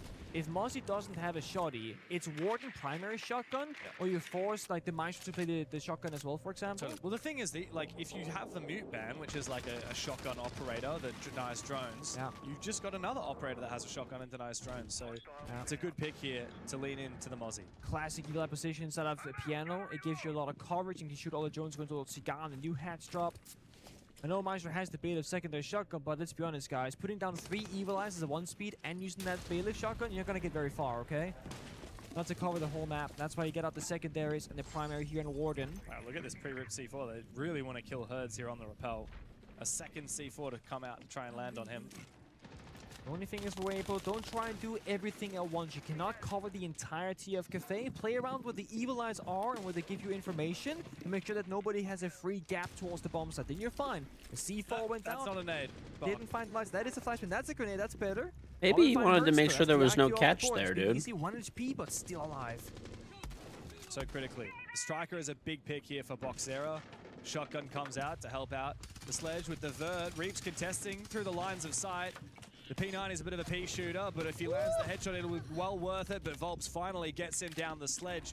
Put to good work here on Cafe to get that verticality. About to find a second, perhaps. Speakeasy 1 HP gets taken down. Finally, Furia have the numbers advantage. A lot of fighting happening on the vert. Fighting from below is so hard, dude. They got the ends of the match, they got the bombs. They don't have to overcommit to these fights necessarily. Get pushed into the red hallway. They're really stuck in a tight spot. Maybe gonna go downstairs. The bomb side is mostly Furious at this point. Gotti has to answer this phone, otherwise he won't be able to use his Evil Eyes in the late round. Is he going to answer it? He tanks it. What? Tanks the damage. Now he can't use those Evil Eyes. They're just going to be for his teammates to be watching from the grave. He won't actually be able to use the laser. This fight is indeed critical. Only 9 bullets left in the magazine for Hoven, but he finds it while blind. Traded back by Boxera. Now Turd and Gotti have to clutch up. Doesn't matter if he doesn't have his Evil Eyes, he's got the Elder in hand. The bullet hose washes through Volps. It washes through Loira. Boxera now in a 1v2. Guess that defuse.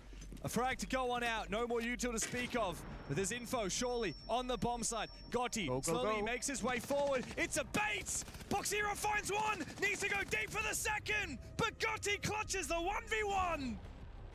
And the Maestro stands up tall for Weibo. Our sledge's hole's bigger? What do you mean? Breath, young gunner Gotti. That was a close one. A second left on the clock. They're both making that Doesn't seem bigger to me. Don't realize, guys, one should be pushing, one should be staying back in case he goes that final second swing. But maybe Gotti tanking that Dokepi call was the best thing that happened to him. Forced to take the fights. No hesitation, no thinking, should I use the gun, should I use the gadget? Also, Gotti isn't a young gun, he's like 25, but he's so new to the roster that he feels like a young player. They look the same. I think it's probably the perspective because he's sledged from the other side and then peeked it like he sledged and then moved over, I think. So 3 23-year-olds on this roster, a 21-year-old, and Speakeasy, who we kind of think of as the old guard, he's only 25. Isn't there something with, if you're from Korea, you're a year older because you counted from 0 or something? Like you get born at year 1?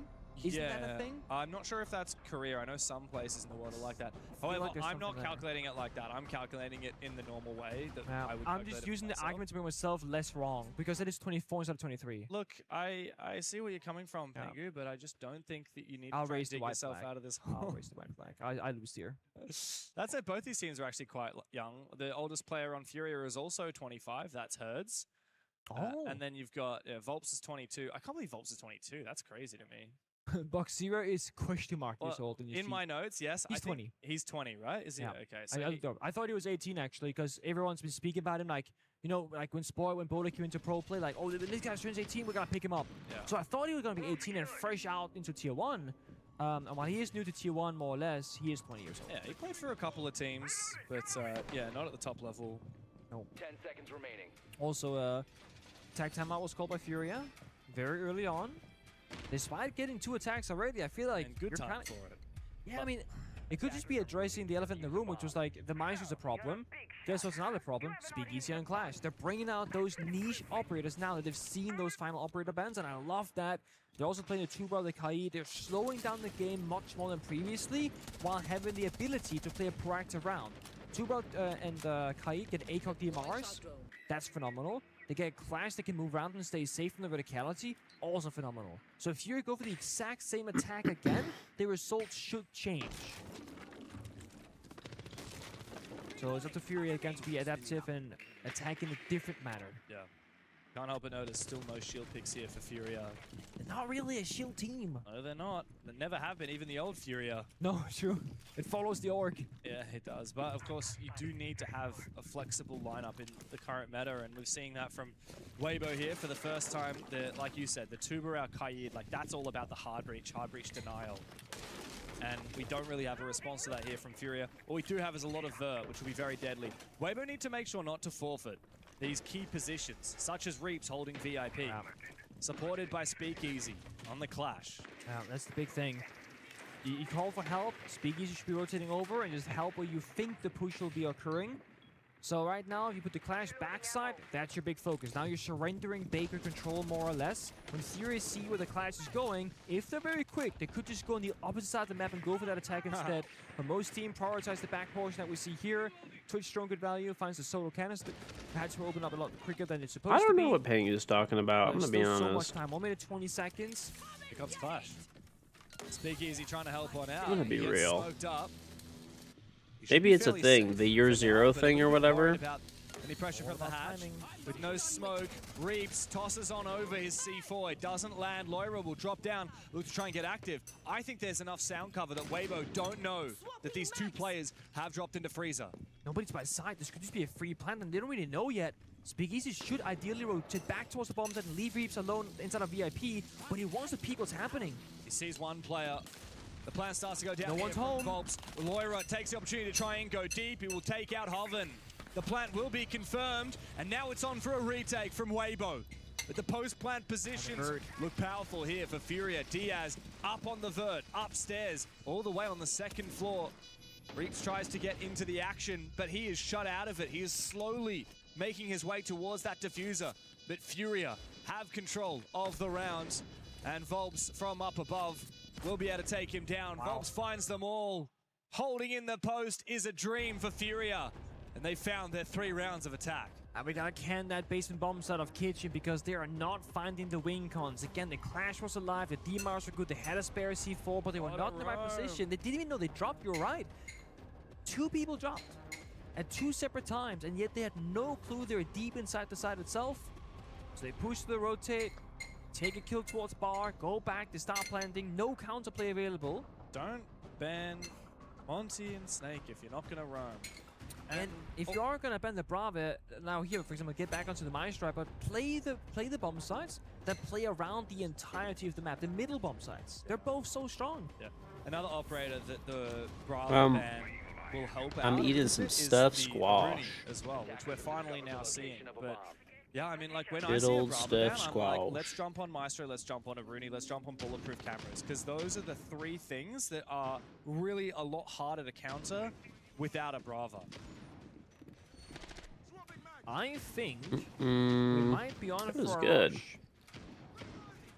But don't hold me to it. But okay, I'm seeing Hurts on Blitz. That's only gonna happen when he's like, guys, we're gonna go fast, okay? When you got something like your Nomad and you're hovering caps off a bit, you can go on like the cocktail side of the building, going through the, we call it the snow door to pillar right here. Yeah. You can air jump off the top floor, push to the side door with the blitz, and just kind of storm the bomb site. And then if you have Capital, you use the fire through these top floor windows to then stop them breaking down the verticality. Now they did go off the Capital to Sophia, so I'm curious to see if they're going to commit to the plan of the push, or they are going to go for a take top floor, because the other side of the Nomad utilization is you just take Piano, Cigar, you air jump the flanks, and you walk down the red staircase and attack from lobby itself in towards the bomb side. I like the bulletproof setup here. Sorry, the global shield setup here from Reaps with the Wamai, but it just won't work. Like, you've got so much. I mean, the blitz is going to stop this very quickly. Yeah, and indeed he will go straight inside. He does go for his flash. Should win the fight. Indeed, he will. It's now the last round of the half, and Furia are poised to take it. A second flash comes through, and Hertz will land another kill. Gotti does find one, but that's all he will get. It's a 1v4. And he is being targeted by Boxera on the Deimos. Furia look to close as Gotti finds a second. Bok will take him down through the wall. Beautiful. It's an unbelievable attack half. A 4-2 split is a dream for the Brazilians. And such a great ability to figure out exactly where every character should go, right? Who can win the 1v1 fight in Cigar guaranteed? The Blitz. They say, oh my, yeah, this doesn't matter. Drop down, flash, ADS, get the kill. Sledge goes on the window, repels on White Staircase. That locks down the hallway and top White in the rotation for the defenders to help each other. Then Laura, Sophia, goes Skylight, drops down, takes the fight with the hurts of the Blitz inside a stock shortly after. Then you have Moxiro and Delos tracking that third defender top. They attacked every single crucial member in perfect order, and there was again no response. And playing that quickly against the passive Maestro, against the intel, is phenomenal because it's too quick for anyone to use the cameras. Yeah, no, you're absolutely right. Like, what's the best way to counter any operator that you need to be on your drone for? Get active so they can't afford to get on their drone. And as we look back on the replays of the whole half, Weibo really only had a few shining moments, few and far between. And here, like, this would have been a 5-1 if it wasn't for this clutch from Gotzi. Keep that in mind. Furia were incredibly good on that attack of the basement, the ground floor, and yeah, this round in particular, huge. And they're going further. He gets Friend here right behind him, peeks top White together to get 2 kills for no loss. And again, because of always in the window, Repel right behind this entire play, they knew that top White was clear. So they're fighting like a very linear angle, making it so easy for themselves. Let's see if we can do this. I want to add my 3D printer to this. Very good. Very fired up here for Furia. Yeah. I think that reaction for Weibo was after one of the rounds they won. not that Hey guys, we lost! Woo! Look, it's not a good enough half here for Weibo. That's really the only way you can say it. Like, 2 rounds of defense on Cafe is far below the standard. There's always that downside of gassing up a team because you feel like you know their level, and then they have a slow start. Happened with CAG as well. CAG then woke up and started taking some names, Shopify being one of them, started really turning around their own story. For Weibo, they can still do that in this matchup. They're on the attacking side of Cafe. It's challenging, but it is winnable. I was going to say multi-ban has to happen. Speakeasy is too good at it. The second ban, I think, is very up in the air. Could be a Deimos, could be a Dokkaebi, could be a Solid Snake. If it's anything else, I will be a little bit surprised. Could be a Wamai Mira, Wamai Asami as well here in the flip side. If Furia, what do you want to get rid of from Weibo? Is it that Solid Snake? Solid. Yeah. Oh, the mute. Okay. I like the mute ban here from Weibo. This is really good. I'm all for it. The only caveat here is that you don't know with okay, I don't know with certainty if you're gonna bring it out, right? That can be a great third operator ban if you're not sure. Weibo, obviously, with this being the second choice, they're very sure about it.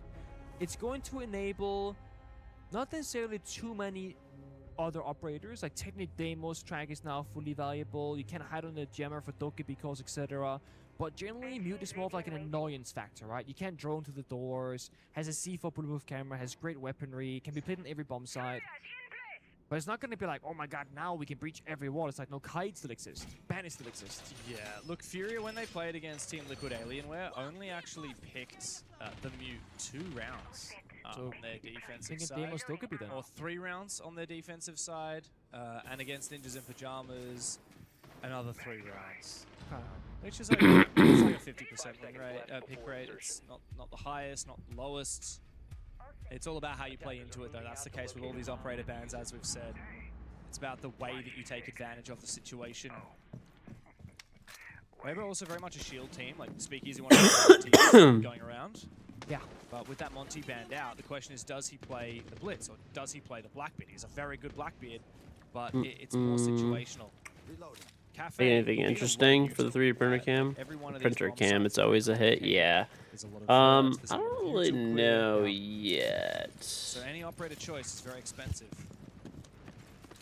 You're always going to be short something on Cafe.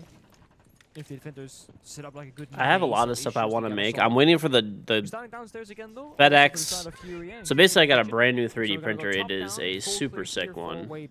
Starting in cocktail, marching down the White Staircase. They got downside: FedEx smashed in the tempered glass door. No roaming presence above here from the side of Furia whatsoever. So you're surrendering all the control.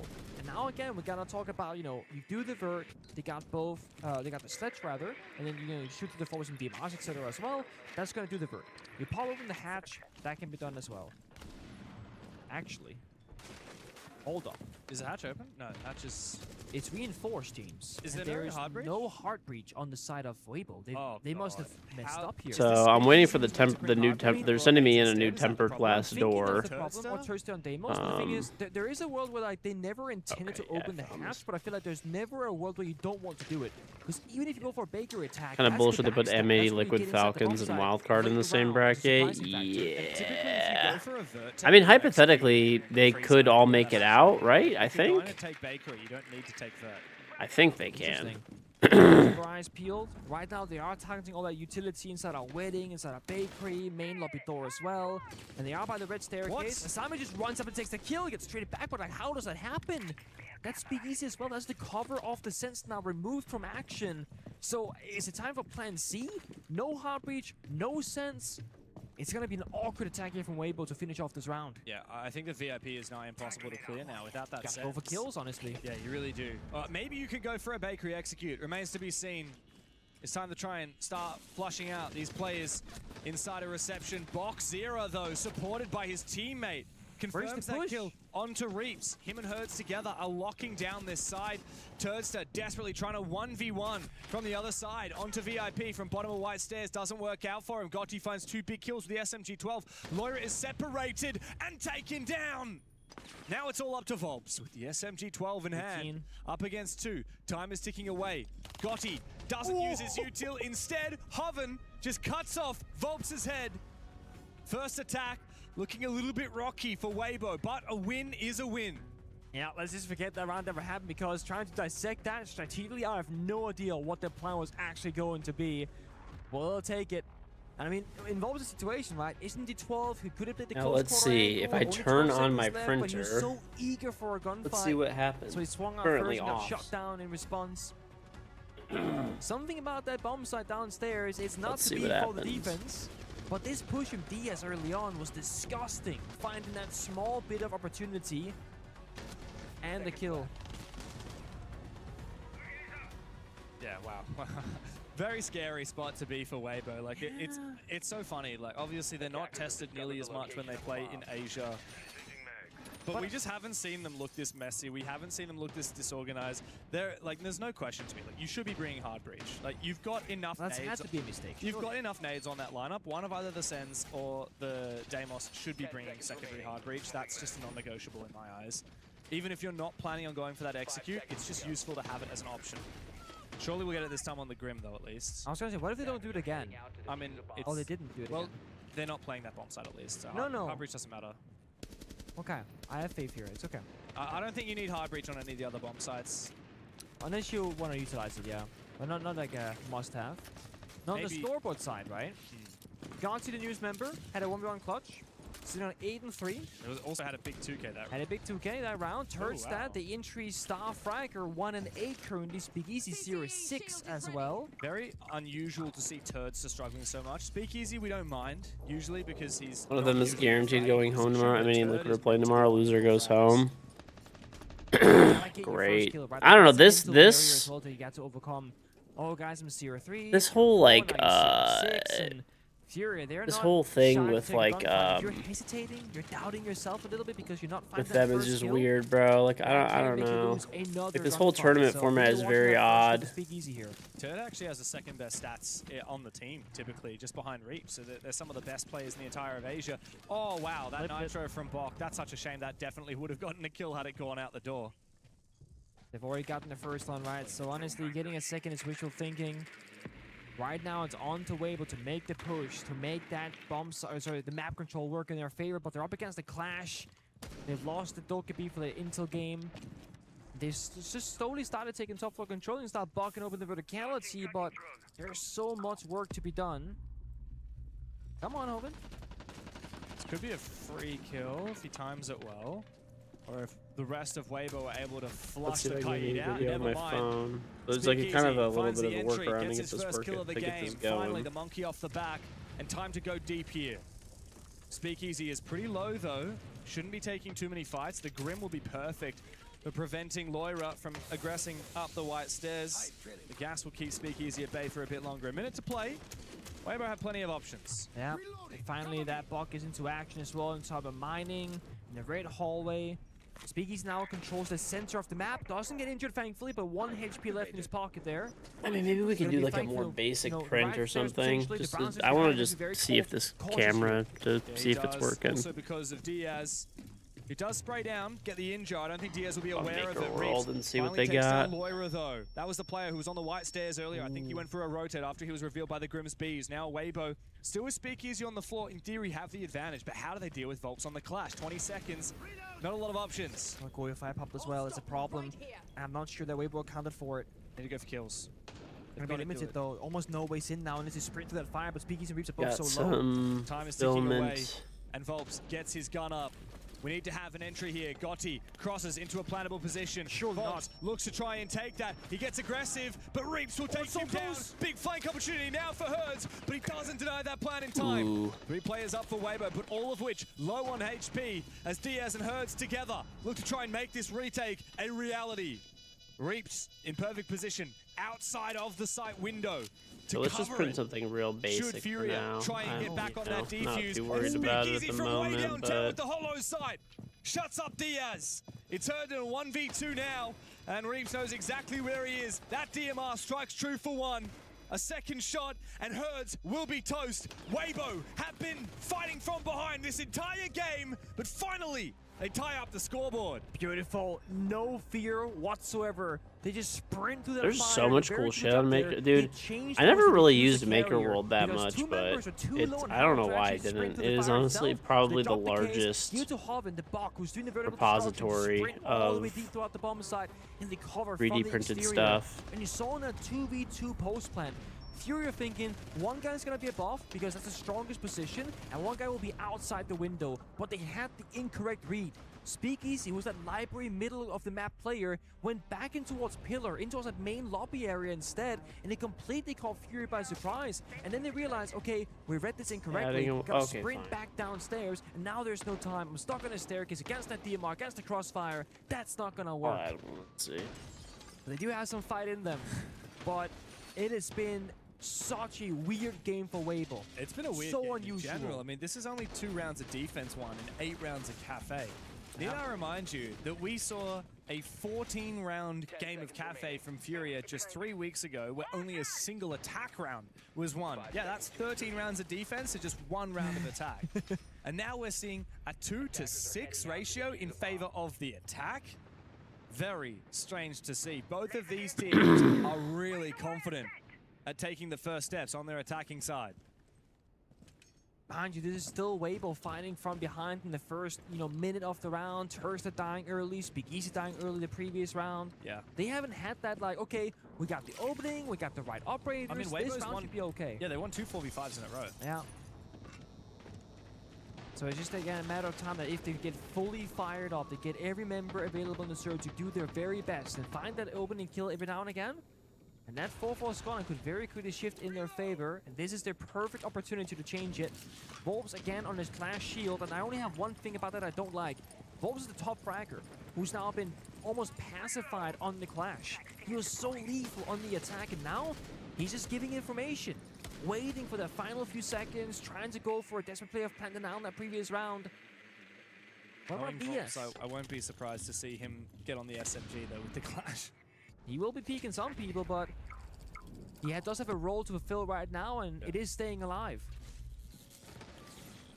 Here comes an entry though from Reeves. Wants to take the 1v1. A lot of damage on the box. Zera. It's a trade back and forth.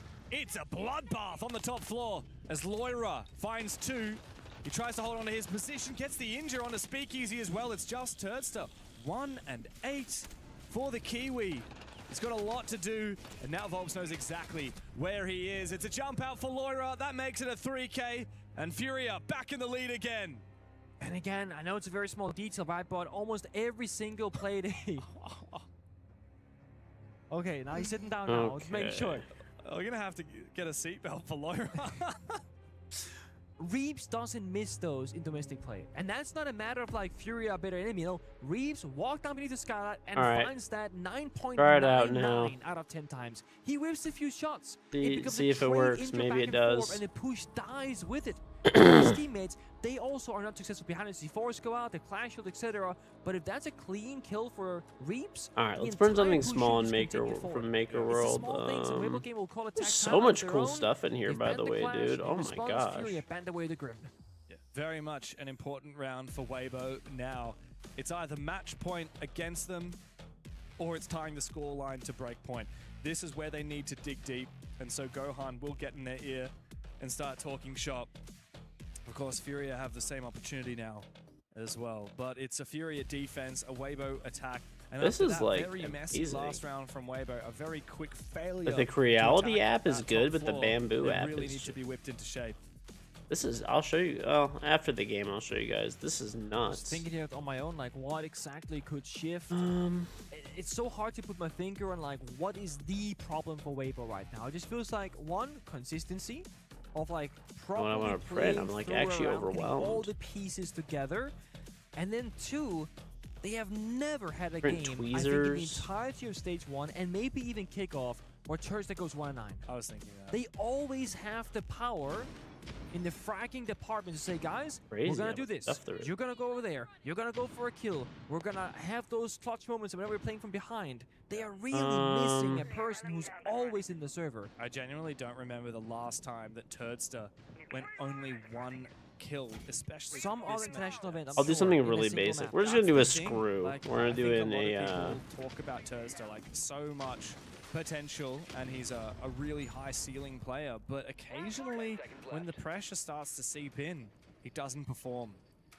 And he's one of the two primary fraggers on this team, with Turd and Reeves really being the core front line, Hoven often supporting it. How is it that it doesn't work? Is second to top fragging behind Reeves? He is meant to be the guy that he is. Oh, the website's just dead. It's not going to be That's enough. great. Like, I just looked up the Bro command. has a job to do, and it's not that didn't fucking work. That's right. I mean, I do think Gotti is playing nice. the role on the attack. Often it says the other way to do it. That's else, easy. Is just to use stream elements, which I guess we could do. But Gotti is your last line of defense, and that's where he's found most of these 8 frags. And that does tell the story that someone else is lacking behind. It's a case of that. Just use all this stuff. Early on, Speaky's doing a bit of damage here on the blind pit, so he's going to be a bit more careful going forward. There's a double shield action. Reeves also on the blitz. This could be a cheese round if you're from Weibo. The double shield. Maybe if you're lucky, you get the bye-bye, but no, doesn't seem to be the case. Second play goes out as expensive, but we'll get the job done. They can smoke off, push Bakery. But guys, I'm not sure what we're fighting. There's nobody really in there. Big kill for Turdster. Team wow, kill. Gotti again! He is the GOAT after all. Reeps is the man with the blitz in hand. He makes his way into Bakery, takes a hell of a lot of damage. Weibo have a massive advantage. Hoven finds the nade kill onto Boxera. Now it's all about consolidating the round. Not even half of it has subsided, and it's a 2 versus 4. With Weibo having 2 players on low HP, they cannot afford to mess this up. It's time to slow it down. Dot all of the I's, cross all of the T's, and make sure that every kill here gets traded back. Hurts feels it. He's like, guys, they're setting up. It's going to get harder and harder. If I lash out right now and get a kill, it'll make the round easier for my entire team. Almost gets Gotti. They have Hoven above, doing verticality. Actually, he's backstepping. There's a free to hatch. There comes the push and reach the flashbang. I cannot believe they haven't traded this. A little bit too close. Hurts finally takes down Reeps, who was on the blitz, but now he's trapped in a corner like a rat. Weibo look to hunt him down. Low HP for both him and Gotti and Hoven, but it doesn't matter. 1 HP, and the Indonesian will swing from way downtown inside of the site. It's another round for Weibo, and with that, we continue to battle this tug of war back and forth. 5 rounds apiece. I really like that Hurts was like, guys, either we swing now or it only gets harder. I was thinking the Hoven was going to go above with the sledge and break the floor apart, but no, the hatch was soft leading into freezer, so you hot dropped it with the sledgehammer and backstabbed the bombs. That's how he found his kill. So Weibo doing a great job, but let's go back to the beginning of that round. A team kill to Speakeasy, jumping in the window, double shield, Reeves and Speakeasy on Blackbeard and Blitz. very unusual circumstances, and it's I did it through Gotti Stream Elements. again I also just who gets added his team into a winning position. the Stream Elements bot I mean, it would be crazy to see Gotti top frag. to allow Like, not you that he's guys bad or to anything, it's just get like literally loyalty the thing points that from we've that and heard stuff from, too. I think it was Why Gotti not, and man? Speakeasy have both said it. You know, we talked about you Honestly. can pick up pretty much any player you want. The way that I right? did In it is APL. loyalty In is APL. enabled. And It's honestly, gonna you probably could have be imported a few players if you really wanted to. Possible. With the promise that this team has and the almost guarantee that they will make it to every single international event because of their stature within Asia. and you get 1 And basically, renown we wanted for Gotti every for minute one that you reason. watch. We just Subscribers get wanted 5 someone who just renown. wouldn't die. Yeah, we wanted someone to sit back, Follow do their job, and just first time never you get follow, picked or if you're first. already following, And you get to his 100 point credit, I mean, he bonus. doesn't have a single opening death in this game. If you Like, sub, that's you the get a same for 10,000 Hoven or point bonus. You Speakeasy or cheer Toadster. 100 bits, you get a And he's 1,000 top point fragging bonus. alongside Reaps. So pretty easy. And he's playing Maestro and other util heavy operators too. Yeah. He just do be the GOAT, man. A lot of value to be found from this Reap Sledgehammer, breaking castle barricade after castle barricade. Again, whenever you see a castle barricade, if you're playing ranked, casual, pro league, whatever, Doesn't destroy it. work. Because it's put there for a He's good running reason that wants to inflation. favor the defense. And even if you don't know what It to should do work. with Oh, you know what? castle, I know why it's not castle, working. Hold just on, break I'll it fix alone, it. will give you I don't some have the work. bot enabled in my Back chat, up so it's obviously all crit window repel is a not very gonna good fucking ship work space, if it's so not it's pretty enabled, safe right? here from the peak of Volps, who's now finally on a real gun, the Asami. Honestly, Volps could very much win this. No, but the shield blocks the face. There's just no way here. The Keeper's going out, takes a bit of damage, and that's gonna mean no more Asamis. Well, I can't stick around too deep inside the piano any longer. Falls back towards Pixel spot. Doesn't want to surrender that first opening pick too early. Just notice how Weibo have really slowed down after last round. Yeah. Slow and steady wins the race though. And now they set their sights on targeting Volps, finishing him off. Is he confirmed out of piano yet? It seems like the answer to that is yes. Hopefully that nade does take it down. Indeed it will. Reaps in his position. Sledgehammer comes out. Goodbye to the barbed wire. Seems to be there. goodbye to the castle barricade. Gotti yet Why is it not working then? double digits This for the man- Korean. Made the command He has active. stepped up in a big way for Weibo. 5v4, another opening kill. As the APL roster march their way towards match point. And there's a mirror window right now on the other side of Cox as they push towards the wide hallway instead where it's safe. They're on the window. That's Repels weird. cut off that rotate up the stairs. Maybe too, I'll so like this means remove they it from can't my people chat and play re-add it or as they're something. supposed to. They're locking down the Remove from flanks. chat, Outreach add just to started on the vert chat. with that sledge. We're not sure On the exactly bot. what top four is too. So final track will go through onto a roadie. Bot Are we modded. getting flanked? Is there gonna corner? No, okay, they're downstairs. Keep up that Okay. verticality. There's only one C4 lingering beneath them. In the pug of Diaz inside a train room. If I don't that know. finds Give it a little Reaps bit too and then early on the try it, I sledge, guess. that could be We'll doomsday see. for Weibo's attack. Right now, not the case. Patience for Furia though, they just don't want to expose themselves. Another drone taken down, almost a kill. Onto Diaz. Saving it for the plant. Time is ticking away. Weibo may find themselves in a 5 versus 4 execute, nay, a 4v4 execute, which could be devastating. Reaps thought he had a chance, but no, misses it. Things get dicey now. 20 seconds and ticking away. Furia just need to hold on. They still have that one nitro cell on Diaz. They deny the plant in the late round, and I can see people from that defensive side rotating down below to look to play flanks and look to play Planted Isle in the late round. But Gotti and Hoven together. The Korean is on 11 kills. Speakeasy starts to force that plant down. Diaz in a position, finds one. Go for a double. C4 comes out. Big nitro, but it doesn't land. It's Mark. Speakeasy right on top of that plant position with the Blackbeard. Just watching. Keeping Diaz at bay as Boxera tries to buy some time to sneak up from the red stairs. Reaps also all the way back inside of Train. Tries to hold the line. Big kill for Diaz. Needs to follow up. Reaps must clutch now, but Diaz! The quad kill! To get Furia back in the game and back in a position to finish this off. Disaster in the server again to Oh, yeah, that's stress what them we're the side gonna of Weibo. They can play that 2v2 in so many different ways. Speakeasy with that C4 was stuck on the mining machine, but after the C4 gets popped, you can walk backwards using Reaps as cover, play deep inside a train, play the long angle, because guys, you planted deep. You don't need to play for bombs if you see the defuse from so far away. Diaz, such good patience though. Found all the kills, isolated every single gunfight. His teammate wasn't even needed in that clutch. But that's, I think, just Weibo getting too much panic in the voice communication. I hate to be that guy, but who died right before execute? Turds that on the Deimos with trackers in pocket, the ability to just lock down at least one defender with gadgetry instead of a gunfight. Turd has been such a good player for Weibo as of late. I hate that we have to harp on about it, but it's screaming at us. 2 kills to 10 deaths. It was such a good round. 5v4, had the Vert, had the roam clear. And look, Speakeasy's 2-9 too, but he's the guy getting the plant down. He's a support player. He's there for his leadership and his support. Turdster is there to pop heads. That's what he's good at. That's what he's one of the best in APAC at doing. That's his role. That's what he provides to the team. And right now, okay, so I've never used the Sprinter software before. This is new to me, but have demanded the respect after this game we'll do this. Scene. They've taken down greats before. I mean, these players know what it's like. Take it easy, Shades Slayer. Really solid teams on the international stage. The 3 hours at the eye care center trying to use context. Your eyes are fucking raw. I actually am not gonna lie. I hate. Like I remember it took me a long time to get used to contacts when I was when I got them. I mean, I don't have them anymore. I got LASIK. That was even worse, bro. And the only 2 operators that are getting value from that right now is the Dokkaebi from Reaps and the Deimos that Turt's been playing the majority of the attacker rounds. So when you're committing this much involvement around the Deimos, we need to see it find some value. It can be in kills, it can be in tracking players, but when you're dead, you're not going to get either. There is a world where you play a support Deimos, right? Play the can open as Harpy's Destruction, distract people almost like a... What are you doing, Reaps? Guys, we never drone Cigar. We never checked the default corner.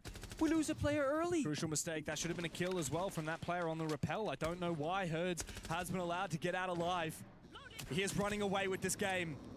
Weibo have won from 4v5s on the attacking side before. They need to do it again. Otherwise, it's GG. Perfect time for a rant play, and it pays off. Hertz has been, as usual, a playmaker in this game. Never shy for a fight. Speakeasy now with the shield has to make a lot of value happen. Holding gets a kill off that grenade, forcing Hertz to relocate beneath the skylight. Now we're back to even numbers. Still got the Deimos tracker, got coverage from the Sense. We got all the right tools, but we have to execute together. I want to see Turd get active. He just saw the Tracer. He knows where Mozzie is. Hidden away. Big Nitro cell. A lot of damage, but hang on a second. Speakeasy essentially guaranteed the kill on the Lyra. And Gotti has gone big again. It's Halvin to finish it off with a double. Pengu, we're going to overtime. 6-6 on the docket. Weibo feeling that sigh of relief. Oh my god. Now we're entering a best of 3 in terms of rounds, and those pushes, they're happening, they're working. And the teamwork was great. The grenade with the swing, pushing into top wide, into stock, getting a crossfire established. And the sides. Maybe the most important thing for the conversation right now of whose favorite to win in OT. Well, I can spoil for you right now. Weibo will stay on the attacking side, Fury on defense. And with how this has been playing out, attack is where you want to be, especially given that they're finally figuring things out on that exact side. Do my eyes deceive me? Another Maestro play without the Brava band. But from the other side, it's Volks on the Maestro this time. Weibo did it once, and it worked like a charm in theory. I mean, funnily enough, it was actually the Dokkaebi that destroyed Gotti's phone, but he ended up getting 3 kills with the Elder anyway.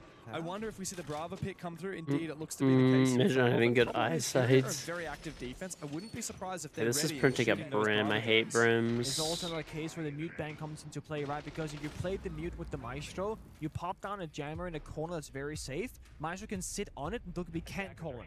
That's one of the few ways you can counter if you're like an Echo or a Maestro, because like we always say, you call the Maestro, you have to answer the phone. If you don't and it pops up, you lose the ability to check the cameras in the future. And if you just call them while you're going for a plant, well, you can't do anything about it. So the plant goes down. Watch out, run out here from Herds. Goodbye to Reaps. 2 rounds in a row. And the star player from Weibo has been shut down. Gotti has well and truly surpassed him, as has Hoven, by the way, who's hit 12 kills. He's quietly snuck up there, here for Weibo.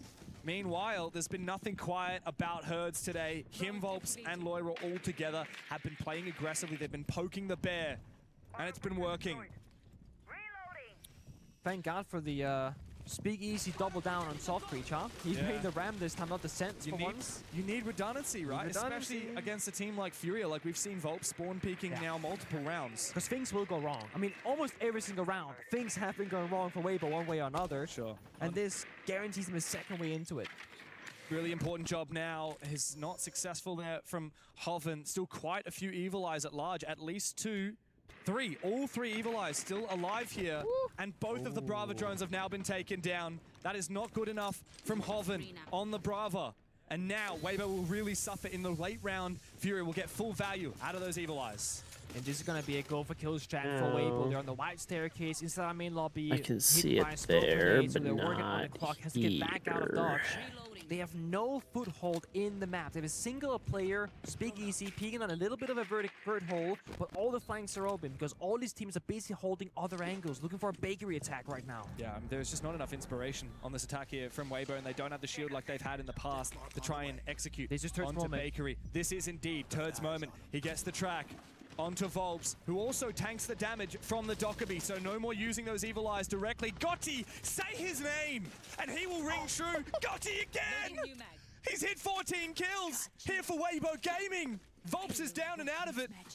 The Evil Eye monster has been slain for a few more moments, as Box Zero also going to take a hell of a lot of damage from that Dokkaebi call.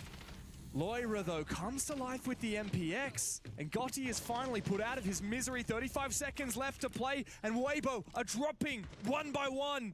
We need Turster to have his moment. We have been waiting for this all day. Into the side he goes, sneaking forward, reveals his position with that grenade, but that does not flush Herds out of position. Out comes Loira, pokes his head, and Turster finally finds the kill that we've been needing from him. But it is all up to Turster now with 1 HP. That defuse is lying in wait. Maybe it's working. Loira, as is Boxera. Another match point opportunity is available. How do they throw that? I forgot he got those kills, dude. Somebody has to help Gotti, man. This guy is finding the entry in the beginning of the round, the mid kill as well, locking down all the rotations, and no one is going for a plant. They could walk in prep that entire time. There's no one playing by the window. Gotti killed that player long before. And if you just walk on in, they could quite literally go for a plant as long as Gotti was alive inside a code check. I feel like right there, it's a lack of oversight from all the members of Weibo saying, guys, what is going to be the win condition? Because if you talk about who's alive and who's dead, planting was on the menu, absolutely for free. And yet, they never went for it. It was never even attempted. Once they got the case died, they didn't even realize it was on the ground. Turster was deep in the bombs. I'm thinking, oh, guys, I can plant. Oh, there's a Baker. I gotta go back and get it. And then his teammate dies.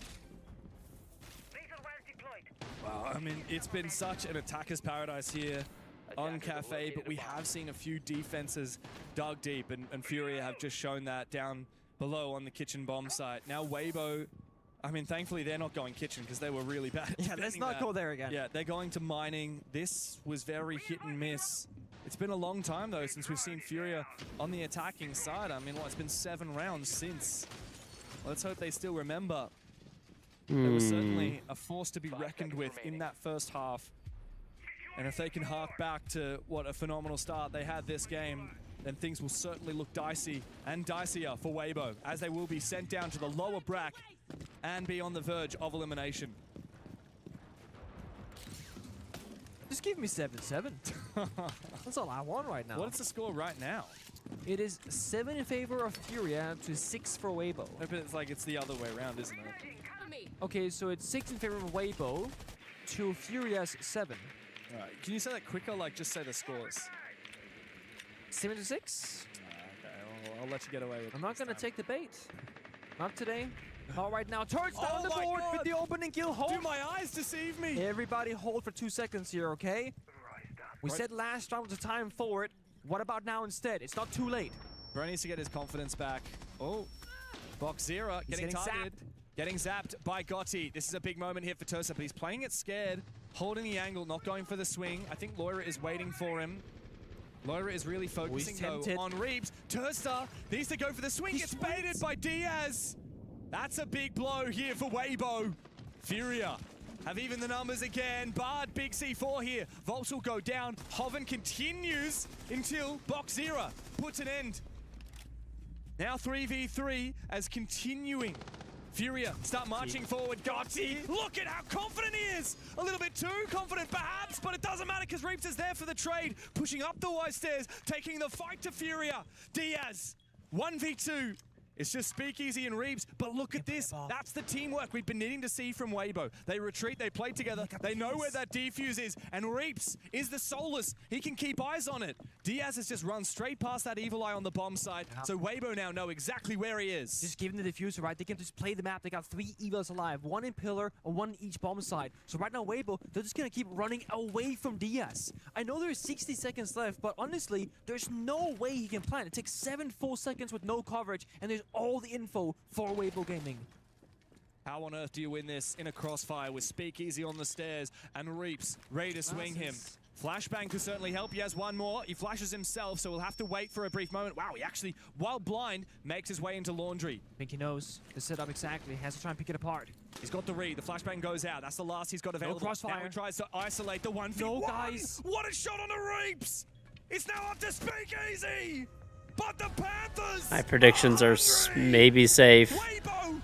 Maybe safe. But Furia are a mighty force to be reckoned with. It takes to overtime, but Furia will crush Weibo's dreams. To push all that distance, to have so many clutch moments, for Gotti to time and time again be the hero for Weibo, only to get into a perfect 2v1 position to bottle it. A player sticking around, a player falling back, separating themselves from each That's other, not what I wanted to giving do. the Brazilians a 1v1, the area in which that they are the best region at in the entire world, the gunfights. Wow. Furia are just 1 BO3 away from the main stage, and Weibo just 1 away from getting knocked from the tournament. What a performance from Furia when it mattered most. It might have been back and forth throughout, but I tell you what, Diaz, take a bow. 9 kills, 7 of which came in 2 of the most important rounds that Furia may well play there we go. in the next couple of days. Nice. Best of 1. I wish There's the 3D printer, chat. There's the new printer. How integral this is to the format here at EWC.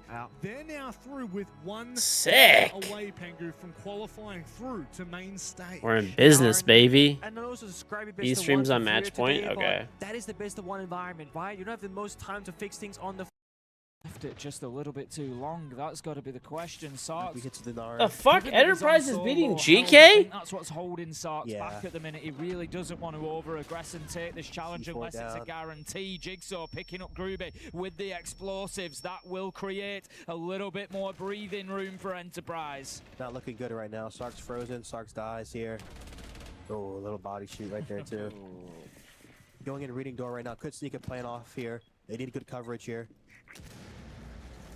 I'm not sure that they're going to prevent this going down. Wow. Yogg is going to confirm that 4 versus 3 as Yupo manages to pick one from above. And this could be an uncharacteristic error from Enterprise. They had the round and the map in their hand, but then 2 quick kills coming from GK, and they find themselves now 1v3. Brendo with it all to do. Ask on the final kill, and that was a brilliant opportunity spot from GK. Yogg in the gap right there, getting the bomb down. No smoke coming in. Okay, we have like way too much stuff on stream. Push back, and he gets to go over Brown, but he was still too far to initiate that retake up Brown to stop the plan, and it came in too late. Yogg got outside the pillar door, went into the power position, and wow, what a round from DK to really pull that one back. Should not have been a round 1 for them. 3v5, made it work. And this is probably the point for Enterprise where those thoughts. Okay, well at least we got it working. That's cool. That's 2 rounds now, and we should have won that one. They'll know that they shouldn't be in this position, that it should be done and dusted. They should be celebrating right now, but instead, they're going to be loading into round 11 here, and they're letting this one get closer than it needs to be. GK. That's cool. That's a direct video feed instead of what I was doing before, which is like cutting the screen. Of the ability that we saw from them in EML. 1 more round and they are back in touching distance, and the pressure is seriously on Enterprise at that point. It's going to be Kitchen that Enterprise go to try and close this out. We saw them win it back in round 8. Gonna be a quick play, Tim, right now with the Aurora probably through small side with the glass going through Bake here. Taking some pace to Enterprise right now. Let's see how this works out. I do like this though because it really shows you're still in the game, you're playing, not being afraid to go for a quick call when you're even down. Let's see this here. Getting rid of the Elamine 2 on front door walk. Might be a front door walk too. Nice, we have everything on hotkeys now. That's cool. Sox has used that as a point of ingress a number of times now. Anymore. We've seen him be able to go in there on the IQ, on the Dokkaebi, and at least be left alone for a while, if not go in and get an entry kill as well. Twitch drone will spot the Azami in behind Bakery counter, which will have been a presumption that they were there, but Twitch drone instead just going to be left in sight for intel. They're going to close small. You're the blob in the left corner. Alright, bro. I might just hop small here. Damn haters. The lot of you. Tube freeze the door open. Gonna go bake with 3. 4 actually. Heavy front right now. Nading through the... Using the glass nades. Missed both nades. Capital's up too. I feel like the Capital could be so... Yeah, that was the main play. They need to rotate smoke. C4's gonna come through. C4. Oh, missed the C4. Glass popping shots. Glass is in, but the 2 brow does counter the glass thermal sight. They get an opening kill on Jigsaw the Mute. Opening up this prep wall is going to push Cairo back right now. 2-on needs to relax and make them walk in. They have a great crossfire here.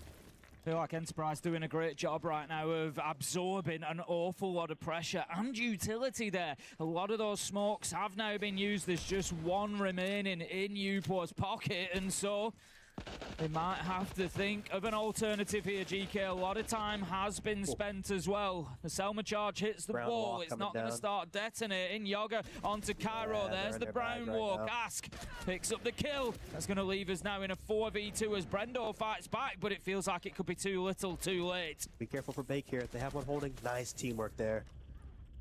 All left on Brendo Ace. Stuck in coat here. Pop shots, dead to VIP, 6-5.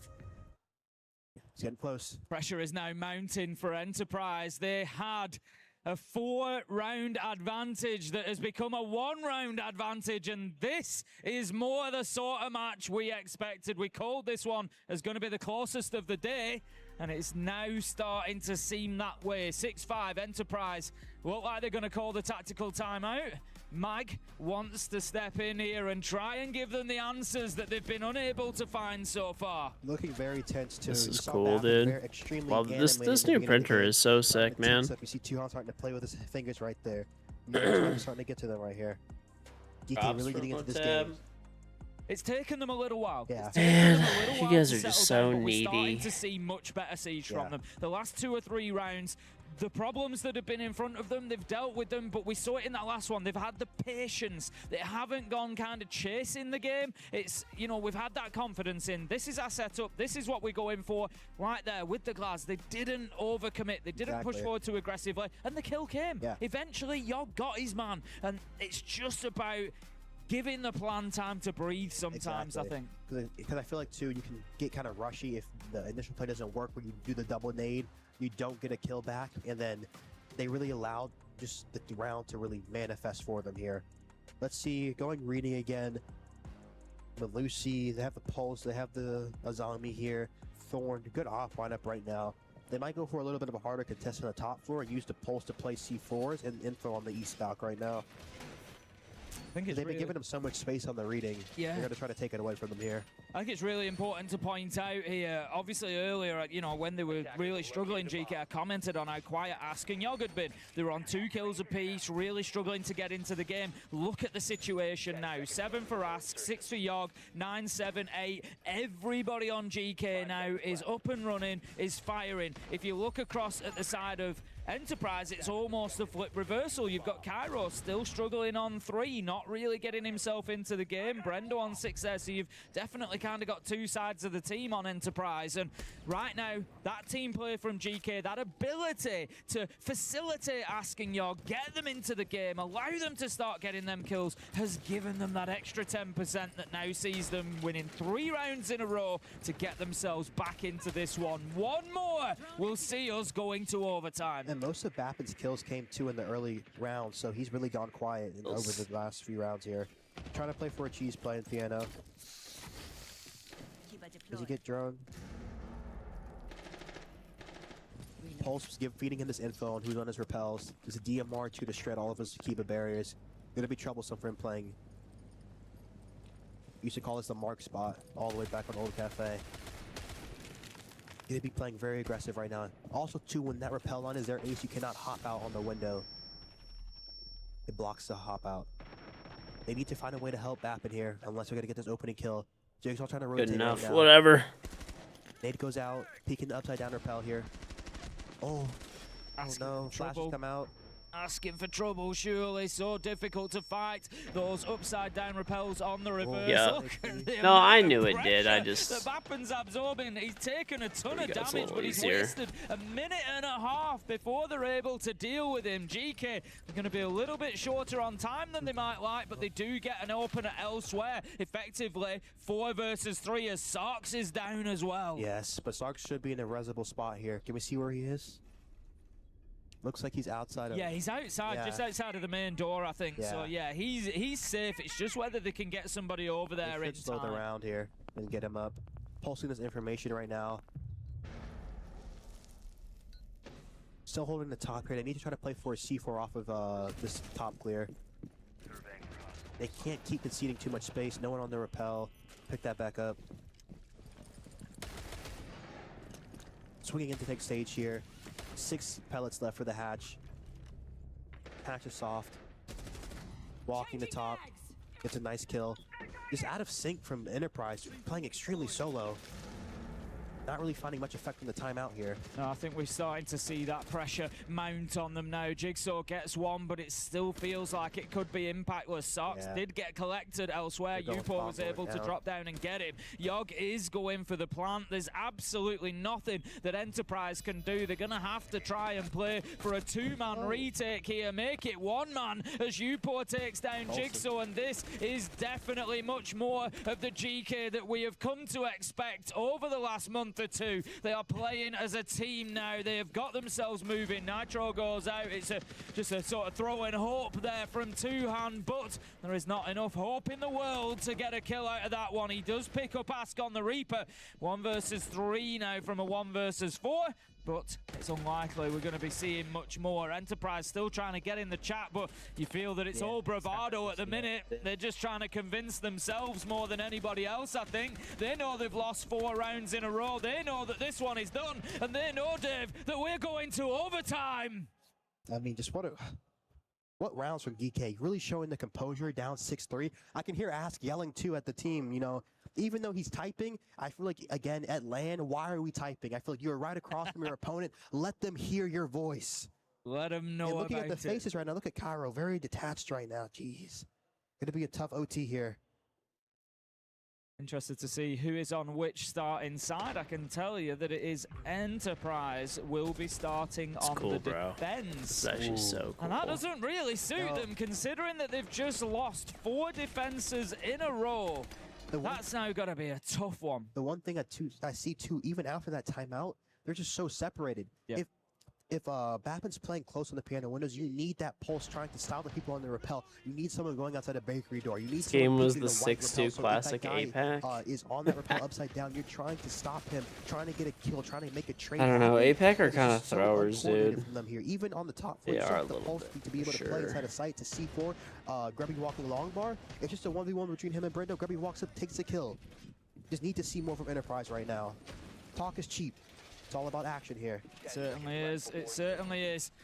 And we'll see who is able to get themselves this one done. The best of 3 rounds now on Cafe. Enterprise will start off on the defense, and they will go to Fireplace and Mining. We've got another one of those laser setups, like you said. It's going to take some serious moves to get through there, unless they're able to pop a few of those trip connectors and start breaking that web up. So you see Solus now below scanning. That's another element they're adding to play for the runouts here to try to break that push here. They might have info on him. No, they're just checking to see if the window's double hit. Grubby better be playing the top. Gonna have to care for the runouts here, but they have it running the Nomad forward, so they should be good here. Going to open up that piano window then. drones go in, and as you say, GK really just paying their due diligence, just making sure that they're not going to get hit for an easy kill. They know that Enterprise might just go and try and cheese themselves a little bit of a start in the round. They don't want to give them anything for free here, and they've done a great job of not doing. Like I said, it just really feels like in the last 6 rounds or so, particularly that second half, GK have really activated. They've switched on, they've locked in, and we're starting to see a much better game from them. A little bit of a run out here, but Ask is ready for it. There's the down, there's the kill. Wow. Beautiful play from GK. Beautiful. And he, yeah, because he sees the Nomad charge, he just needs to be better than that. Now they're really on the back foot. It's all on the pulse here for the information. Need to try to get. I don't know why he's making that aggressive of a play right away. Should not it's get crazy. much of the piano side. Gonna be going deep solo. Gets one. Wow, great kill. Going to the white window. Should have his cut. Still 1C1. Still one in the bathroom. 2 whores off the side right now. DK need to pick where they want to go for. Y'all gonna be walking cigar shop here. One repelling in stage. It's all on Bappin. Pulse up low. They know he's pushing. Kara gets another kill here. Kara 1 HP, 1 hopping out. Walking the bar, sees 1. Bappin with another. Up white. Ask with 2. Oh my god, Round's bro. back in control right now. Kara 1 HP. They could put a call on Kara lower white right now. I don't think he's answered the phone yet. They do have a spot. He is the one he has tracked right now. Gonna be rotating lower red. 1 C4. Call goes out. They should play to isolate Tuhan right now. You did say earlier that Ask can be one of those superstar players that can really deliver in the big moments for his team, and we felt that GK just needed that little bit of impetus, that little bit of input from somebody like him, and he gets himself onto 10 kills with a big double that's brought him back into this round. But Cairo will shut him down. It's all up to Sarks, another capable player, but look at his health. He's got about 30 HP to his name, doesn't have diffuser in hand, has to play for the kills. Cairo picks him up. He's been quiet up to this point, but comes on. I thought with all those kills, Ask got that. Enterprise get themselves the defense that they sorely needed for the last 4 rounds. They do it 1 round too late, and now they need to find another. Very good round from them. Really just seeing them get aggressive right there. Bappin getting aggressive. Cairo getting outside the map. Playing Bless for those you, straight thanks, games. buddy. It got a little bit dangerous there in the mid round, but they found a way to get that out. Let's see how our printers looking. Just this from us, just allowed to walk across that top floor there, and the reaction with Bappin coming through the rotate. Beautiful stuff from him, but not quite enough to get the round for his team. This one at the minute is absolutely anybody's, but Enterprise do move on to the attacking half now. They did overturn the advantage that GK had, given that they'd won 4 attacks in a row, and now Enterprise, they won 4 themselves, and they're going to get the opportunity. They will be attacking onto Kitchen. If we have a look, it was 50-50. We saw it played twice. GK won it once on the defense. Enterprise won it once on the attack. What I would say is that GK won it much later. They won it in round 5. It was the first round that Enterprise won. Do I know any of these players? I mean, I've watched them. I know Yaga really well, actually. I used to play Yaga with Yaga a lot. He's actually an NA player. But the rest of them I don't like. I mean, I've watched them play, but I don't really know them. That really won it out for them. I think we're going to see a much more difficult attack for Enterprise. Bringing out the Thatcher right now, bringing out the IQ combo too to really spot the echo cams here. Going to deal with their win con for late. They need to try to make a play to break this push early. I think that's what the Pulse is going to be really good for here with the C4 shotgun capability.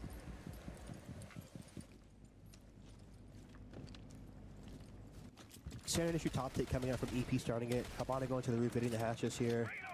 Going to get the ram in to make the vert. Jones coming through piano side right now. It's going to be a very slow round here. Let's see it. I think that the nerves start to take a toll on the pace of the rounds, don't they? As you get this deep in, nobody kind of almost start playing not to lose rather than playing to win. Nobody wants to get aggressive. Nobody wants to be the player that dives in and takes that entry death and puts their team in a bad spot, especially if you're on the side of GK right now. Enterprise, of course, with 2 opportunities to get this 1-1. Despite that wobble that they've had at the second half of this game, they do still have a good chance to close it out. out and to proceed in the upper bracket here at the Esports World Cup. Ram will get in. Boogie Drone doing its job from above, opening up that verticality, but we see the impact nade come out, and that's just going to take out the Boogie Drone and slow it in its tracks. One Echo Cam gone. Sledge getting to work now at the They're really afraid of this pulse. They They really only have like 2 C4s though. Really one. They threw one. So I don't know what they're so. I mean, I guess there's impacts on the board as well. You could just get pelted, but I'm still looking at that same position. It's Yog. It's way less likely. It's the Tubarão. I'm looking at what's the plan here. What's the plan for Enterprise? They didn't deal with it last time. I need a coffee, How bro, are they for going this. to make sure that that doesn't become an issue this time? They've got 2 nades from Jigsaw. Do they maybe bounce them around the corner? Do they look at using them in some way to be able to hold Yog at bay? yeah, I mean, they don't know where the C4 is, but they know, like, I don't know if they have all the enemies ID'd. If they have them all ID'd, they should know that there's... Going for the great C4. Oh, speaking of C4. Yog from that position, Come on, able Yog to deny the push. I'd said that it was my concern throughout. Enterprise were less worried about it than I, but they should have been a little bit more. The Zoto canister comes out to try and stop that push onto him that we've seen previously. And again, Yog is doing a great job here at just holding back the tide. There's going to be a little bit of a wander down Brown Stairs, but Brendo has got into a position to put the diffuser down. You can't be losing to However, Enterprise stops it. Rent-A-Car. 5 versus 3 now. GK holding on just stood and in looking the to take us to that 15th round. It's retake time for Enterprise. Right now, low time, no chance. And Tim, it was really down to Enterprise. They really kind of let that round slip because even if you're in that spot to get the bomb down, you need your players on the vert covering. You see another player dropping the hatch. There's no need to drop the hatch. You already have a person on white. You need to make sure you hold the coffee double door where Groovy was able to vault through, stop the plant, and then prone and waste even more time off of the flames here. And you saw that they usually brought the Twitch drone in to be able to clear those flames early. They weren't able to clear those flames. They didn't use a nade for the flames, so it really allowed them to stall in the late round right there. And a great C4 from Yog being able to break that initial play. Yeah, really nice defense. We see, all the utility that was thrown at Yog there, but they still didn't get that kill onto him. He was still able to find the nitro, really break, the back of that attack before it really started to get established. They just went bar. How do you feel about that? I'll tell you what, I feel nervous. I feel nervous for Enterprise. We have not seen a top floor site yet in 14 rounds, and Enterprise choose to go there now. I can tell you from over the last, I can't tell you the exact numbers right at this second, but over the last 2 or 3 years, this site has never got above 50% win rate for the defenders. I can tell you that now because I've watched it avidly, and it's a risk. It's a risk. But look, maybe it catches GK a little bit off guard. It's not part of the rotation. It's not something they're going to be expecting. So now GK are having to plan. They're having to think about this quickly. Right now, too, Cena Soul is coming out. The Cade, too. Going to be good for the walls. Thorn. I would like to see an Azami here because this site is just so... It's so passive for the attackers because you can really just be able to be outside the map and really just stall time. Looking to Cade the red wall from up... It's a little bit questionable. Okay, they're going to not put the Cade down. It's good. They're going to Cade freezer walls here, probably. Yeah. You can kind of nade that. They have Idiots and Freezer protecting it. Let's see. Probably going to be a C1 clear right now. Seeing 4 sets of nades coming out. Most of the ADSs are for the bar side, too. This could get tricky right now. Ace coming out, too. Going to be one of the best ops to be able to get this range breach off. Got rid of the ADS, too. Wow. Big. Nearly didn't get away with that. Didn't get the ADS, though. Didn't get the ADS. He blocked it. I think he did. He just managed to body block it, and it Did was, he? we saw the Yeah, shot he did. land Okay. on the Jaeger's leg. We can see on his player card the little bit It of looked like damage he that got it with the Gyro second took, zap. but it's taken and kept some really important utility online there. It's going to enable him to stay in that This is it. position. So good stuff from Enterprise by Loco management. It doesn't really matter. The outcome is the same, and it means that the Jaeger stays in position. But he's going to wish that he hadn't. The flashes come in, and Newport gets the tight angle from Skylight, and there's the entry. Now it's so difficult, too, because you have your solos below 3 people on the site. You're forced to really Come make a on. play right now. Come on, Yog Dog. You guys got the opening pick. 3 could get bad. Oh. Good trade back. Good to be on the solos below here, if they have that info or not on Jigsaw. Minute 20. Brendo getting Enterprise 3 up, back into 4v3. They should have this. He obviously doesn't know he's here, but if he did, man. GK need to not get dragged into rushing through this. They've got a couple of kills. They don't need to get overly aggressive, but they take the opportunity presented. Ask gets the kill onto Bap, and they can smell blood in the water now. They know they're like sharks circling. They want. Oh, is the guy white getting him? Oh, he's jumping out on him. Down, but here comes the jump out. Big play as Jigsaw just launches himself out of white window. The fight is on. Brendo gets one. 2v2, but Ask is the hero that they were asking for. Okay, they're gonna know where Plant's going down. He has one impact. It's on bar. He has to move away. They can't find the kill. Jigsaw, he's gonna go back to it again. He has to just shoot through the floor. He will manage to land some shots, but Ask is going for it again. Oh my god, let's go. Fucking APAC throws, dude. Literal APAC fucking throws. Classic. Classic APAC, bro. God. Every player out of their chairs celebrating unbelievable scenes. Unbelievable. They're winning 6-2 to close out Cafe, and they couldn't get it done. There wasn't enough chat, there wasn't enough shouting to get that one over the line, and GK had all the response. Tim, you said it. Don't go I want to get some coffee. Bar 7-7. Oh my gosh. I mean, look, far be it from me to say. Hopefully we can get a rank stack going, early rank stack. That'd be sick. If only somebody would listen. Every player out of their seat, and rightfully so. What a comeback from GK we see here. It took them 15 rounds, but they get it done. A super important round in overtime. We saw a very attacker-favorite Cafe. Yeah. Also in overtime, everybody knows how to defend. And then with that final round, they get the entry, they get the information, they get what they need to do. And GK, they say in the upper bracket, they have an extra life. Incredible. I mean, that's siege right there. Such a big game too. That's what we tune in Going for. into a qualification game, best of 3 versus an elimination game, best of 3, especially off of this type of loss, you know that's going to get an Enterprise head. Looking at the players too, we're just really stunned even. Looking at Brendo, just what a game. This is exactly why we tune in, and even in that last round, it was almost as if that last round just was kind of a miniature version of the entire game. Yes. It was one team in the lead. Yeah. Oh, they've come back. Oh, it's 2v2, and it's right down to the wire. It just encapsulated it so brilliantly. We see the highlights coming out. There was so many moments throughout that game. Nice shots that were hit. Great team play from both sides. Ultimately, GK, they dug deep, and I'm impressed. Yeah. They continue to impress me. They were the mystery team in EML. They came in here. It was a slow, nervous, shaky start from them, but they have found their feet. Shepard, I've no doubt, helped at the tactical timeout and at halftime, and they've got it overturned. Brilliant stuff. Yeah, this is a slow start for them here. I mean, of course, for EP, what are you going to do if you're GK? If those players, 9-1, whatever. Even at that point, Jigsaw hadn't even gotten a kill yet, but it wasn't even necessary. EP had a great start to this game. They were talking. They were getting very vocal, not just in the chat, but also, with their emotions, with their signals towards the enemy team there. And then for GK, when they were starting this comeback, it almost felt like they weren't believing in it themselves. Like they were not super motivated towards each other. It seemed like even if they were getting these rounds, Groovy still had his hands in his head.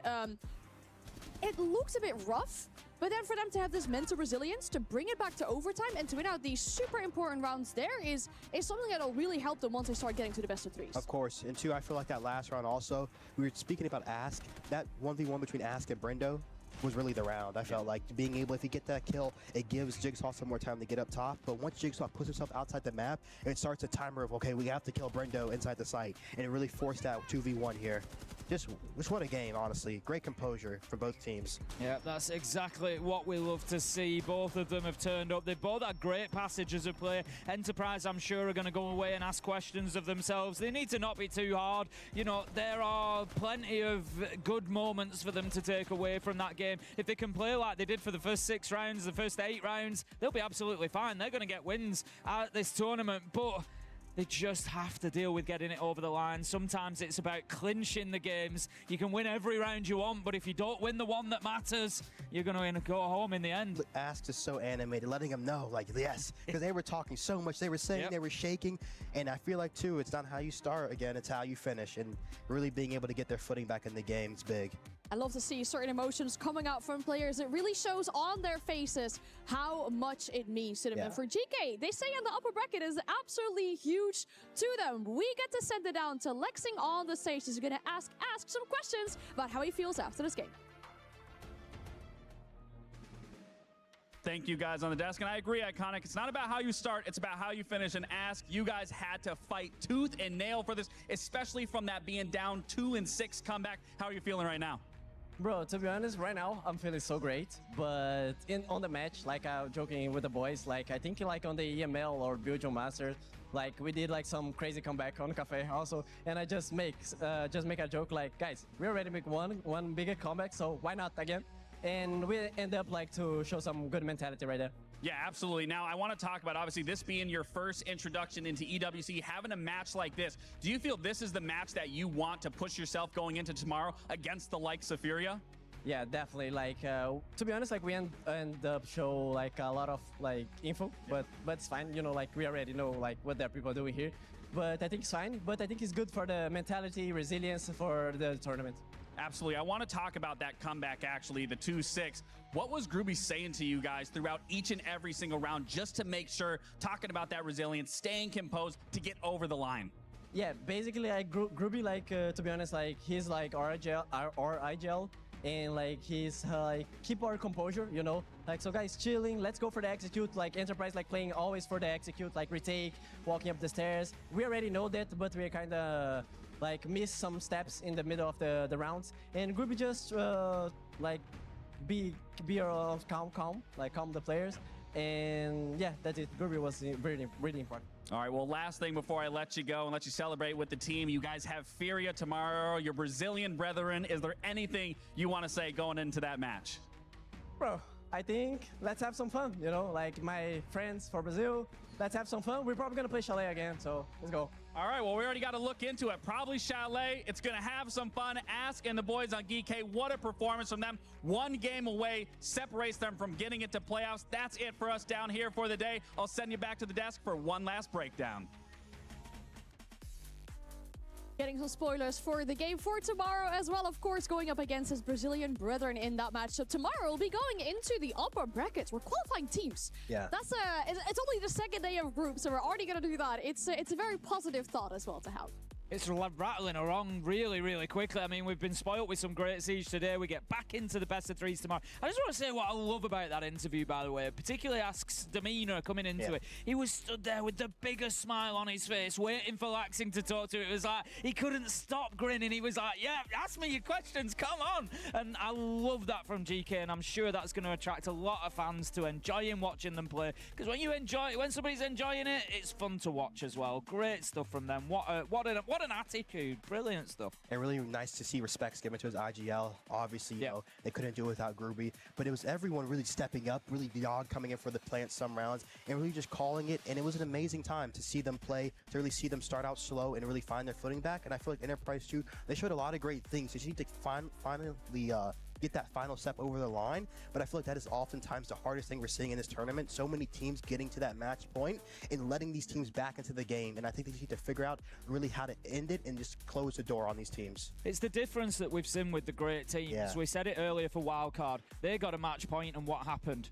It was done. Yeah. It was out, sorted, on to the next one. And that's the big difference between great teams and good teams. Clinching out games is one of the most important skills you can have.